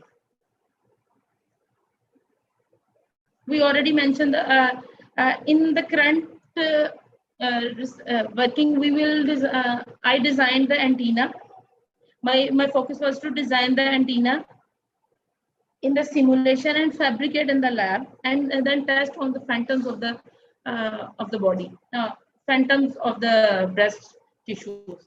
It has two kind of setups, one linked with the hardware and one linked with the software.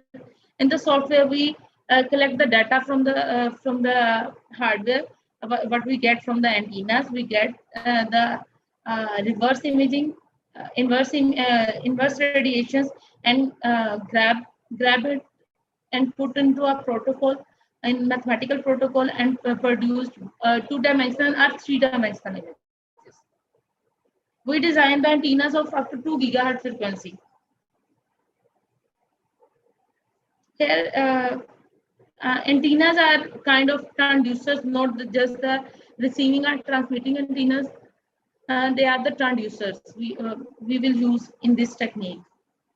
Antennas must be of proper shape. We test different shapes of the antennas. Then we test the different materials of the antennas, and then we conclude which material is more good. As we are planning that in the future we can produce some kind of wearable devices. So we must test the substrate material, of the flexibility of the substrate material also. The other is the required frequency or resonance frequency. Application where we are using. If we are using the antennas in the communication, then we can fabricate the antennas of 20 gigahertz frequency or so on. It will be more good. But when we are talking about the medical application, we must focus on the limited band of the antennas in the microwave frequency range. So in the microwave frequency range, which are the best for the medical application, is from the 900 mega electron volts to 6 gigahertz. This range is good because the penetration is much more higher. As we we increase the frequency, we will decrease the penetration part. But the other positive factor was we can improve the resolution. But to improve the resolution, we have the other phenomena or other way to improve. Like we can use more than one antenna. We can use an array of antennas. What are the main parameters for the antennas where we have to focus are the low frequency antenna having return loss up to -10, minimum of -10 dB. If we have the antenna with greater than this return loss, we cannot use it. High in gain and directivity. It must be uniformly uniform antenna. Uniformly distribution of radiation must be required to design an antenna for the medical application. We check this parameter: compactance size, flexibility of the antennas. Yeah, the effective parameter, the equations to calculate the effective parameters of the antennas. This is the design of the phantom. This is the inhomogeneous phantom. Inhomogeneous phantom means having more than one type of tissues we have. This one is later on we will show you the graphical representation of the effect of the radiations on this phantom. This part is named as skin tissues. This one is the normal tissues, and this one is the humor one. Here are the dielectric properties of all these parameters with the thickness. We vary the thickness from 2 to 10. The radius of this tumor size 2 millimeter to 10 millimeter. This is another advantage of the microwave imaging technique. With the help of X-ray mammography, we cannot measure the antenna up less than a tumor less than 2 centimeters. But in this technique, microwave imaging, that means in microwave imaging, we can analyze with 2 millimeter size of the antenna. This means we can analyze at very early stages, or very in almost in the starting phase of the tumor. We can diagnose. Here are some results. I will show you in graph.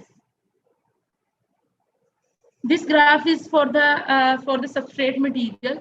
First one is FR4, the standard hard material we use in electronics, usually used in electronics, which is just to test the antenna if we design in a proper way or not.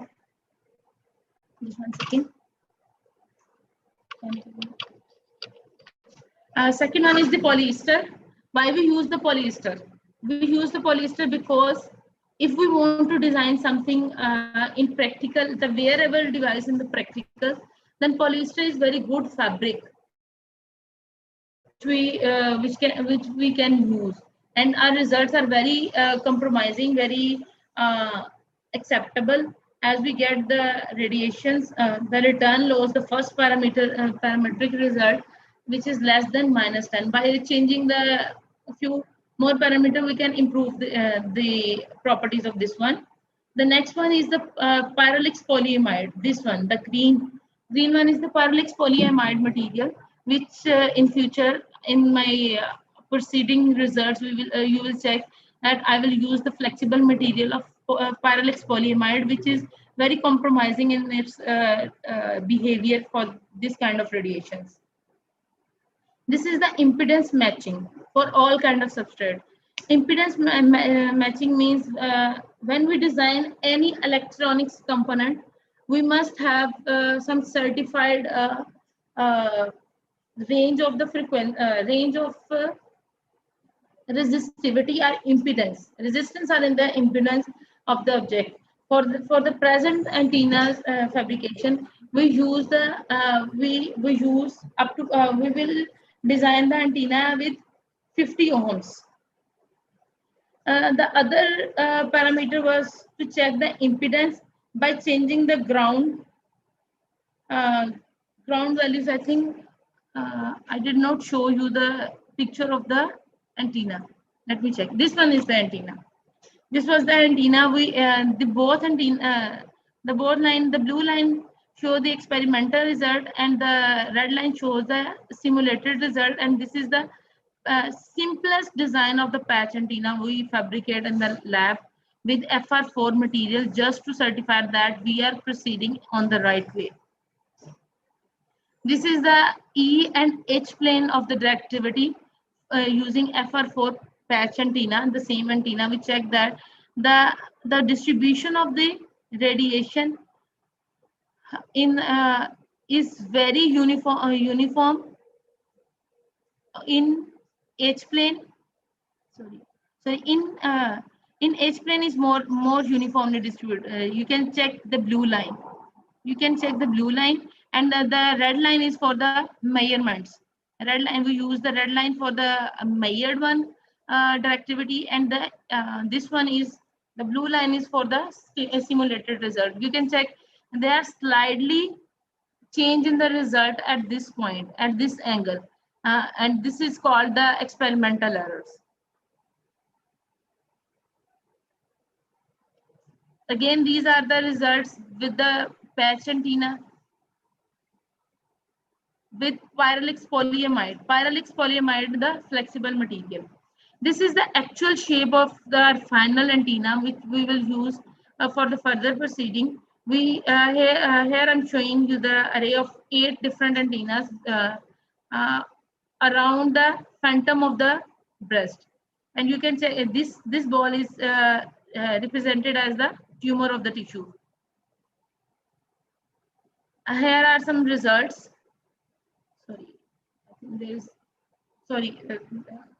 Just 1 second.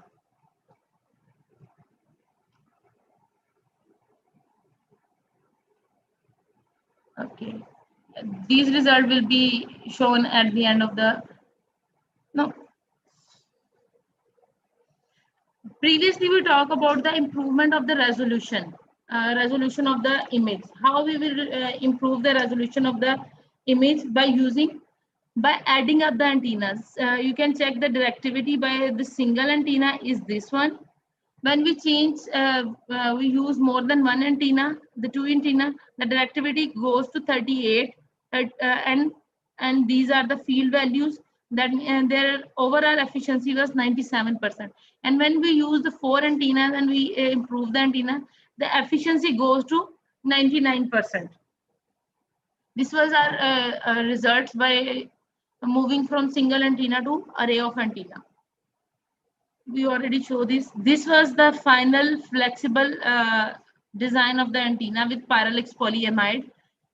This one is the now I'm going to show the results with tumor. Previously, I showed the measured and the experimental simulated result. Now I'm going to show you the antenna response with just the antenna response with this red line. The blue line shows the antenna response with the healthy tissues, and the third one, this one is for with the in the presence of the tumor, how the antenna results will be changes. This is the propagation of radiations on the surface and on the wall of the phantom, and inside you can see there was a tumor. Now I'm going to show how by changing the size of the antenna, size of the tumor, the response of antenna changes, which can be helpful to generate a clear image of the tumor. This was the response. These two lobes are showing the radiation response on the skin of the tissues, skin of the phantom. This inner one is with the linked with the tissue. Normal tissues are the tumor tissues. You can check it's up to 40 dB electrical field. When we introduce one 2 millimeter tumor, you can see the response is a little bit different from the healthy tissue. It's not really high, but it's considerable that there is some. At first instant, we can say that maybe it will be the experimental error, but sometimes by repetition of the experiment, we can get that this is not the human error. It's not the experimental error. Maybe this is some kind of abnormality present in the tissues. Here we add the abnormality of 2 millimeter. Then we add with the 5 millimeter, which is exactly the same, but with slight change at this point.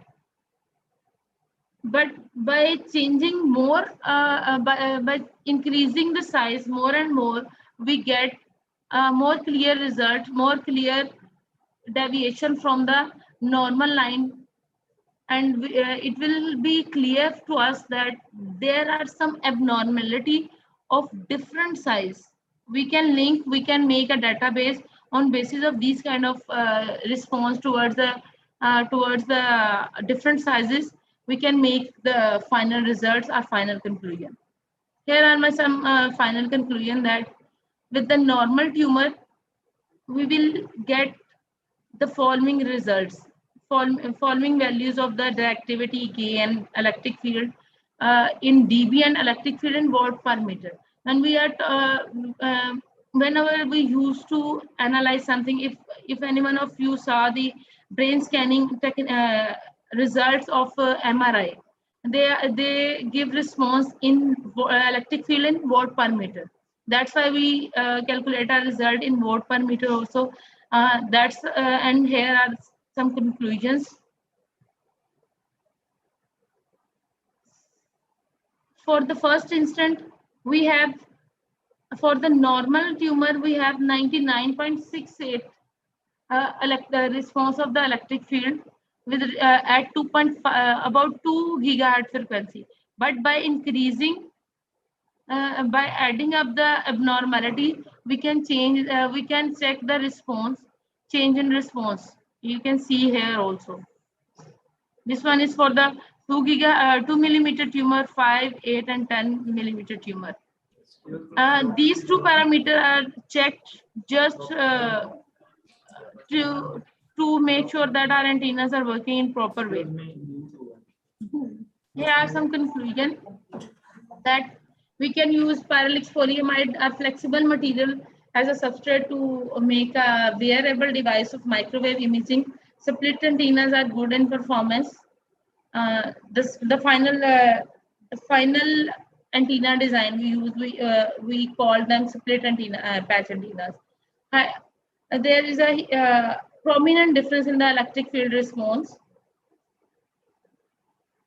We test experimentally also, and I shared my final conclusion or final results with you. Thank you so much. If you have any question or any confusion, you can ask. Thank you so much.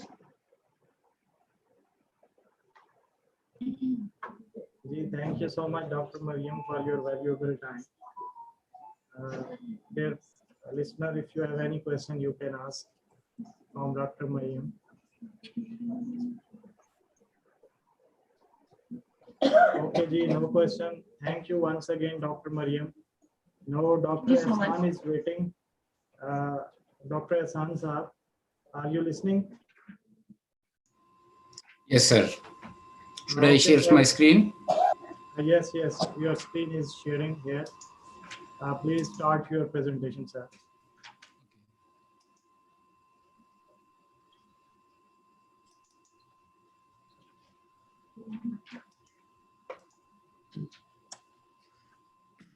Is it visible? Can you confirm, please? Yes. Okay. It is visible. Okay. Go ahead, sir. Assalamu alaikum. Thank you so much and welcome everyone. Good afternoon. First of all, I'm thankful to Dr. Malika for inviting me to this wonderful event. My name is Dr. Ehsan Allah and I am working as a research engineer in King Fahd University of Petroleum and Mineral. My background is basically chemical engineering and my research interest is application of various novel material in water treatment and desalination. But today I will talk a little bit different and I will talk the presence of this novel coronavirus in water and the related challenges and potential research opportunities. So before that, I will just briefly highlight about my university. King Fahd University of Petroleum and Mineral is one of the prestigious university in the kingdom as well as in the Arab world. Some of the colleges are globally ranked in the top 10. The center where I'm working, we are basically working for various clients on the environmental impact assessment and environmental monitoring projects. And we are doing these studies for more than 40 years our center is doing. And personally, I have participated in more than 50 EIA and environmental monitoring projects. So let's come to the topic. As all of you know that this COVID-19 has affected us in many ways. And these are the statistics of yesterday as per the WHO. As you see, the number of confirmed cases increases, of course, nowadays even, and the death also. But the good news is the number of vaccinated people also increases. And we are hoping that we will get rid of this situation soon. And also we are thankful to our frontline worker, the medical staff who are helping us to combat this situation. So before proceeding further, I will share with you a small story that will help you to understand my topic. This is Amoy Gordon in Hong Kong, and during the SARS outbreak in 2003, many patients were tested positive for the SARS virus in a very short span of time, specifically in this building. So later on, when investigation was carried out by a team from WHO, it was found that there was one patient infected, and from that one patient, the virus spread all over the building from the some plumbing issue. There was some pipes, there were some leakages, and due to aerosol formation, the virus was transferred to other people. So this was the first time when it was confirmed that the SARS virus can be transferred through aerosol, or it can be transferred to water or even in the air. Now, when we talk about this coronavirus that caused COVID-19, is it present in water? So yes, it is present in wastewater. And here I have compiled various studies that highlight the presence of this virus in different countries. You can see it is found in USA and some other country. And mainly this virus was detected at the inlet of the wastewater treatment plants and even at the outlet. And also some study highlighted that the wastewater or sewage discharged from the cruise ship and some passenger aircraft, they found the traces of this novel coronavirus. This is the summary of the various studies that was performed that detected this virus in various regions. So you can see that almost in different regions, this virus was detected in the last year. And the concentration of this virus is pretty high. This is the typical concentration range found in these different studies for this novel coronavirus. So now this virus is present in water. what are the potential challenges, risk, and of course, we can turn these challenges into opportunity, especially for those people, environmental engineers or scientists, and even the other field. So here in this talk, I will mainly highlight the potential challenges and the research opportunities. I will go through all these challenges one by one in the coming slides. So most of these challenges are basically based on one of my latest article that is published on this topic. So if someone is interested, they can go and find this article in detail. Here I will briefly highlight the important challenges associated with the presence of this virus in water. So the first important thing is we need to know what are the potential pathways for the transmission of this virus into water into the wastewater. So of course it can be transferred from any facility that have the affected cases. It can be hospital, it can be house, quarantine center, even the international airport and seaports, even from the infected animals, and also from the waste handling facility if the waste is not properly managed, especially the mask we are using or the gloves we are using. So all these are the potential transmission pathways to transfer this this virus into the water bodies. Now, the second thing is, once this virus is transferred into the water, how it will stay in the water, how it will survive, and how the water condition or the water properties will affect the presence of this virus. So we need to understand this. Currently, there is almost no study that reported these things, but this is important to understand. So we need to study the effect of pH, temperature, presence of other pollutant in water, and how it will affect its presence. Also suspended solid, because from the previous literature, we know that if there is suspended solid in water, it may provide the protection for some viruses. So if it is the case for this coronavirus as well, we need to consider this factor. Some studies say that coronavirus are very sensitive to temperature and oxidant. But again, since the effect of this pandemic is very large, so we cannot rely mainly on the assumption. We need to have some solid proofs. Currently, the half-life of this virus is range from 4.8 to 7.2, and some studies suggested it range from hours to days. So it needs also to be confirmed what is the exact half-life of this virus, especially in the water. Okay, now if the virus is reached to water, is there any possibility that the virus will transfer back and transmitted from water into the human bodies? So there is possibility, but the good news is that currently we don't have any evidence for this. However, no evidence doesn't mean it will not transfer. We need some more study to confirm this. So, this is the whole cycle, how this virus will be transferred into water body, as I explained earlier.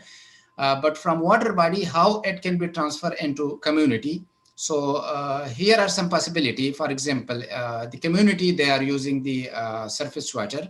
So it can be infected through this virus. And also those community who are using not treated water. Okay. Remember, the treatment is usually efficient if you are doing the proper treatment to remove this virus.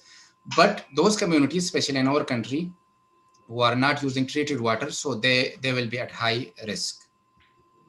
Okay. Another important thing is the wastewater treatment plant worker. They are also at high risk.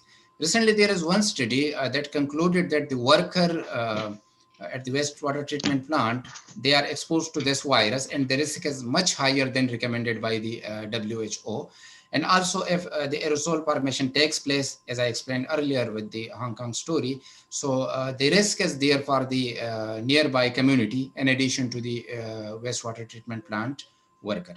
So we need to understand all these factors, and also if the virus is present in high concentration, so it may form biofilm in the water distribution system, which can also affect the water quality that is supplied to various units. Okay. Another important aspect is the detection and quantification of the virus in water and wastewater treatment. And I think this is also open area for the chemistry people and biochemistry people. We need basically an effective technique to detect the virus and also quantify the virus in the water. Currently, there are some techniques, but there are some issue with those techniques. And of course, there is room for improvement. So we should always look for some novel and cost-effective tools to detect and quantify this virus in water. And of course, since this virus is very harmful, so instead of original virus, we can use virus surrogates or the model virus to just validate these novel methods. Okay. As I mentioned earlier, that the virus short life is very low in the water. So the technique developed must be valid both for viable and non-viable viruses, because you might find some traces of the virus not in the original form. So, and also we need to know what are the degradation product of this virus. So if it is degraded into other product, so your technique must be valid for that specific product as well. Currently, we have lack of standardized technique, although PCR is used for the quantification. But as far as the water quality is concerned, we need to develop a technique that should also cover a lot about different, that should handle different types of water with different characteristics. Okay.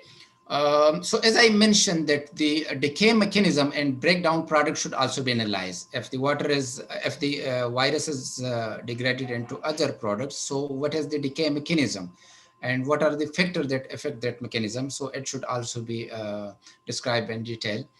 Another important thing is the water-based epidemiology and WBE. It is very important for us, especially the country that doesn't have a large facility for testing the people. This technique can be used to provide an early warning for any epidemic at the start. So what is the procedure? Basically, you will measure the viral load in the wastewater, and you can get from that viral load an idea that whether the pandemic or the number of cases in the community is increasing or decreasing.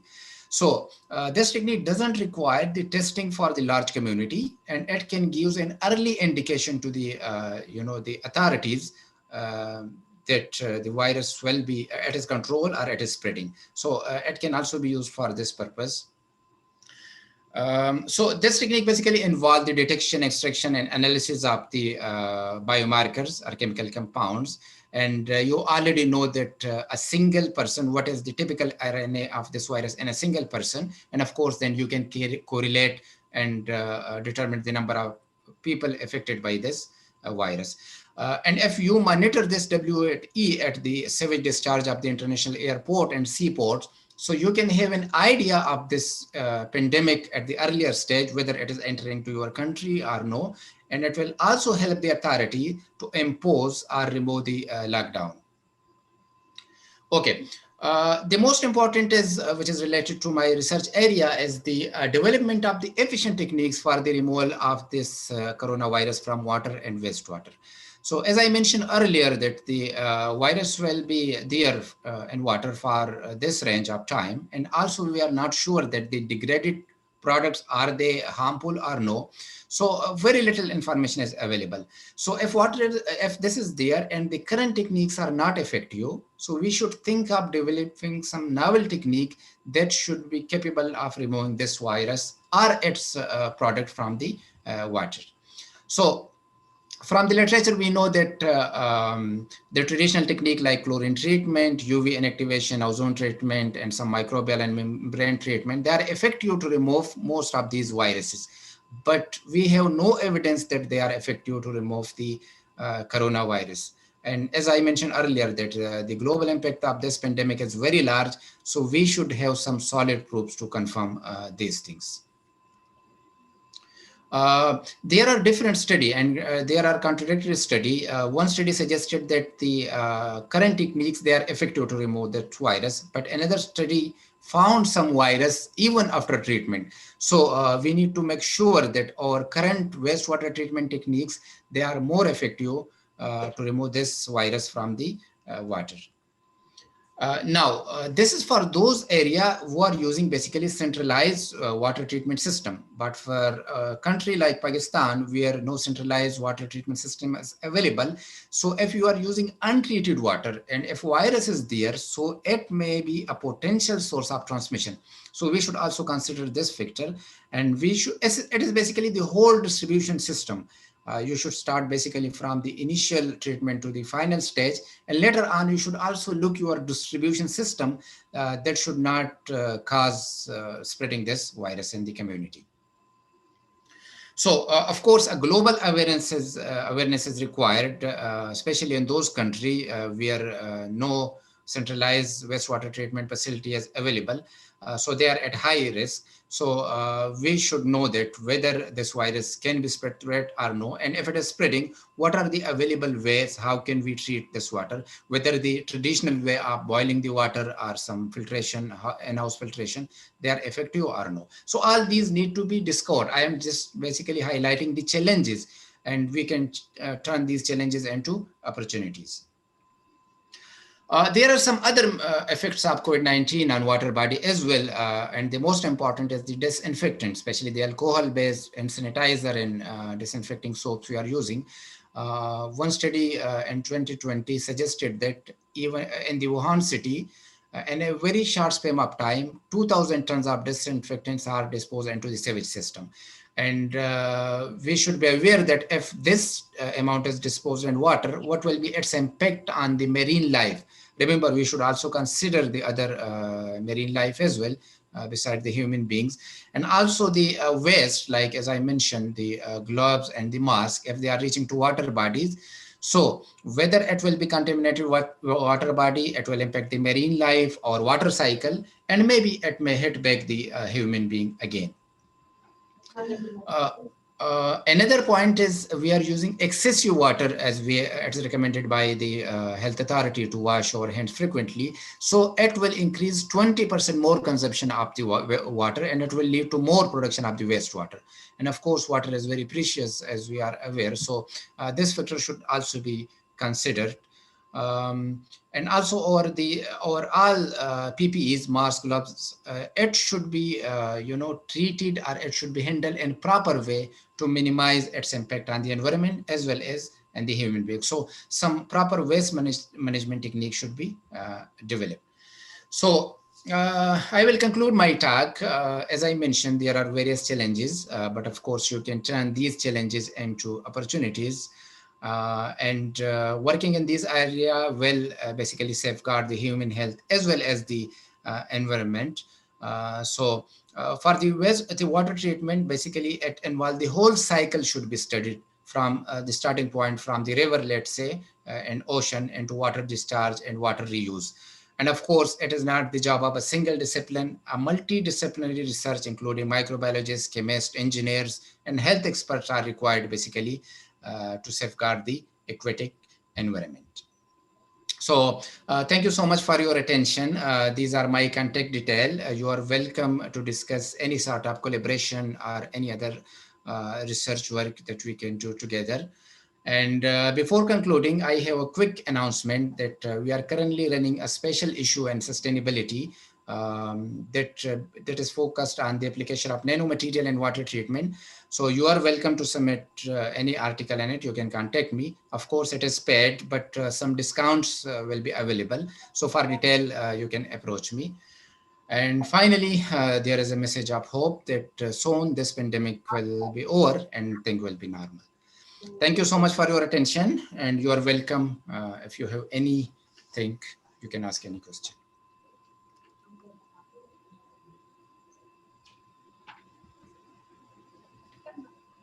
Malika, next.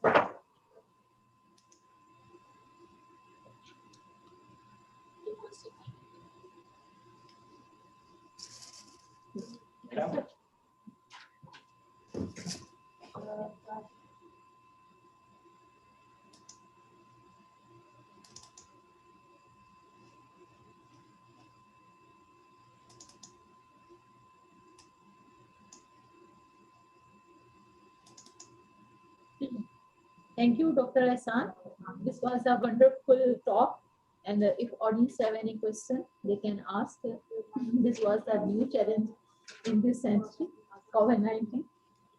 And I think that there is no question. Maybe they can later contact you. Thank you. Sure. You're welcome. Thank you, Bob. Thank you. Thanks a lot. Assalamu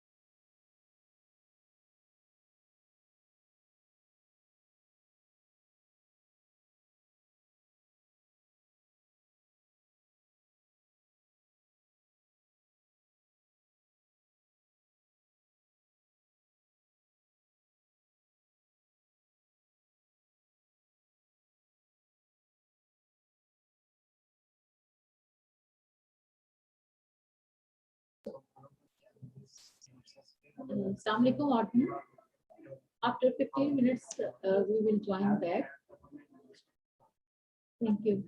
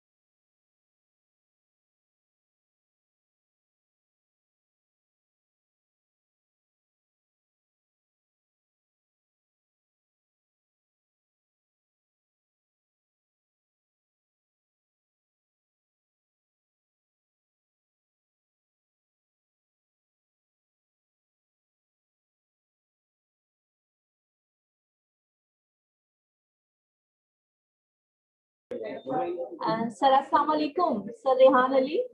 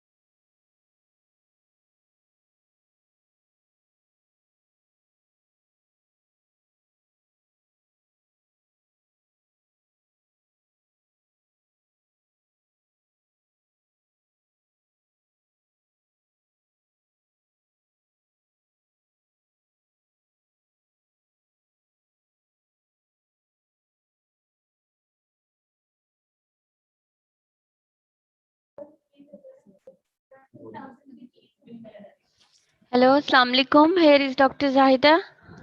Yes, please, ma'am, continue. Okay, let me share my screen first. Ma'am, it's allowed. You may share. Okay, let me share it. Okay, can you see my screen? No. Is my screen visible to you?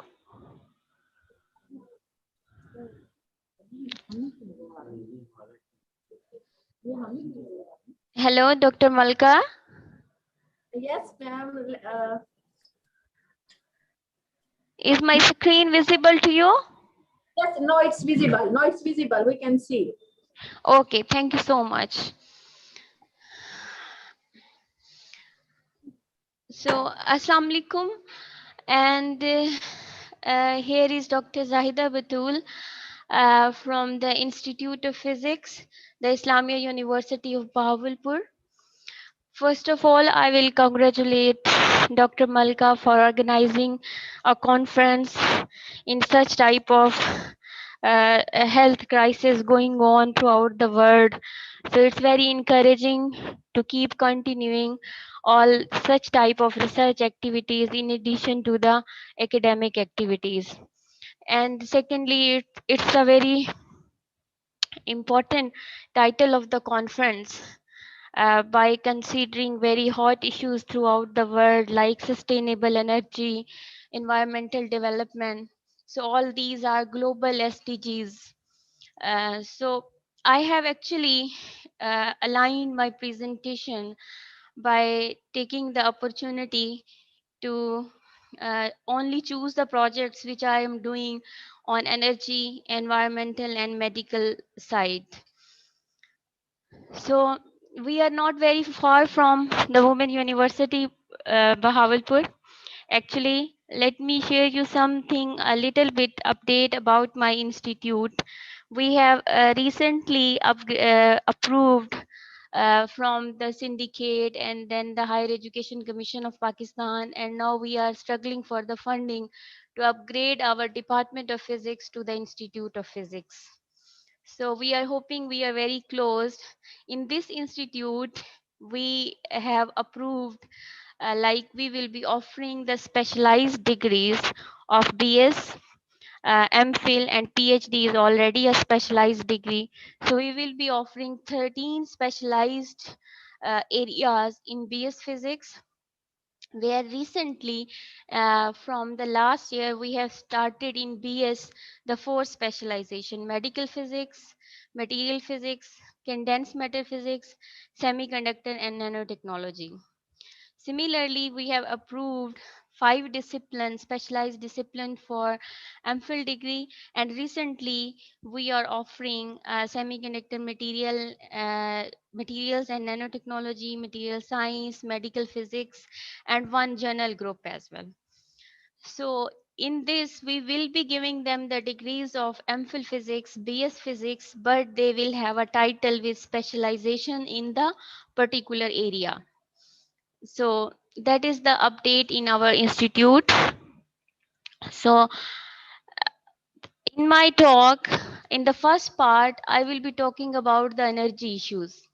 And I have done my PhD from the University of Surrey, UK. The Dr. Tariq Sajjad from the London South Bank University.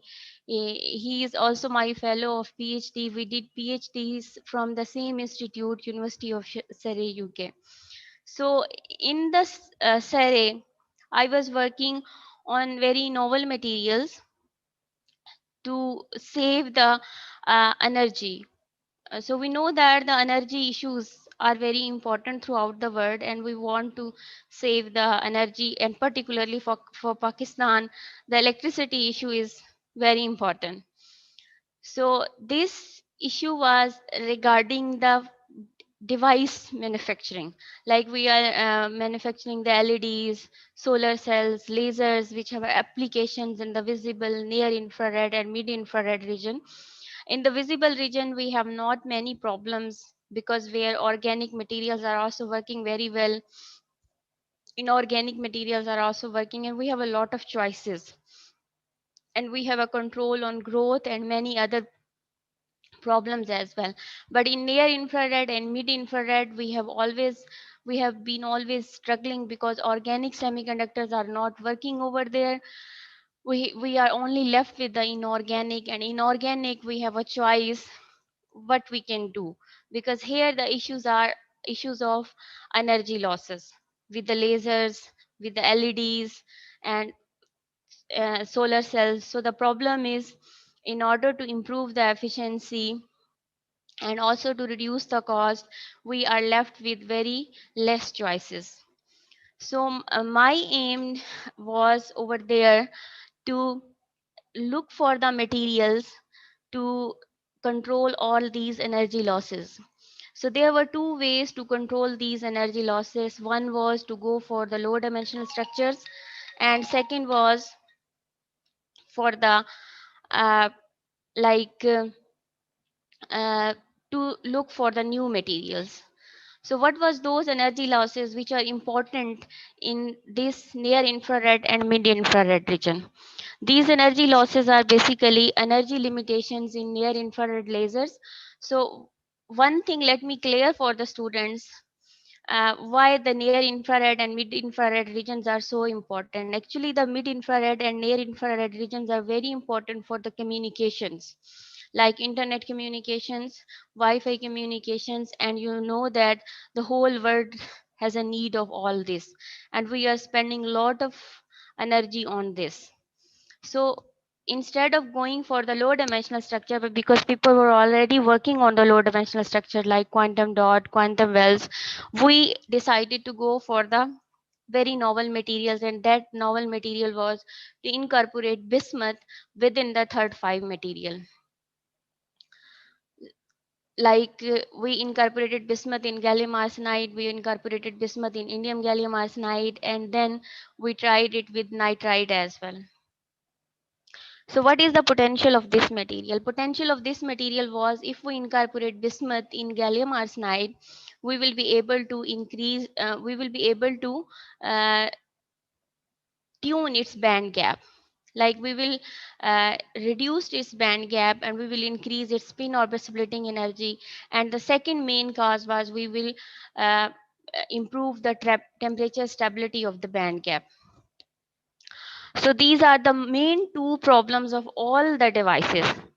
For the students, let me give you an idea, because you know that you have your laptop, it got heat up in an hour, and you can understand, you can know this can reduce the efficiency of the devices and its life as well. Similarly, you know that the internal losses due to the interband transitions are also the reason of decreasing the efficiency of the devices. So these are the two main problems. If we can overcome these problems, then definitely we can increase the efficiency. And you know that if like we have a computer lab, we have a internet communication system where we are using a big cooling unit to cool up these devices, and we are spending a lot of energy and electricity and lot of money on these cooling units. If we can reduce these losses, and similarly if we can improve the temperature stability of the devices, like if we have a laser which does not need the cooling unit, if we have a laptop where we don't need to improve the control the temperature, then definitely we will save the money, and we will save the electricity as well. So that was the main idea behind it. That is actually related with the energy. So over here, let me tell you one thing about how these losses occur. So normally we have a LED. So we have a emission of light due to the radiative recombinations. Like the if we excite the electron, what happen? It is excited to the conduction band, and when it come back and recombine with the hole, we have, so the red is electron, it's coming back to the valence band, recombining with the hole, and we are getting the energy. This is the emission of photon from the LED. Similarly, You can think for the laser, and in reverse, you can think for the solar cells as well. But this is very ideal situation. If this is happening, then it's brilliant, but it's not happening. What happens due to the band structure in the IR and mid IR region, when this electron recombine with the hole, the emitted photon is not in our use. This is used by another electron. So you can see the second electron within the conduction band will be excited. So what will happen? Just the lattice vibration, and we are end up with the heated devices. We have no photon. So another chance of these losses is that when electron recombine with the hole, so again we have no emission of photon. Our photon is used to see, again our photon is used to excite the hole towards the other valence band structure. So some students might don't know. So this is, what is this SO? This is actually spin orbit split of band. Our valence band is basically a light hole, heavy hole, and spin orbit split of band. So everyone knows that the band gap is between the conduction band and the maxima of the valence band, but there is another band which is between the maxima of the valence band and spin orbit split of band. This band is also important. So this band is actually responsible for such type of the losses. So when the band gap, this band gap, the main band gap between conduction band and the valence band become equal with this band gap, which is between spin orbit split of band and the maxima of the valence band, when these are equal, then these losses are quite high. So how we can control this structure? We can control this structure by tuning the band gap. We have one more loss, which is called intervalence band absorption, and this is how it happens. So it is like this red color is actually photon. It's coming, instead of exciting the electron, it is exciting the hole within the deep within the valence band. So there is no absorption, no excitation, no recombination, and our devices has no emission of light or absorption of light. So everything is just wasted. So in order to control these losses, we need to know the reason of these losses. I already told the reason of these losses is this spin orbit splitting, which I represented it with SO, spin orbit split of band. So how we can tune this band? So we thought if we incorporate this element, the last element within in the fifth group, if we incorporate bismuth, which was not tested very much, you might have heard about antimony, you have heard about nitrides, gallium nitride, gallium arsenide nitride, you have heard about phosphides. Gallium arsenide is very old material and established material. Antimonides are already very good in the mid infrared. So bismuth will be useful in the near infrared material between the window from 1.3 micron to 1.5 micron, which is very good for the internet communication. So incorporation of this bismuth is very challenging because you see its atomic number is very high. Bismuth will sit with the valence band, but it will do actually how it will change the band structure. So the idea was, so the bismuth energy levels will push the valence band up. In that way, this band gap will be reduced, and due to the movement of the valence band maxima upward, this band gap, spin orbit splitting band gap, will become larger. So in that way, the same photon will not be useful for both type of transitions. So the emitted photon will be saved. That was the idea, to reduce the losses, non-radiative losses. So for that, these are some results. We checked those results, and luckily we have seen that we were able to tune the band gap structure for ternary bismuth alloys as well as quaternary bismuth alloys. And the results you see in the graph, these are actually the experimental results from the ternary bismuth alloys and the quaternary. Ternary bismuth alloys were made by MBE, molecular beam epitaxy, gallium bismuth arsenide on gallium arsenide, and indium gallium bismuth arsenide on indium phosphide. And these were very initial results and encouraging results. We were able to increase the spin orbit splitting. This blue line is for the spin orbit splitting band, and the red line was for the band gap. So we were able to reduce the band gap and increase the spin orbit splitting energy, and this was useful to reduce the losses. What are the losses? These are intervalence band absorption losses, CHS losses, which I already told you. So this loss is actually happening when EG is equal to delta SO. But if you see this animation, when this spin orbit split of band and the valence band separation is increased, there is no more intervalence band absorption and CHS absorption happening. So that was the actually the successful results from these materials. These materials, indium gallium bismuth arsenide material, were prepared at the University of Delaware by molecular beam epitaxy. These are its conditions.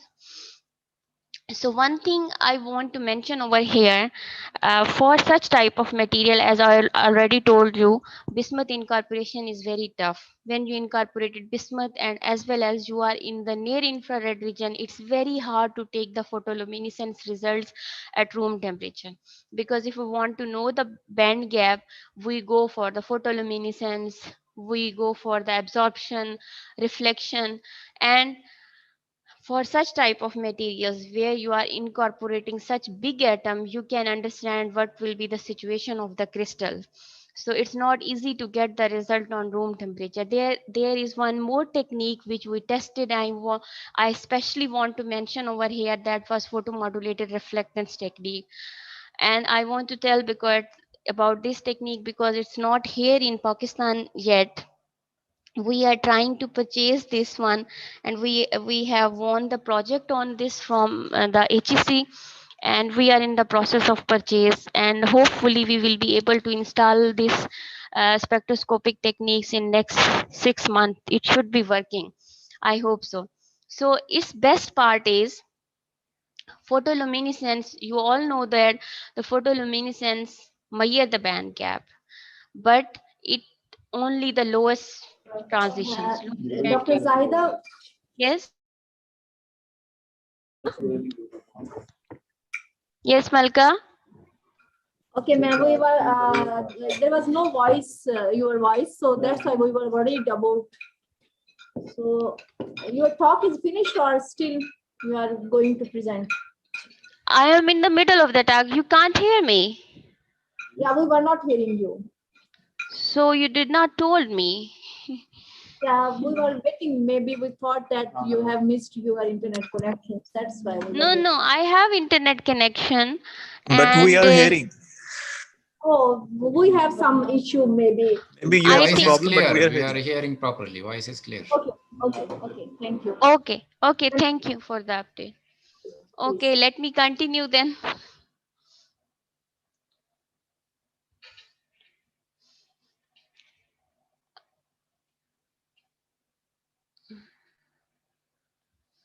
Okay, just a minute.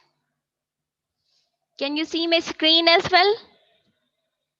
Yes, we can see your screen. Okay, just a minute.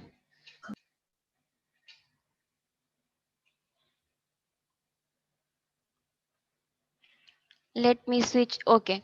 So I was talking about the photomodulated reflectance technique.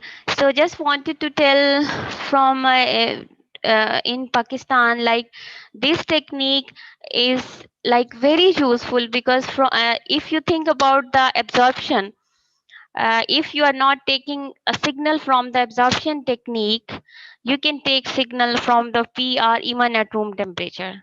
For these sample, I had a problem like absorption was not working, PL was working only at low temperature, but the photomodulated reflectance technique was working.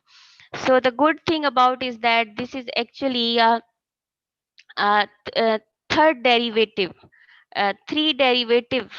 It will give you a signal after taking the 3-time derivative of the signal.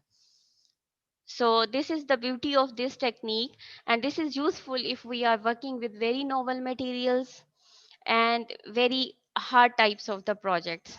And the good thing about this is it can also look for other transitions as well. Instead of only the band gap transitions, I was able to see the transition from this SO band to the conduction band as well. So you can see I have seen only the results from, if you see this green peak, this is from the PL. I was only able to see the band gap transition. But if you see the red peak, this one, there are 3 peaks. I saw the signal from the band gap of the epi layer, band gap of the substrate, and I was also able to see the transition from the SO band to the conduction band. So that is the beauty of this technique. You can go from layer to layer. You can go from interface to interface throughout the structures. So that's why I was mentioning this technique. This technique is not available in the compact form, just like we have FTIR, UV visible spectroscopy, and compact PL setups. These setups, wherever these are present, these are customized setups, and we are also trying to build a customized setup. In these techniques, we will be using the 2 sources, laser and the light source, ordinary light source, at the same spot on the sample. So they will be modulating at the same time the internal electric field of the system, and that's why we are able to probe the samples so deeply. So these are some of the results of this technique which I have used for these samples at room temperature, and it has given all the detailed electronic band gap structure of this material, which is shown in the graph over here. So by concluding these results, I can tell you, like we tried PL, photoluminescence, we tried absorption, we tried photomodulated reflectance for various types of samples, but PL and photoluminescence and absorption works for few samples, but photomodulated reflectance continue working even for very high concentration of bismuth, 5% bismuth. And we have successfully seen, like, we have engineered its band structure, and our results were in good agreement with the theoretical modeling, which is shown in the dotted line.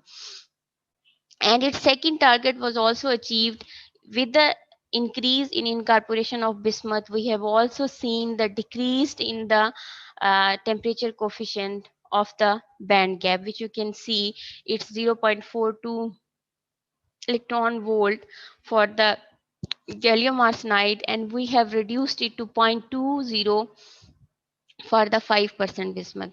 So this is about the project which is on the bismuth alloys.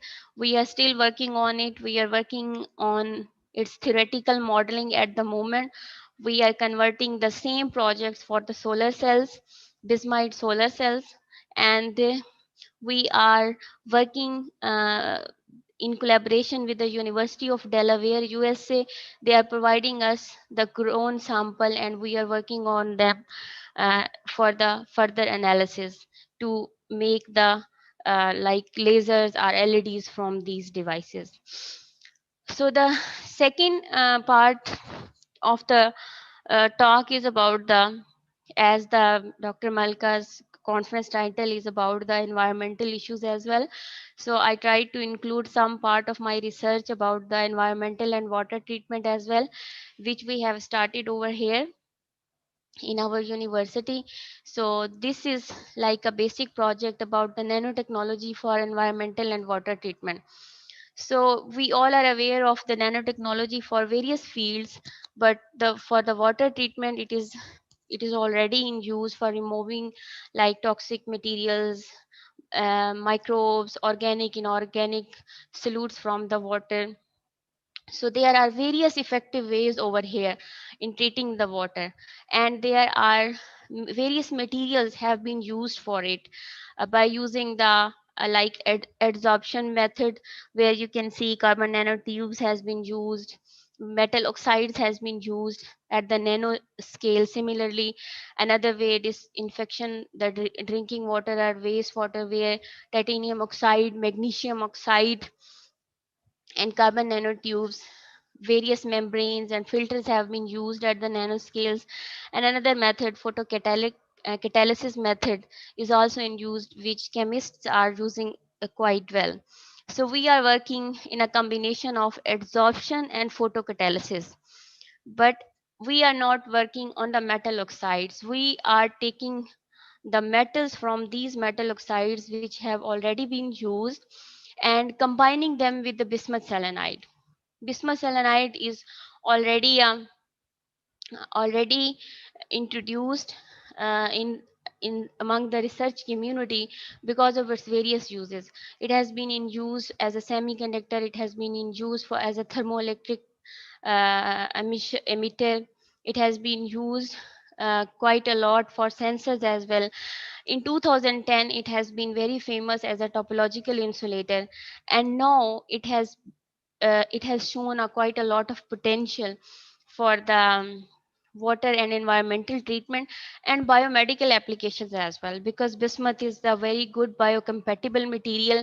It is already used in medicines. Selenium is already used for biomedical field. So bismuth selenide, as it's very you can say it's a rising star at the moment as a topological insulator. Its applications in superconductors, its application for water environmental treatment, and similarly for biomedical field as well.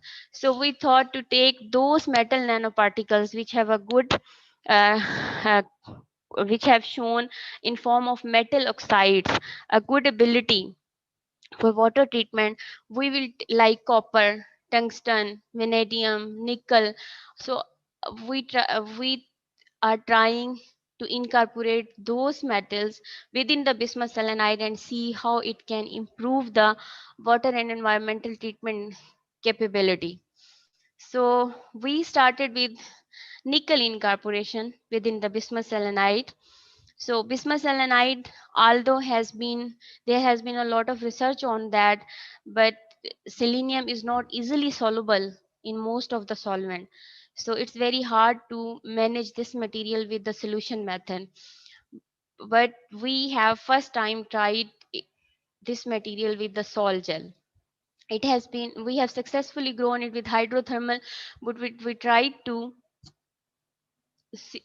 synchronize its growth with the sol gel method by doing various changes.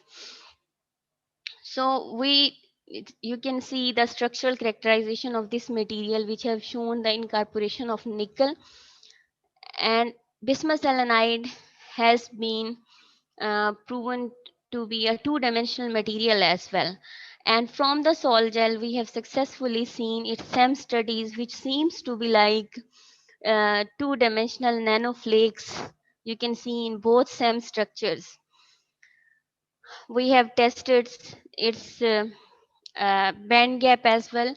Normally, the band gap of bismuth selenide is in mid-infrared region, but due to its growth on the nano size and then the nickel incorporation, we have successfully made its band gap around like 2.5 electron volt to 3 electron volt. These are our some initial tests about the dye adsorption activity for the dye removal. So we have seen very potential results by increasing the nickel incorporation, and these results are for the rhodamine B. As we increase the nickel incorporation, we have seen the degradation rate was increasing.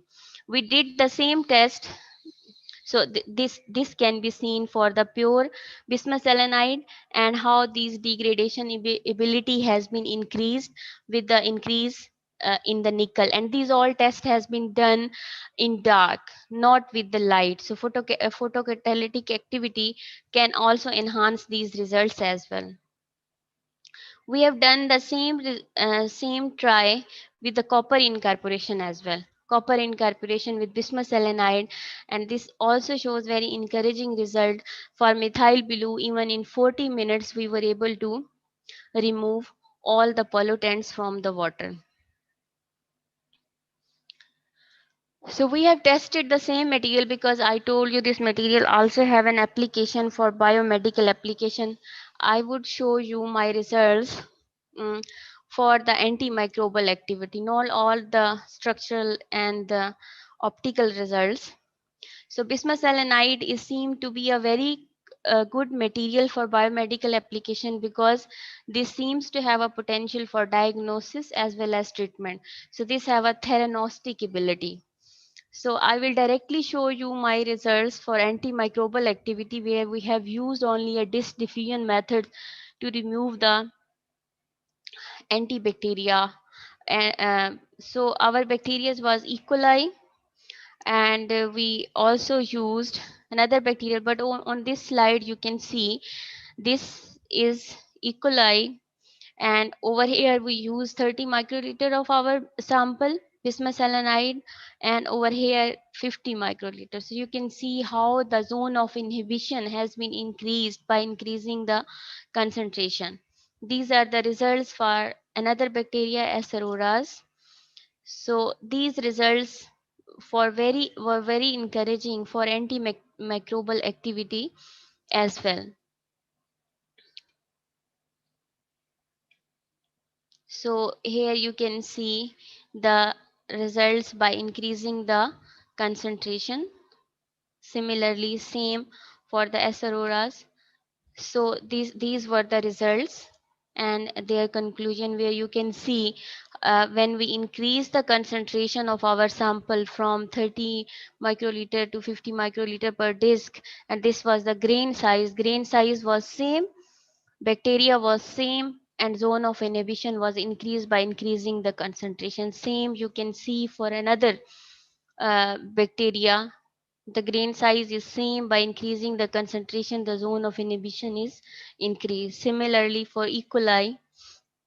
So this is actually the potential of this material as a theranostic agent. So I have shown you its antimicrobial activity, which can be you can test this for the various types of microbes within the water environment. Similarly, you can test it for anti-cancer as well. So these are its potential, bismuth-selenide potential as a pure bismuth-selenide, as well as with the various metal incorporated in them. So that's all. Thank you so much.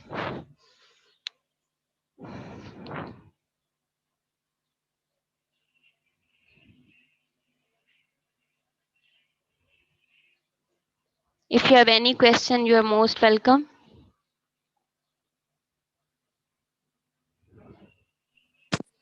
Thank you, ma'am, for your interesting talk. I'm interested in the first part of your talk, and because I'm doing modeling and simulation of gallium nitride LEDs, right? Because the most of the problem in our field, like 3 nitride semiconductors, that is latest mismatch, right? Yes.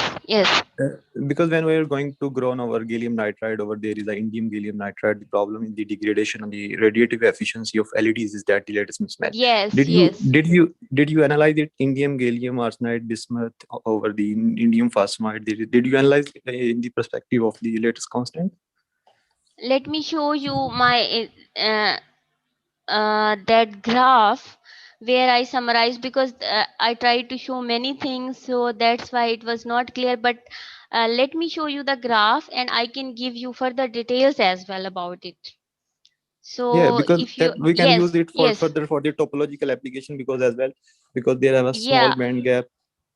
Yes, if you see this, can you see this graph over here, where over there these are the dotted lines? Yeah. So you can see this has been controlled. The strain in this material has been controlled by varying the percentage of indium as well. We were not only incorporating the bismuth percentage. On x-axis you can see what's happening. A bismuth is, there is variation in bismuth, then you see there are various dotted lines. Yeah. Okay, the red lines are various dotted lines for the band gap where we are varying the indium incorporation. Yeah, Okay, because it made yeah, like sorry, is a yeah, quaternary material, right? yes, So this is a quaternary material. Yes. Right. So the latest constant of this quaternary material, whenever you use is 20, 40 or any percentage, its latest latest constant is matched with indium phosphide or not? You can see, look over here, when they have fixed the indium between 40% and 53%. So right. over here, they were able to make the maximum lattice match. It's not exactly lattice match, but the maximum lattice match was when indium concentration was between 40% and 53%. Between 20% and from 20 to 40%, there was quite a lot of mismatch. And I can told you there is a paper on it where we have done only the theoretical calculations. There is no experimental results. So where we have tried to show how strain will be controlled by like varying the percentage of indium. So I have told you my email address. If you just give me just send me a email, I will send you that paper. So all right. yes, so we have we have done the same strain calculations for ternary alloys as well. Let me show you one more graph. Because in this material, because you see bismuth is quite a big atom, so we have a problem of strains. And you see over here, gallium bismuth arsenide on gallium arsenide. So we have the same trouble over here. I measured the strain experimentally, and we did it theoretically as well. So over here I have shown the reference of the paper. Okay, you can go check that paper. I have calculated deformation potential, I have calculated the strain, I have calculated the splitting. And then there is another paper that is also with it's mine as well as a theoretician. Okay, and we have tried to control the strain over here by theoretical calculation. It might be useful for you. Okay, I have one idea more. Like that, because of this strain or I mean latest mismatch is very harmful for the optoelectronic devices, right? Because it degrades the radiative efficiency. Because recently some of the researchers do research on 3-nitride semiconductor material for the topological application, right? Because this strain can be useful for the topological application because it low band gap, it can invert the band symmetry from the conduction band to valence band. So maybe this type of the quaternary material may be useful in future for the topological application. Yes, we went for the quaternary just for this purpose, just to control the strain. So in the start, I told you we have tested another thing as well, gallium arsenide bismuth on gallium nitride. And that was the same purpose, how we can control the strain. This paper is also published. You can check that one as well. It might be useful for you, because the theoretician in our group has tried various types of software, just only modeling, as well as they have tried the simulation, like valence band anti-cross, because you are doing nitrides. Okay, so nitrides band structure is totally based on band anti-crossing model. Okay, bismuth is doing valence band anti-crossing model, and your nitride is doing conduction band anti-crossing model. So they are doing the same thing. Nitride is sitting in conduction band and bismuth is sitting in the valence band. But so the another problem is that it is very difficult to control these composition of the quaternary or ternary material in experimental way. Yeah, you are absolutely right. That was the thing. That is the main hurdle. Still we have developed the laser with this material and LEDs below our targeted wavelength, because our targeted wavelength was the telecommunication window 1.3 micron to 1.5 micron. Exactly. And we have tested it until 1 micron yet. So that is the main. This is very challenging to grow such type of material, but we have no choice. You know that organic materials are not working in this range. In visible, we have a choice, so we are running for the organic material. But for the infrared, we have no choice. So we have to work with these inorganic materials and we have to manage them. So this is actually a challenging materials for the growers. Yes, Thank you. you're right. Thank you for your interesting talk. Thank you. Thank you very much.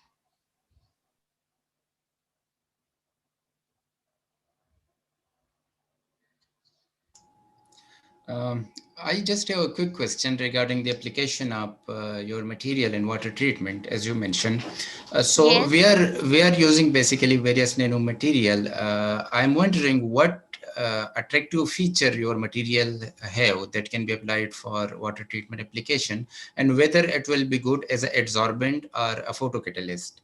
And I want to know some basic characteristic like what is the surface area and the charge, because it will also depend what type of material you are removing, what type of pollutant you are removing, and the metal and the anion or Yes. cation. So can you comment on this? Let me ask just a quick thing. Which materials you are using already? I have worked on the carbon nanotubes. I have worked on the MXenes, activated carbon, and even some layer double hydroxide. Biochar currently we are working. Yes, yes, that's good. Actually, when I started, I just took it as an adsorbent. I was not taking it as a photocatalytic agent because bismuth selenide itself, without like metal incorporation, I have started later on. But before it, when you test simply a bismuth selenide, it's a good adsorbent. Like it can absorb the dyes.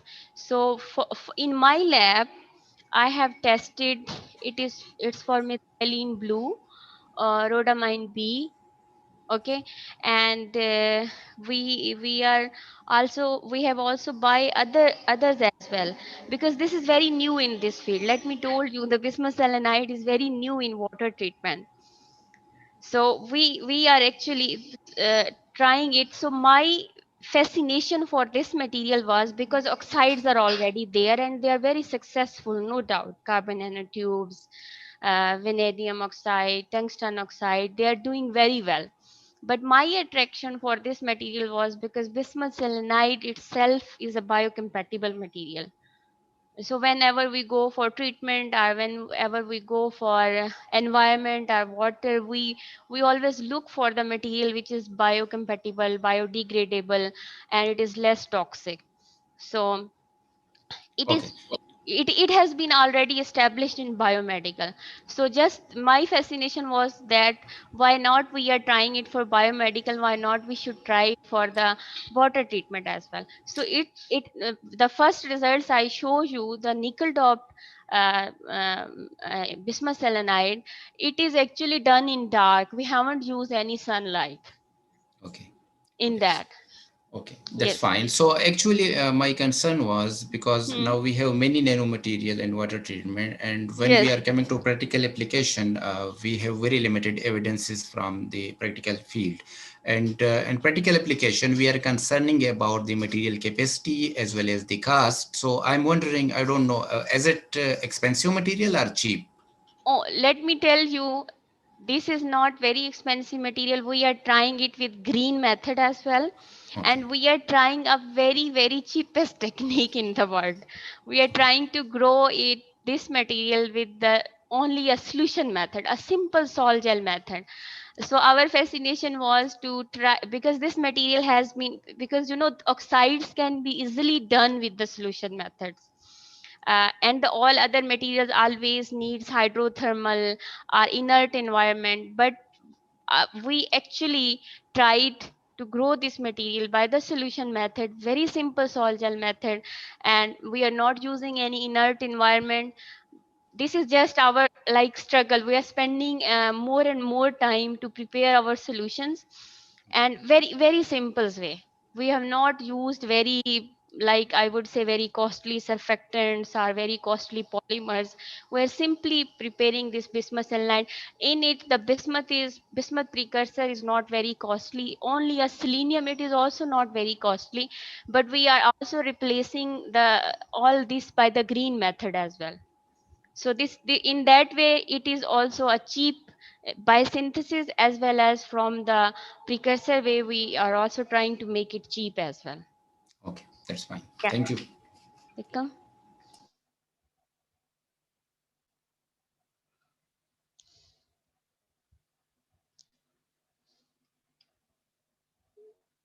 So any other question, Dr. Malka?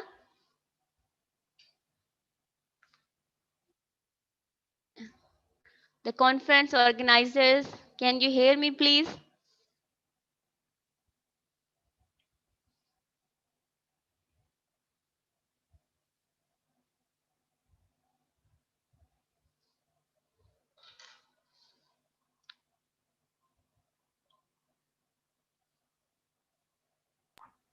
Sorry, Dr. Saiba, we have some technical problem, so I could not reply you. Dr. Saiba, thank you so much. Now we are waiting for the next speaker, Dr. Okay, Syed. Dr. Malka. Okay, Thank Dr. you, Malka. Dr. Thank you so much. It was a very nice experience. Thank you so much. Dr. Saiba. Okay. Dr. Syed Rehan Ali. Sir, are you there? Oh, screen problem.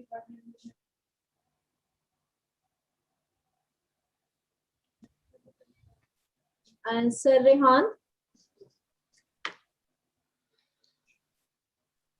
Ji, hello. Assalamu alaikum. Walaikum assalam. Sir, welcome. Thank you very much. So can I start? Yes, sir, please. Okay. Assalamu alaikum, everyone who is listening me and watching me. I am Syed Rehan Ali from Aligarh Institute of Technology, Karachi. I would like first to congratulate all of you for holding a great conference in such situations of Corona. So it's wonderful to arrange an international conference on this hot topic. Actually, I am here in Aligarh Institute of Technology, and we are actually a technological institutes, and we are offering here different technologies. So actually today's my talk is just about one of my students who is actually working on alternate energy successfully. So I would like to share with some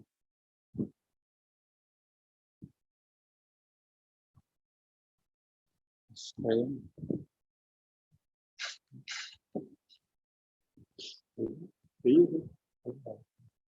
I think yes. So have you seen this screen?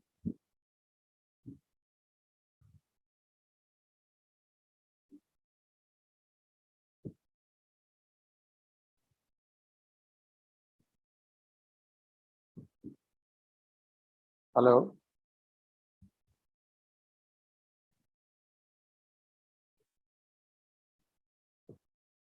Ji sir. Screen show हो रही है madam? Yes, sir, हो रही है. Okay. Thank you.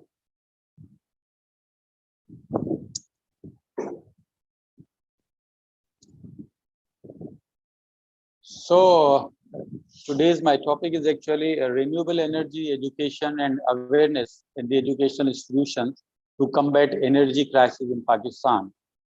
So as we have a great potential in Pakistan, so we need in our educational institutions to give the students awareness about this renewable energy and its importance. So you know, in Southern Asian region, Pakistan has most populated, one of the most populated country, and figures is shown you on the world meter, from the world meter record, and you can see that Pakistan is contributing 2.83% of the total world population, and it's ranked 5th on the list of the countries. So population density is also seen here. With this much population, so we should realize the need of energy supplies to meet its demand for maintaining economic growth.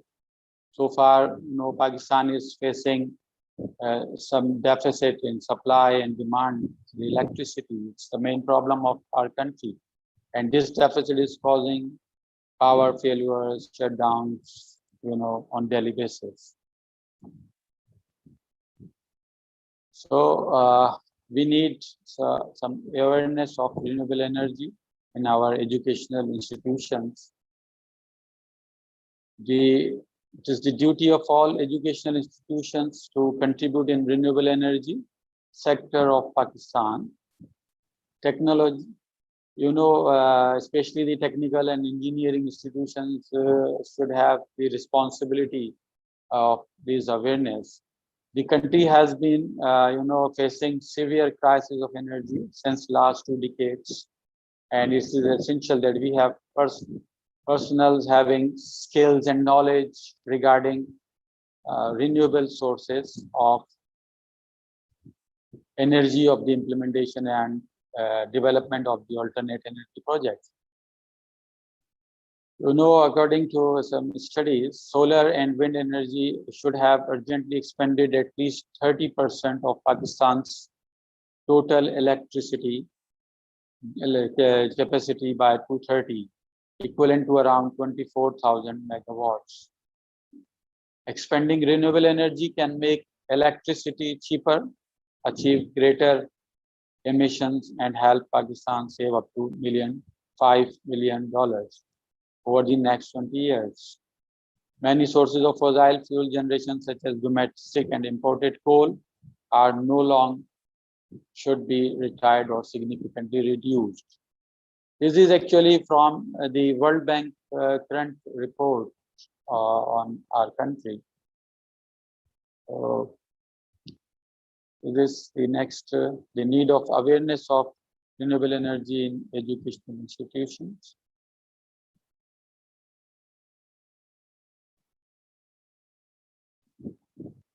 Now, the strategy at Aligarh Institute of Technology. Oh, sorry.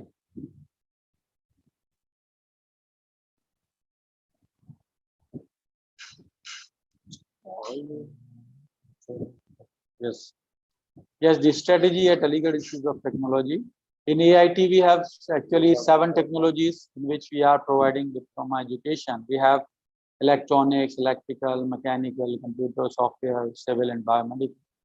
So here we have a system of education where we are trying to produce students with best skills and knowledge. We have a system of projects and then their exhibition on which the market experts have been called to judge their projects and their efforts. Many of them catch our talents and use for them and offered good offers for our students from markets due to their good projects. And we have many students who are engaged in different fields and are performing on national and international forum. One of our students named Abrez Alam, he is actually one of our shining star, you can say, who have started working on the renewable energy projects from our institutions. His initial project was of solar cooker, and now he is running his own company named Dan Engineering, where he is providing complete solutions of renewable energy. Most of the projects are on the solar energy, basically. So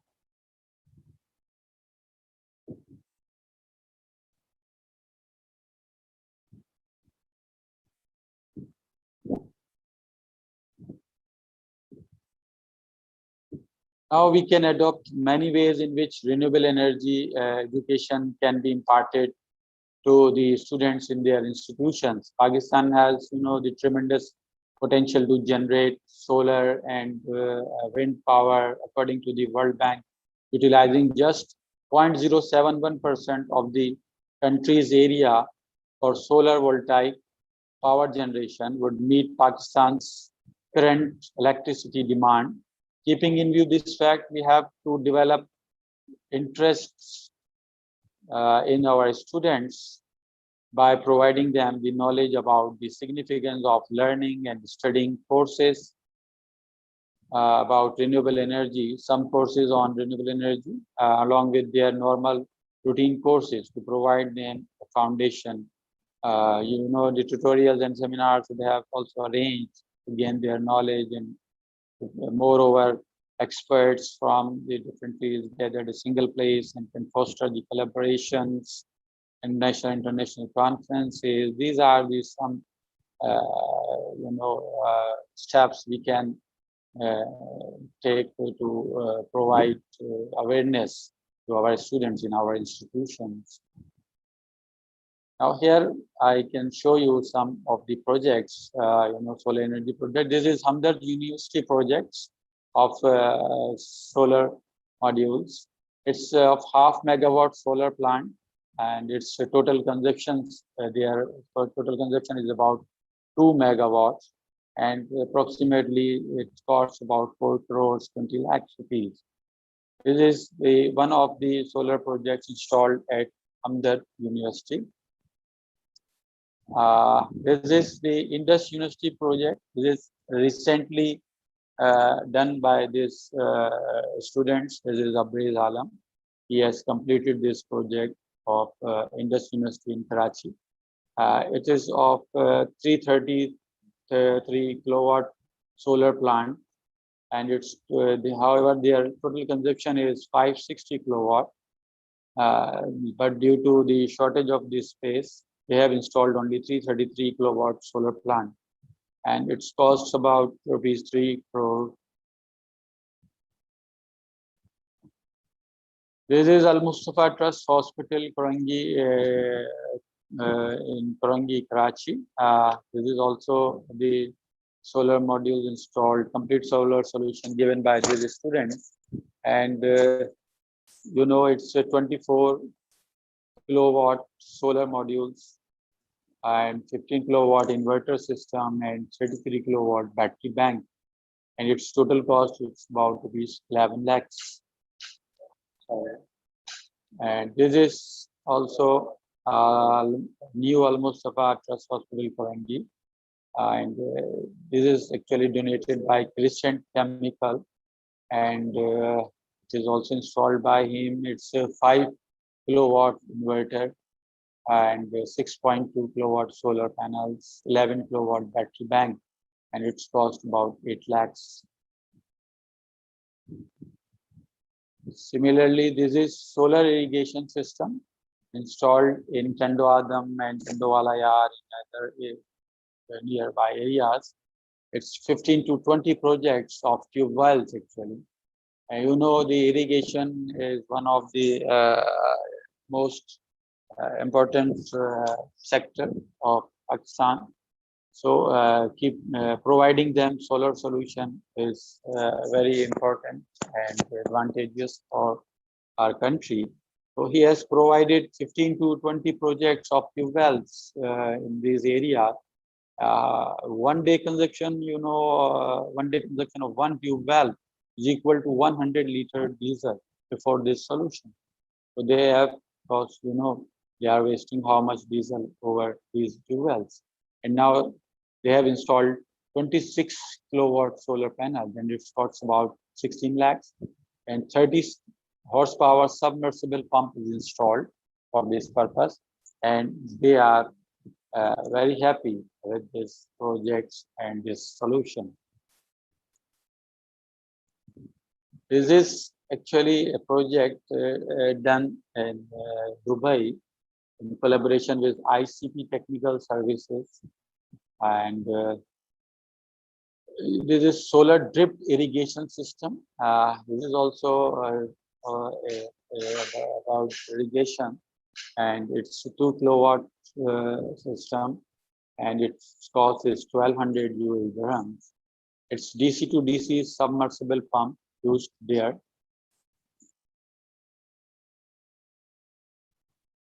And this is very important project.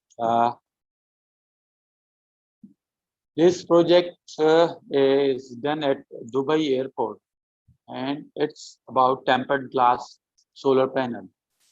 The advantage of this type of glass is that you can use this direct sunlight which is exposed in offices, and which reduce the need of extra lights and extra electricity, and moreover, it has solar panel on it, which is producing energy on the same time. So a dual purpose solar, this glass is for dual purpose, and it's called tempered glass solar panel. It has solar panel as well as the direct exposing of the sunlight, which reducing your need of extra lights. So it is very important in in coming days, you can see the offices, the buildings would use this type of glasses to get advantage of this solar energy as a renewable energy, and this will really change the lives.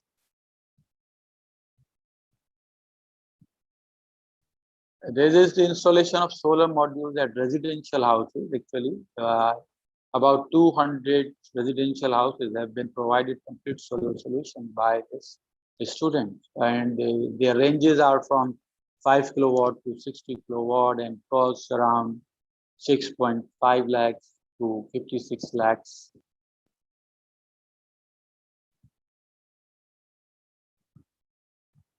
This is actually cost and return of investment.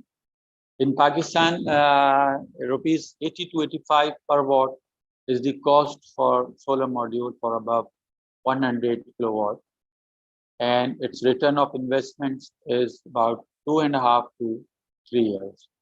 So its ROI is 2.5 to 3 years. So you can see that you will return what you have cost in just 2.5 years. So very feasible and clean energy provided by these solar projects. This is also a solar energy projects. There are actually on-grid and off-grid tie systems. In on-grid systems, we have synchronizes with grid in this type, and excess energy returned to grid in daytime.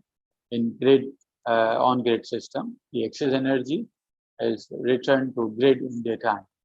However, in off-grid system installed in areas where load shedding issues or the security areas or sophisticated areas like hospitals.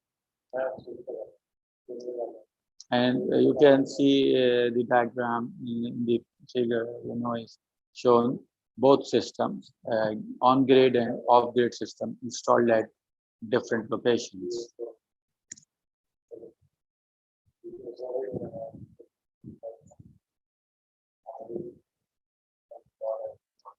This is also a solar.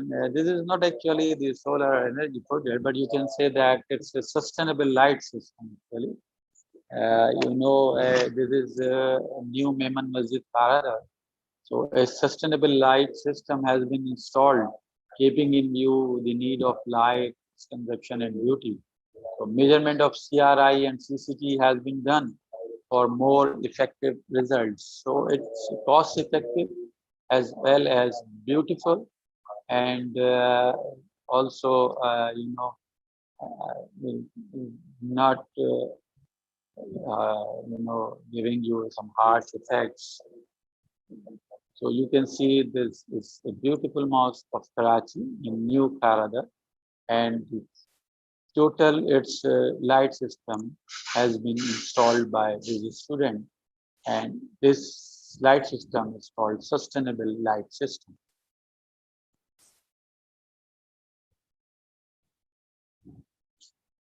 This is solar lighting system. You can see the many projects of Government of Sindh and Government of Punjab are in progress for converting road lights and street lights on complete solar systems.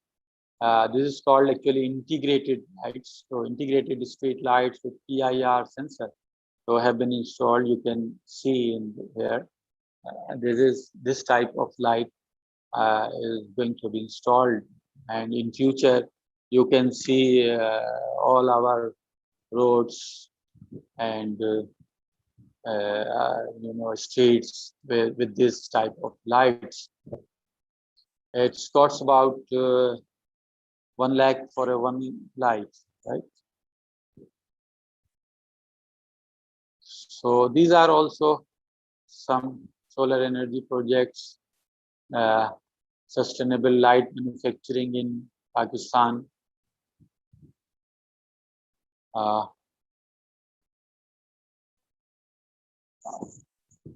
Thank you very much. This is actually all about this students' efforts who has done his diploma from our institute, that is Aligarh Institute of Technology. And if someone wants to contact, he or she can contact him for any type of support or installation or anywhere.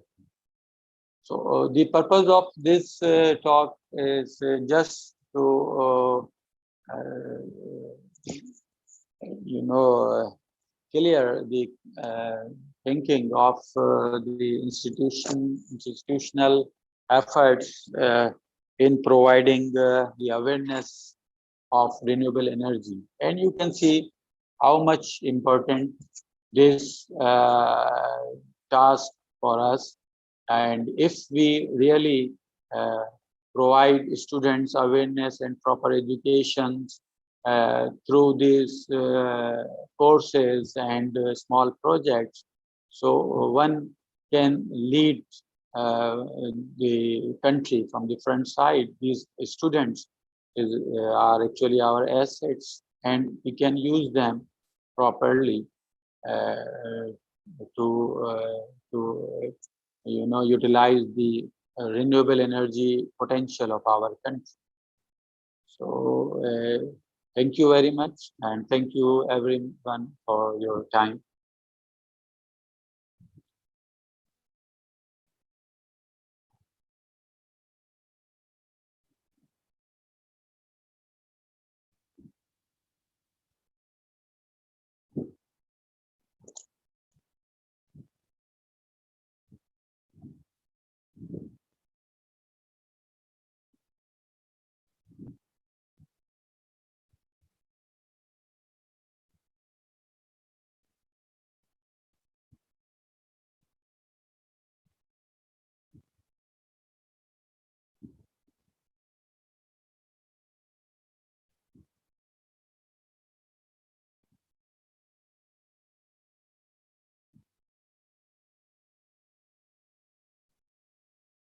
If anybody has any question or want to know some technical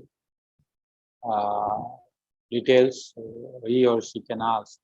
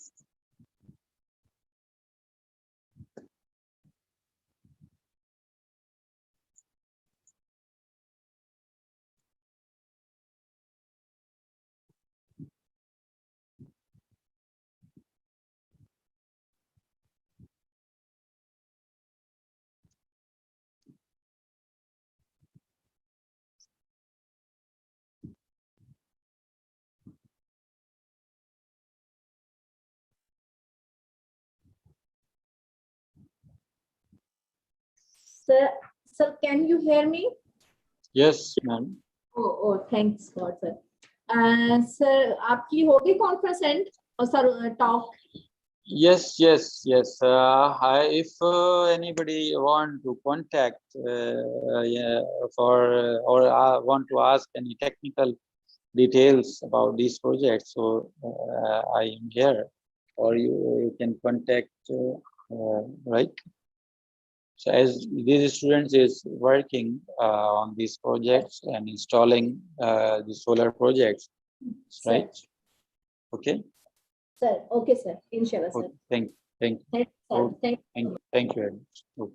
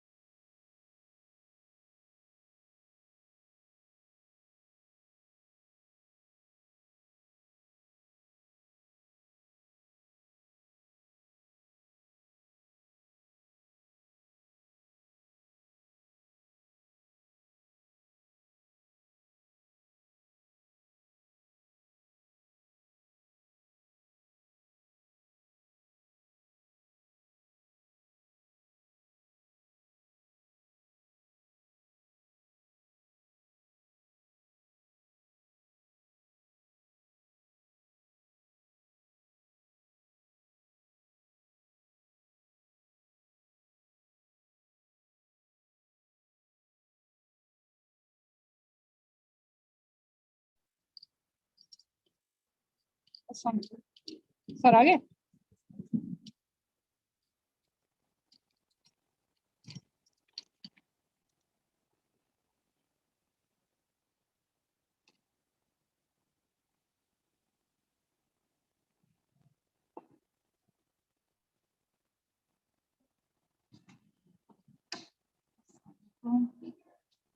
कैसे हैं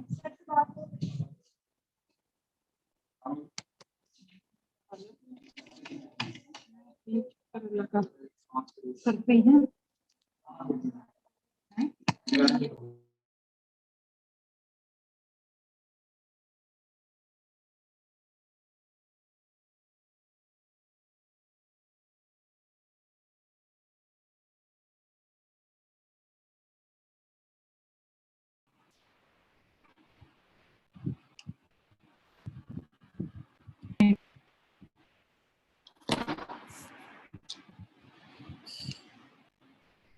Assalamu alaikum, Dr. Saab.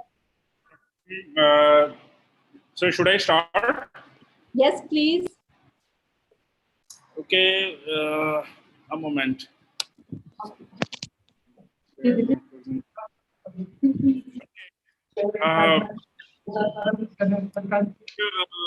This is Adnan Ali. I'm working as associate professor at the Department of Government College, University of Faisal. And before starting to my presentation, I would like to congratulate Dr. Malika Rani for organizing this conference. And as usual, she has been organizing these conferences every year. It's a big contribution in the region, and especially to the South Punjab region as well, and to the students and the faculty over there. She's a source of inspiration for all the faculty over there and to the students as well. And because he is actively organizing these conferences, bringing all the scientists and academic people onto a platform to share the ideas and to collaborate.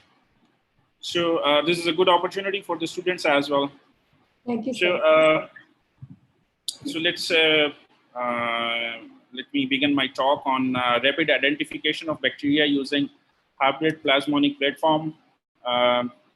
This is SERS, Surface Enhanced Raman Spectroscopy. This is my talk, and these are the contents. NBRC actually is a Nanomaterials and Biosensing Research Center, and have a brief introduction about NBRC, then before moving on to my presentation. In NBRC, we are actually working on the biosensing aspect of materials. So in general, we can divide it into two research directions, material science and biosensing. In biosensing, we are performing antibacterial activities and surface enhanced Raman spectroscopy, where we are identifying the pathogens like viruses, fungus, bacteria. And in material science aspects, we are growing the thermoelectric materials and then characterizing those materials using our thermoelectric system. And the other one is a solar cell device fabrication. These are our team members with Dr. Nasser Amin is our group leader here, then Dr. Khalid Mahmood, myself, and Dr. Kashif, Dr. Salma, and Dr. Sophia Akbar. These are the research grants that we have recently obtained in the last 3 years. And the recent grant is Dr. Sophia Akbar. She was my PhD student, and I'm the co-PI in her project. This is around 100 million PKR in Pakistan rupees. This funding is from British Council. This project is on the solar cell device fabrication on its anti-reflection coatings. So these are our recent publications for the last 2 years, 2019 and 20. And some of our systems that are available to all the participants. Our systems are mostly custom made, and they are available to any student or any faculty who is in need or who wants to perform these experiments. They are most welcome to either they can come here or they can send the samples for the characterization facilities that are coming in the next slides. The thermal evaporators and high vacuum thermal evaporators with the diffusion pumps, CVD systems. Then we have these different muffle furnaces with gas flows. They can go up to 1200, 1400 centigrade, and then 1600 centigrades. You can use these furnaces. And this is our biosensing lab section. We actually worked on the tuberculosis bacteria and then drug-resistant tuberculosis bacteria in this lab. This is all sealed. This is our micro Raman PL system with 2 lasers, 633 nanometers and 785 nanometers, which is the IR laser. So specifically, these lasers are for the biosensing purposes to detect the pathogens. This is our scanning electron microscopy setup. It is only the, it's only SEM. There is no EDX in this, which is the energy dispersive X-ray spectroscopy. It's not in this system. So that's limited. This is the XRD system. It's also available as well in our lab. This is our CBEC system to measure the thermal conductivity, and then photocatalysis setup, which is homemade, and LIBS. And that's a brief introduction about our nanomaterials and biosensing research center with all these characterization techniques. All these instruments that I have mentioned, they all in operational, in working condition. I mean, it's not like that they are under repair. It's none of them, these equipments is not in needs any repairing. They are functional, and anybody needs that, they can access. They can have the access, or they can grow the samples. They can do the experimentation here. They can do the characterization. So this is the brief layout about the Raman spectrometer, how we get the spectra using this 633 nanometer laser or 785 nanometer laser. And though there are multiple lasers available in the Raman system, depending on the application, either we are going to use, we are going to work on the wide bandgap semiconductor materials or narrow bandgap semiconductor materials, or if we are working on some biological molecules or pathogens. So in that case, we need to use red lasers generally because of its wavelength, or you can use the infrared laser for this purpose. So Raman spectroscopy can be performed in 3 different modes. one mode is the normal Raman spectroscopy. So second one is the surface enhanced Raman spectroscopy. My focus is on surface enhanced Raman spectroscopy. The third one is chip enhanced Raman spectroscopy. And all these aspects of Raman spectroscopy, they give you different spectra. So when we perform surface enhanced Raman spectroscopy, what is the need of that SIRS, if we call it SIRS? NLH is a molecule that needs to be probed or to be studied. If we look at the signal that is, we can see from the laser light, it is falling on the annulate, and then we see Raman scattering and Rayleigh scattering. So Raman scattering signal is, if I can try to point out with my mouse, let me do some annotation.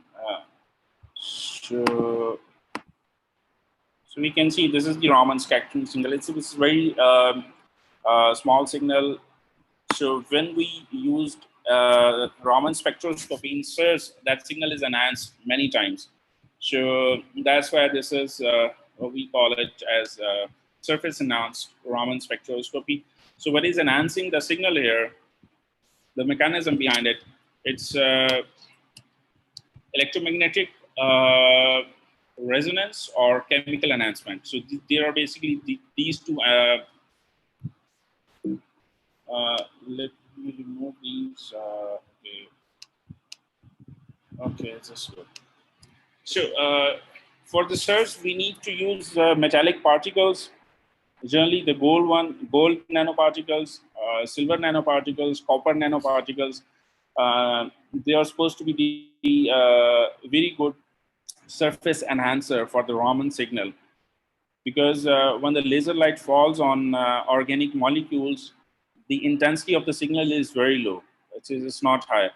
So if that organic molecule is in close vicinity of gold nanoparticle or silver nanoparticle or copper nanoparticle, the close vicinity of this nanoparticle with the organic molecule, and when the laser light falls on this organic molecule, so there is a strong electromagnetic enhancement.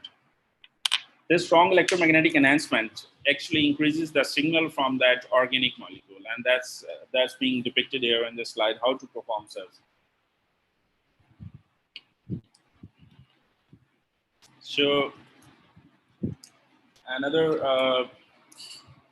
a figure to explain how electromagnetic resonance occurs in the vicinity of metallic nanoparticles because of the abundance of the electrons. That oscillation occurs, increasing the signal in SIRS.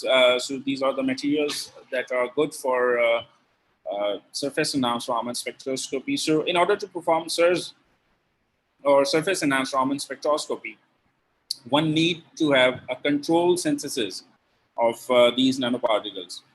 Either we can make nanoparticles or we can do the structuring of the surfaces.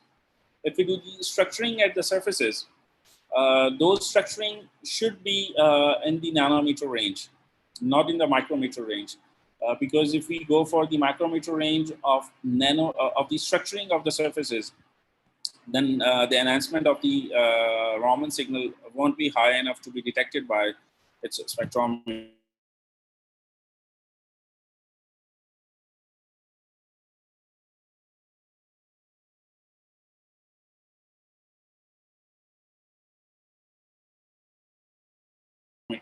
Growing the nanoparticles. Two common approaches: bottom-up and top-down approaches. Where the bottom-up is to grow the molecules from the metallic precursors, and top-down is we start from a bulk material, then do some lithography approaches, or we can do the anodization, performing the making the surface porous. So we both are, techniques are good to perform the SIRS, surface enhanced Raman spectroscopy. However, there is more control in the top-down approach as compared to the bottom-up approach. But the downside of bottom-up approach is it's not precise, but it's cheap one. Whereas the downside of top-down approach is it's expensive, but it's more precise. We in our lab we have used this SIRS, or we can use it another name. It's Hybrid Plasmonic Platform, HPP. We use that platform with our collaborator from University of California, Los Angeles. That was our project here, and funded by the government of. It was part US funding from the United States. So our collaborator actually performed that lithography setups to perform the to make the gold nanoparticles on the surfaces, and then there was a layer transfer of graphene on those gold nanoparticles. So the purpose is to enhance the signal further, because if we use gold nanoparticles only, the signal is still enhanced, but the transfer of graphene onto the gold nanoparticles, it enhances the signals further. And we can easily detect the presence of bacteria or some other molecules. So this is one of the SEM images that are taken in our lab here. And we can see these tiny pyramids. It's very, very tiny, and these are regularly placed. And this is the SIRS substrate that we have used in our study to, this is the SIRS substrate that we have used here, and these are the drops. And these are the drops containing tuberculosis bacteria. And we get the samples from pathology lab from Lahore. That's Allama Iqbal Medical College. Their pathology department provided us with the bacteria. Professor Dr. Fawzia, she is the head of the pathology department over there, helped us in getting this tuberculosis bacteria to run this project to detect these the signal from these from the cell wall of the tuberculosis bacteria and its multiple drug-resistant strain as well. And these are some other alternate materials that we have grown by using the bottom-up approach. These are the tin selenide using the hydrothermal method that's also used in our lab. And another material that we have investigated in our lab is the molybdenum selenide using the hydrothermal method, because it's a very cheap method to do these. And then we perform the surface functionalization of these materials, and some of the representative spectra of the surface enhanced Raman spectroscopy signals using ZTOs, zinc tin oxide, and we can see we are looking at the multiple peaks that are appearing in that SIRS spectra at 700 centigrade sample and 600 and 800 zinc tin oxide SIRS substrates, and some good signal have been obtained using E. coli bacteria. And the other material that we have investigated so far is the zinc germanium oxide to study its potential as SIRS substrate or hybrid plasmonic platform. And so far, it also gives us some good results as well. And however, these are there's some details about the pathogens that we can study, but SIRS is not limited to fungus, bacteria, or viruses. We can do any kind of biological investigation using SIRS. So I know this is it's more a biology than physics, but we did all that in our lab, learning these techniques, how to perform these culturing and then staining procedures of the bacteria and some of the growth medium. So this is interesting part is that we did this mapping section, and the mapping actually is necessary when we are doing the SIRS because the laser spot is around 1 micron, and the size of the bacteria in the length is only 3 to 5 micrometer for the E. coli and 3 micrometer for the tuberculosis bacteria, where the diameter of the bacteria is a half micron for the tuberculosis. So mapping is necessary if because we cannot see the bacteria through the microscope, so need to perform that mapping, where on the left side we can see some very good signal that we obtained in the mapping, and these are some of our results on multiple drug-resistant tuberculosis and simple mycobacterium tuberculosis bacteria, and finally but afterwards from the mapping data, we need to apply principal component analysis that gives us what kind of strains of the same bacteria that can be present in the sample. And that's all with the introduction of our center and the biosensing aspects that we are working and using these materials to investigate the potential. Thank you.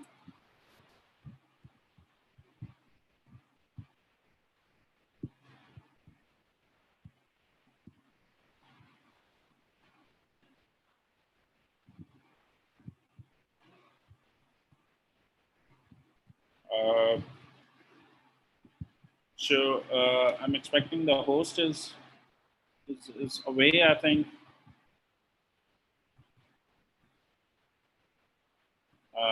Dr. Malika, are you there?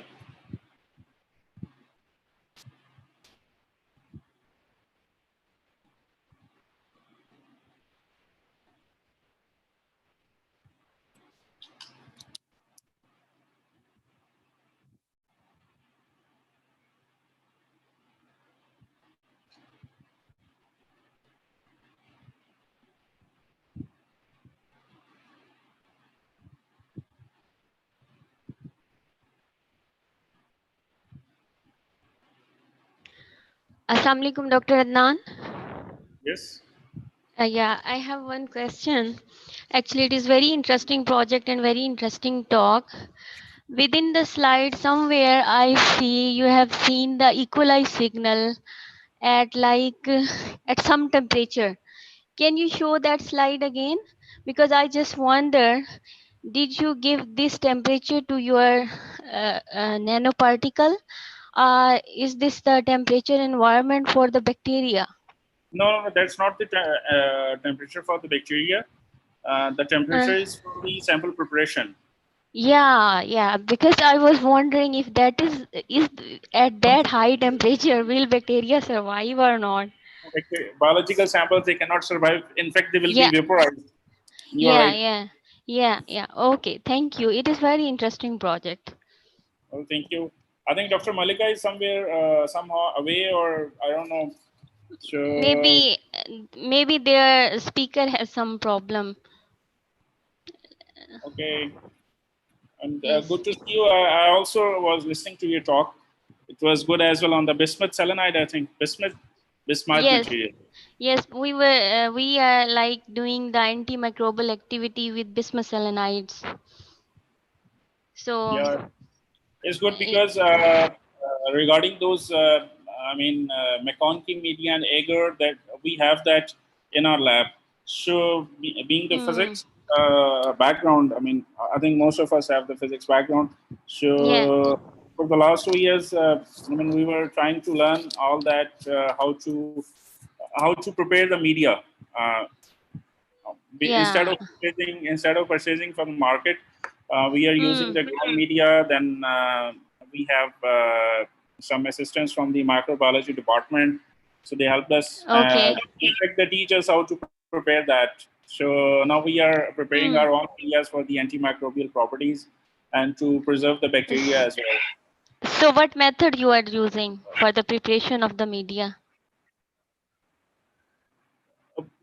Generally, the media has some specific ingredients regarding starch, some other proteins, and glucose. So we boil that, and then we use a sterilizer. It's in the microbiology department. So we go there, and then We use that, and after I think 1 hour, we let it cool down, and then pour that into the petri dishes, and then put it into the refrigerator. So afterwards, we use those. Yeah, so that's brilliant. I have used the normalized. We can provide those petri dishes if anybody needs those. We can prepare that for people if they need that. Oh, that's brilliant. So I was just wondering, can we link this with your surface enhanced Raman spectroscopy if we want to like enhance this project, like this microbial activities? Yes. So I was thinking how we can link this. It's like that. We will use that nanoparticles that you have. Either we can make a palette of that material, and then generally we make a solution of containing bacteria, and then we go for the staining. In the staining, we look at the concentration of the bacteria in our sample. If the concentration is good enough, and in the staining means we have to follow that procedure. Let me show you in my slide because I quickly go through those slides. This staining procedure and this diagram. I mean, I think it's available on your screen. So under the microscope, we see if there are if there are a lot of bacteria here, then it means it's a good sample. Then we take 1 microliter or 1.5 microliter drop of this solution containing bacteria, and then we put that drop onto the substrates, and those substrates, they either have nanostructures on its surface, or we can use the pellets, and then put the drop, let it dry, and then take that sample under the laser of our Raman spectrometer, and then we perform the mapping. And the mapping, when the laser hits on the bacteria, it's we get a number of peaks because it's a structure in the cell wall of the bacteria. So we get a lot of vibrational modes from these pathogens. And the second thing is that we don't know if there are different strains in that sample that we put on the substrate. There are more than 2 or 3 strains of the bacteria. We have to perform the principal component analysis, which is a statistical procedure on the mapping data of Raman. That helps us to identify if there are more than 2 strains, 3 strains, or 4 strains present in the same solution of the bacteria. Otherwise, in the staining, we don't know if there are different strains of bacteria. I mean, E. coli has different strains. There are other, like tuberculosis, have different strains. For example, if a bacteria becomes resistant to some antibiotic, so it means that it has a different strain. That's interesting. But we can identify that using component analysis. Then I have a lot of nanoparticles, so which have shown the antibacterial activity. So we will collaborate, inshallah.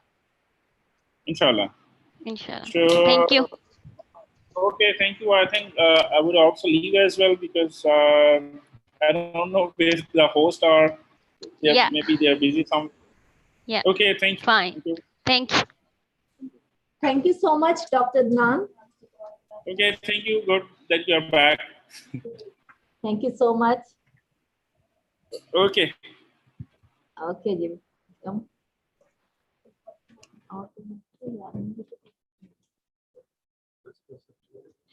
Dr. Saab, Dr. Ehsan.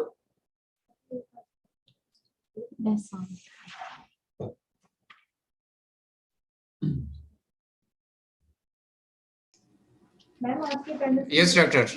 Dr. Saab, please share some concluding remarks about this conference in form of video, if you can, please. Okay.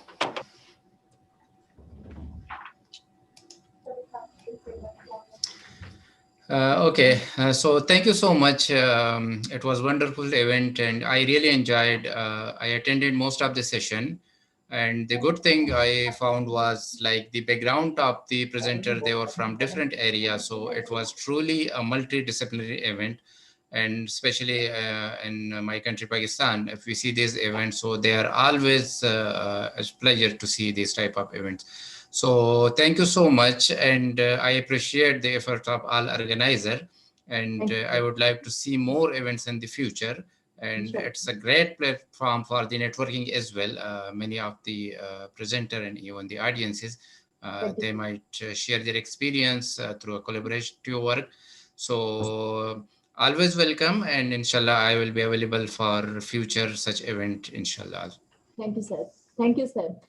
Sir, it was our 4th international conference, and we are planning to organize a workshop, training sessions for the regarding the equipment, scientific equipment. So we will visit different research labs, and so you may also join us if you have a research lab, and you can train our students, especially our MPhil and PhD researchers. As you know that HEC is going to start MS leading to PhD program directly. After BS, there would be a direct MS and PhD program. So we are interested that we should train our MPhil and PhD students or scientific equipment trainings.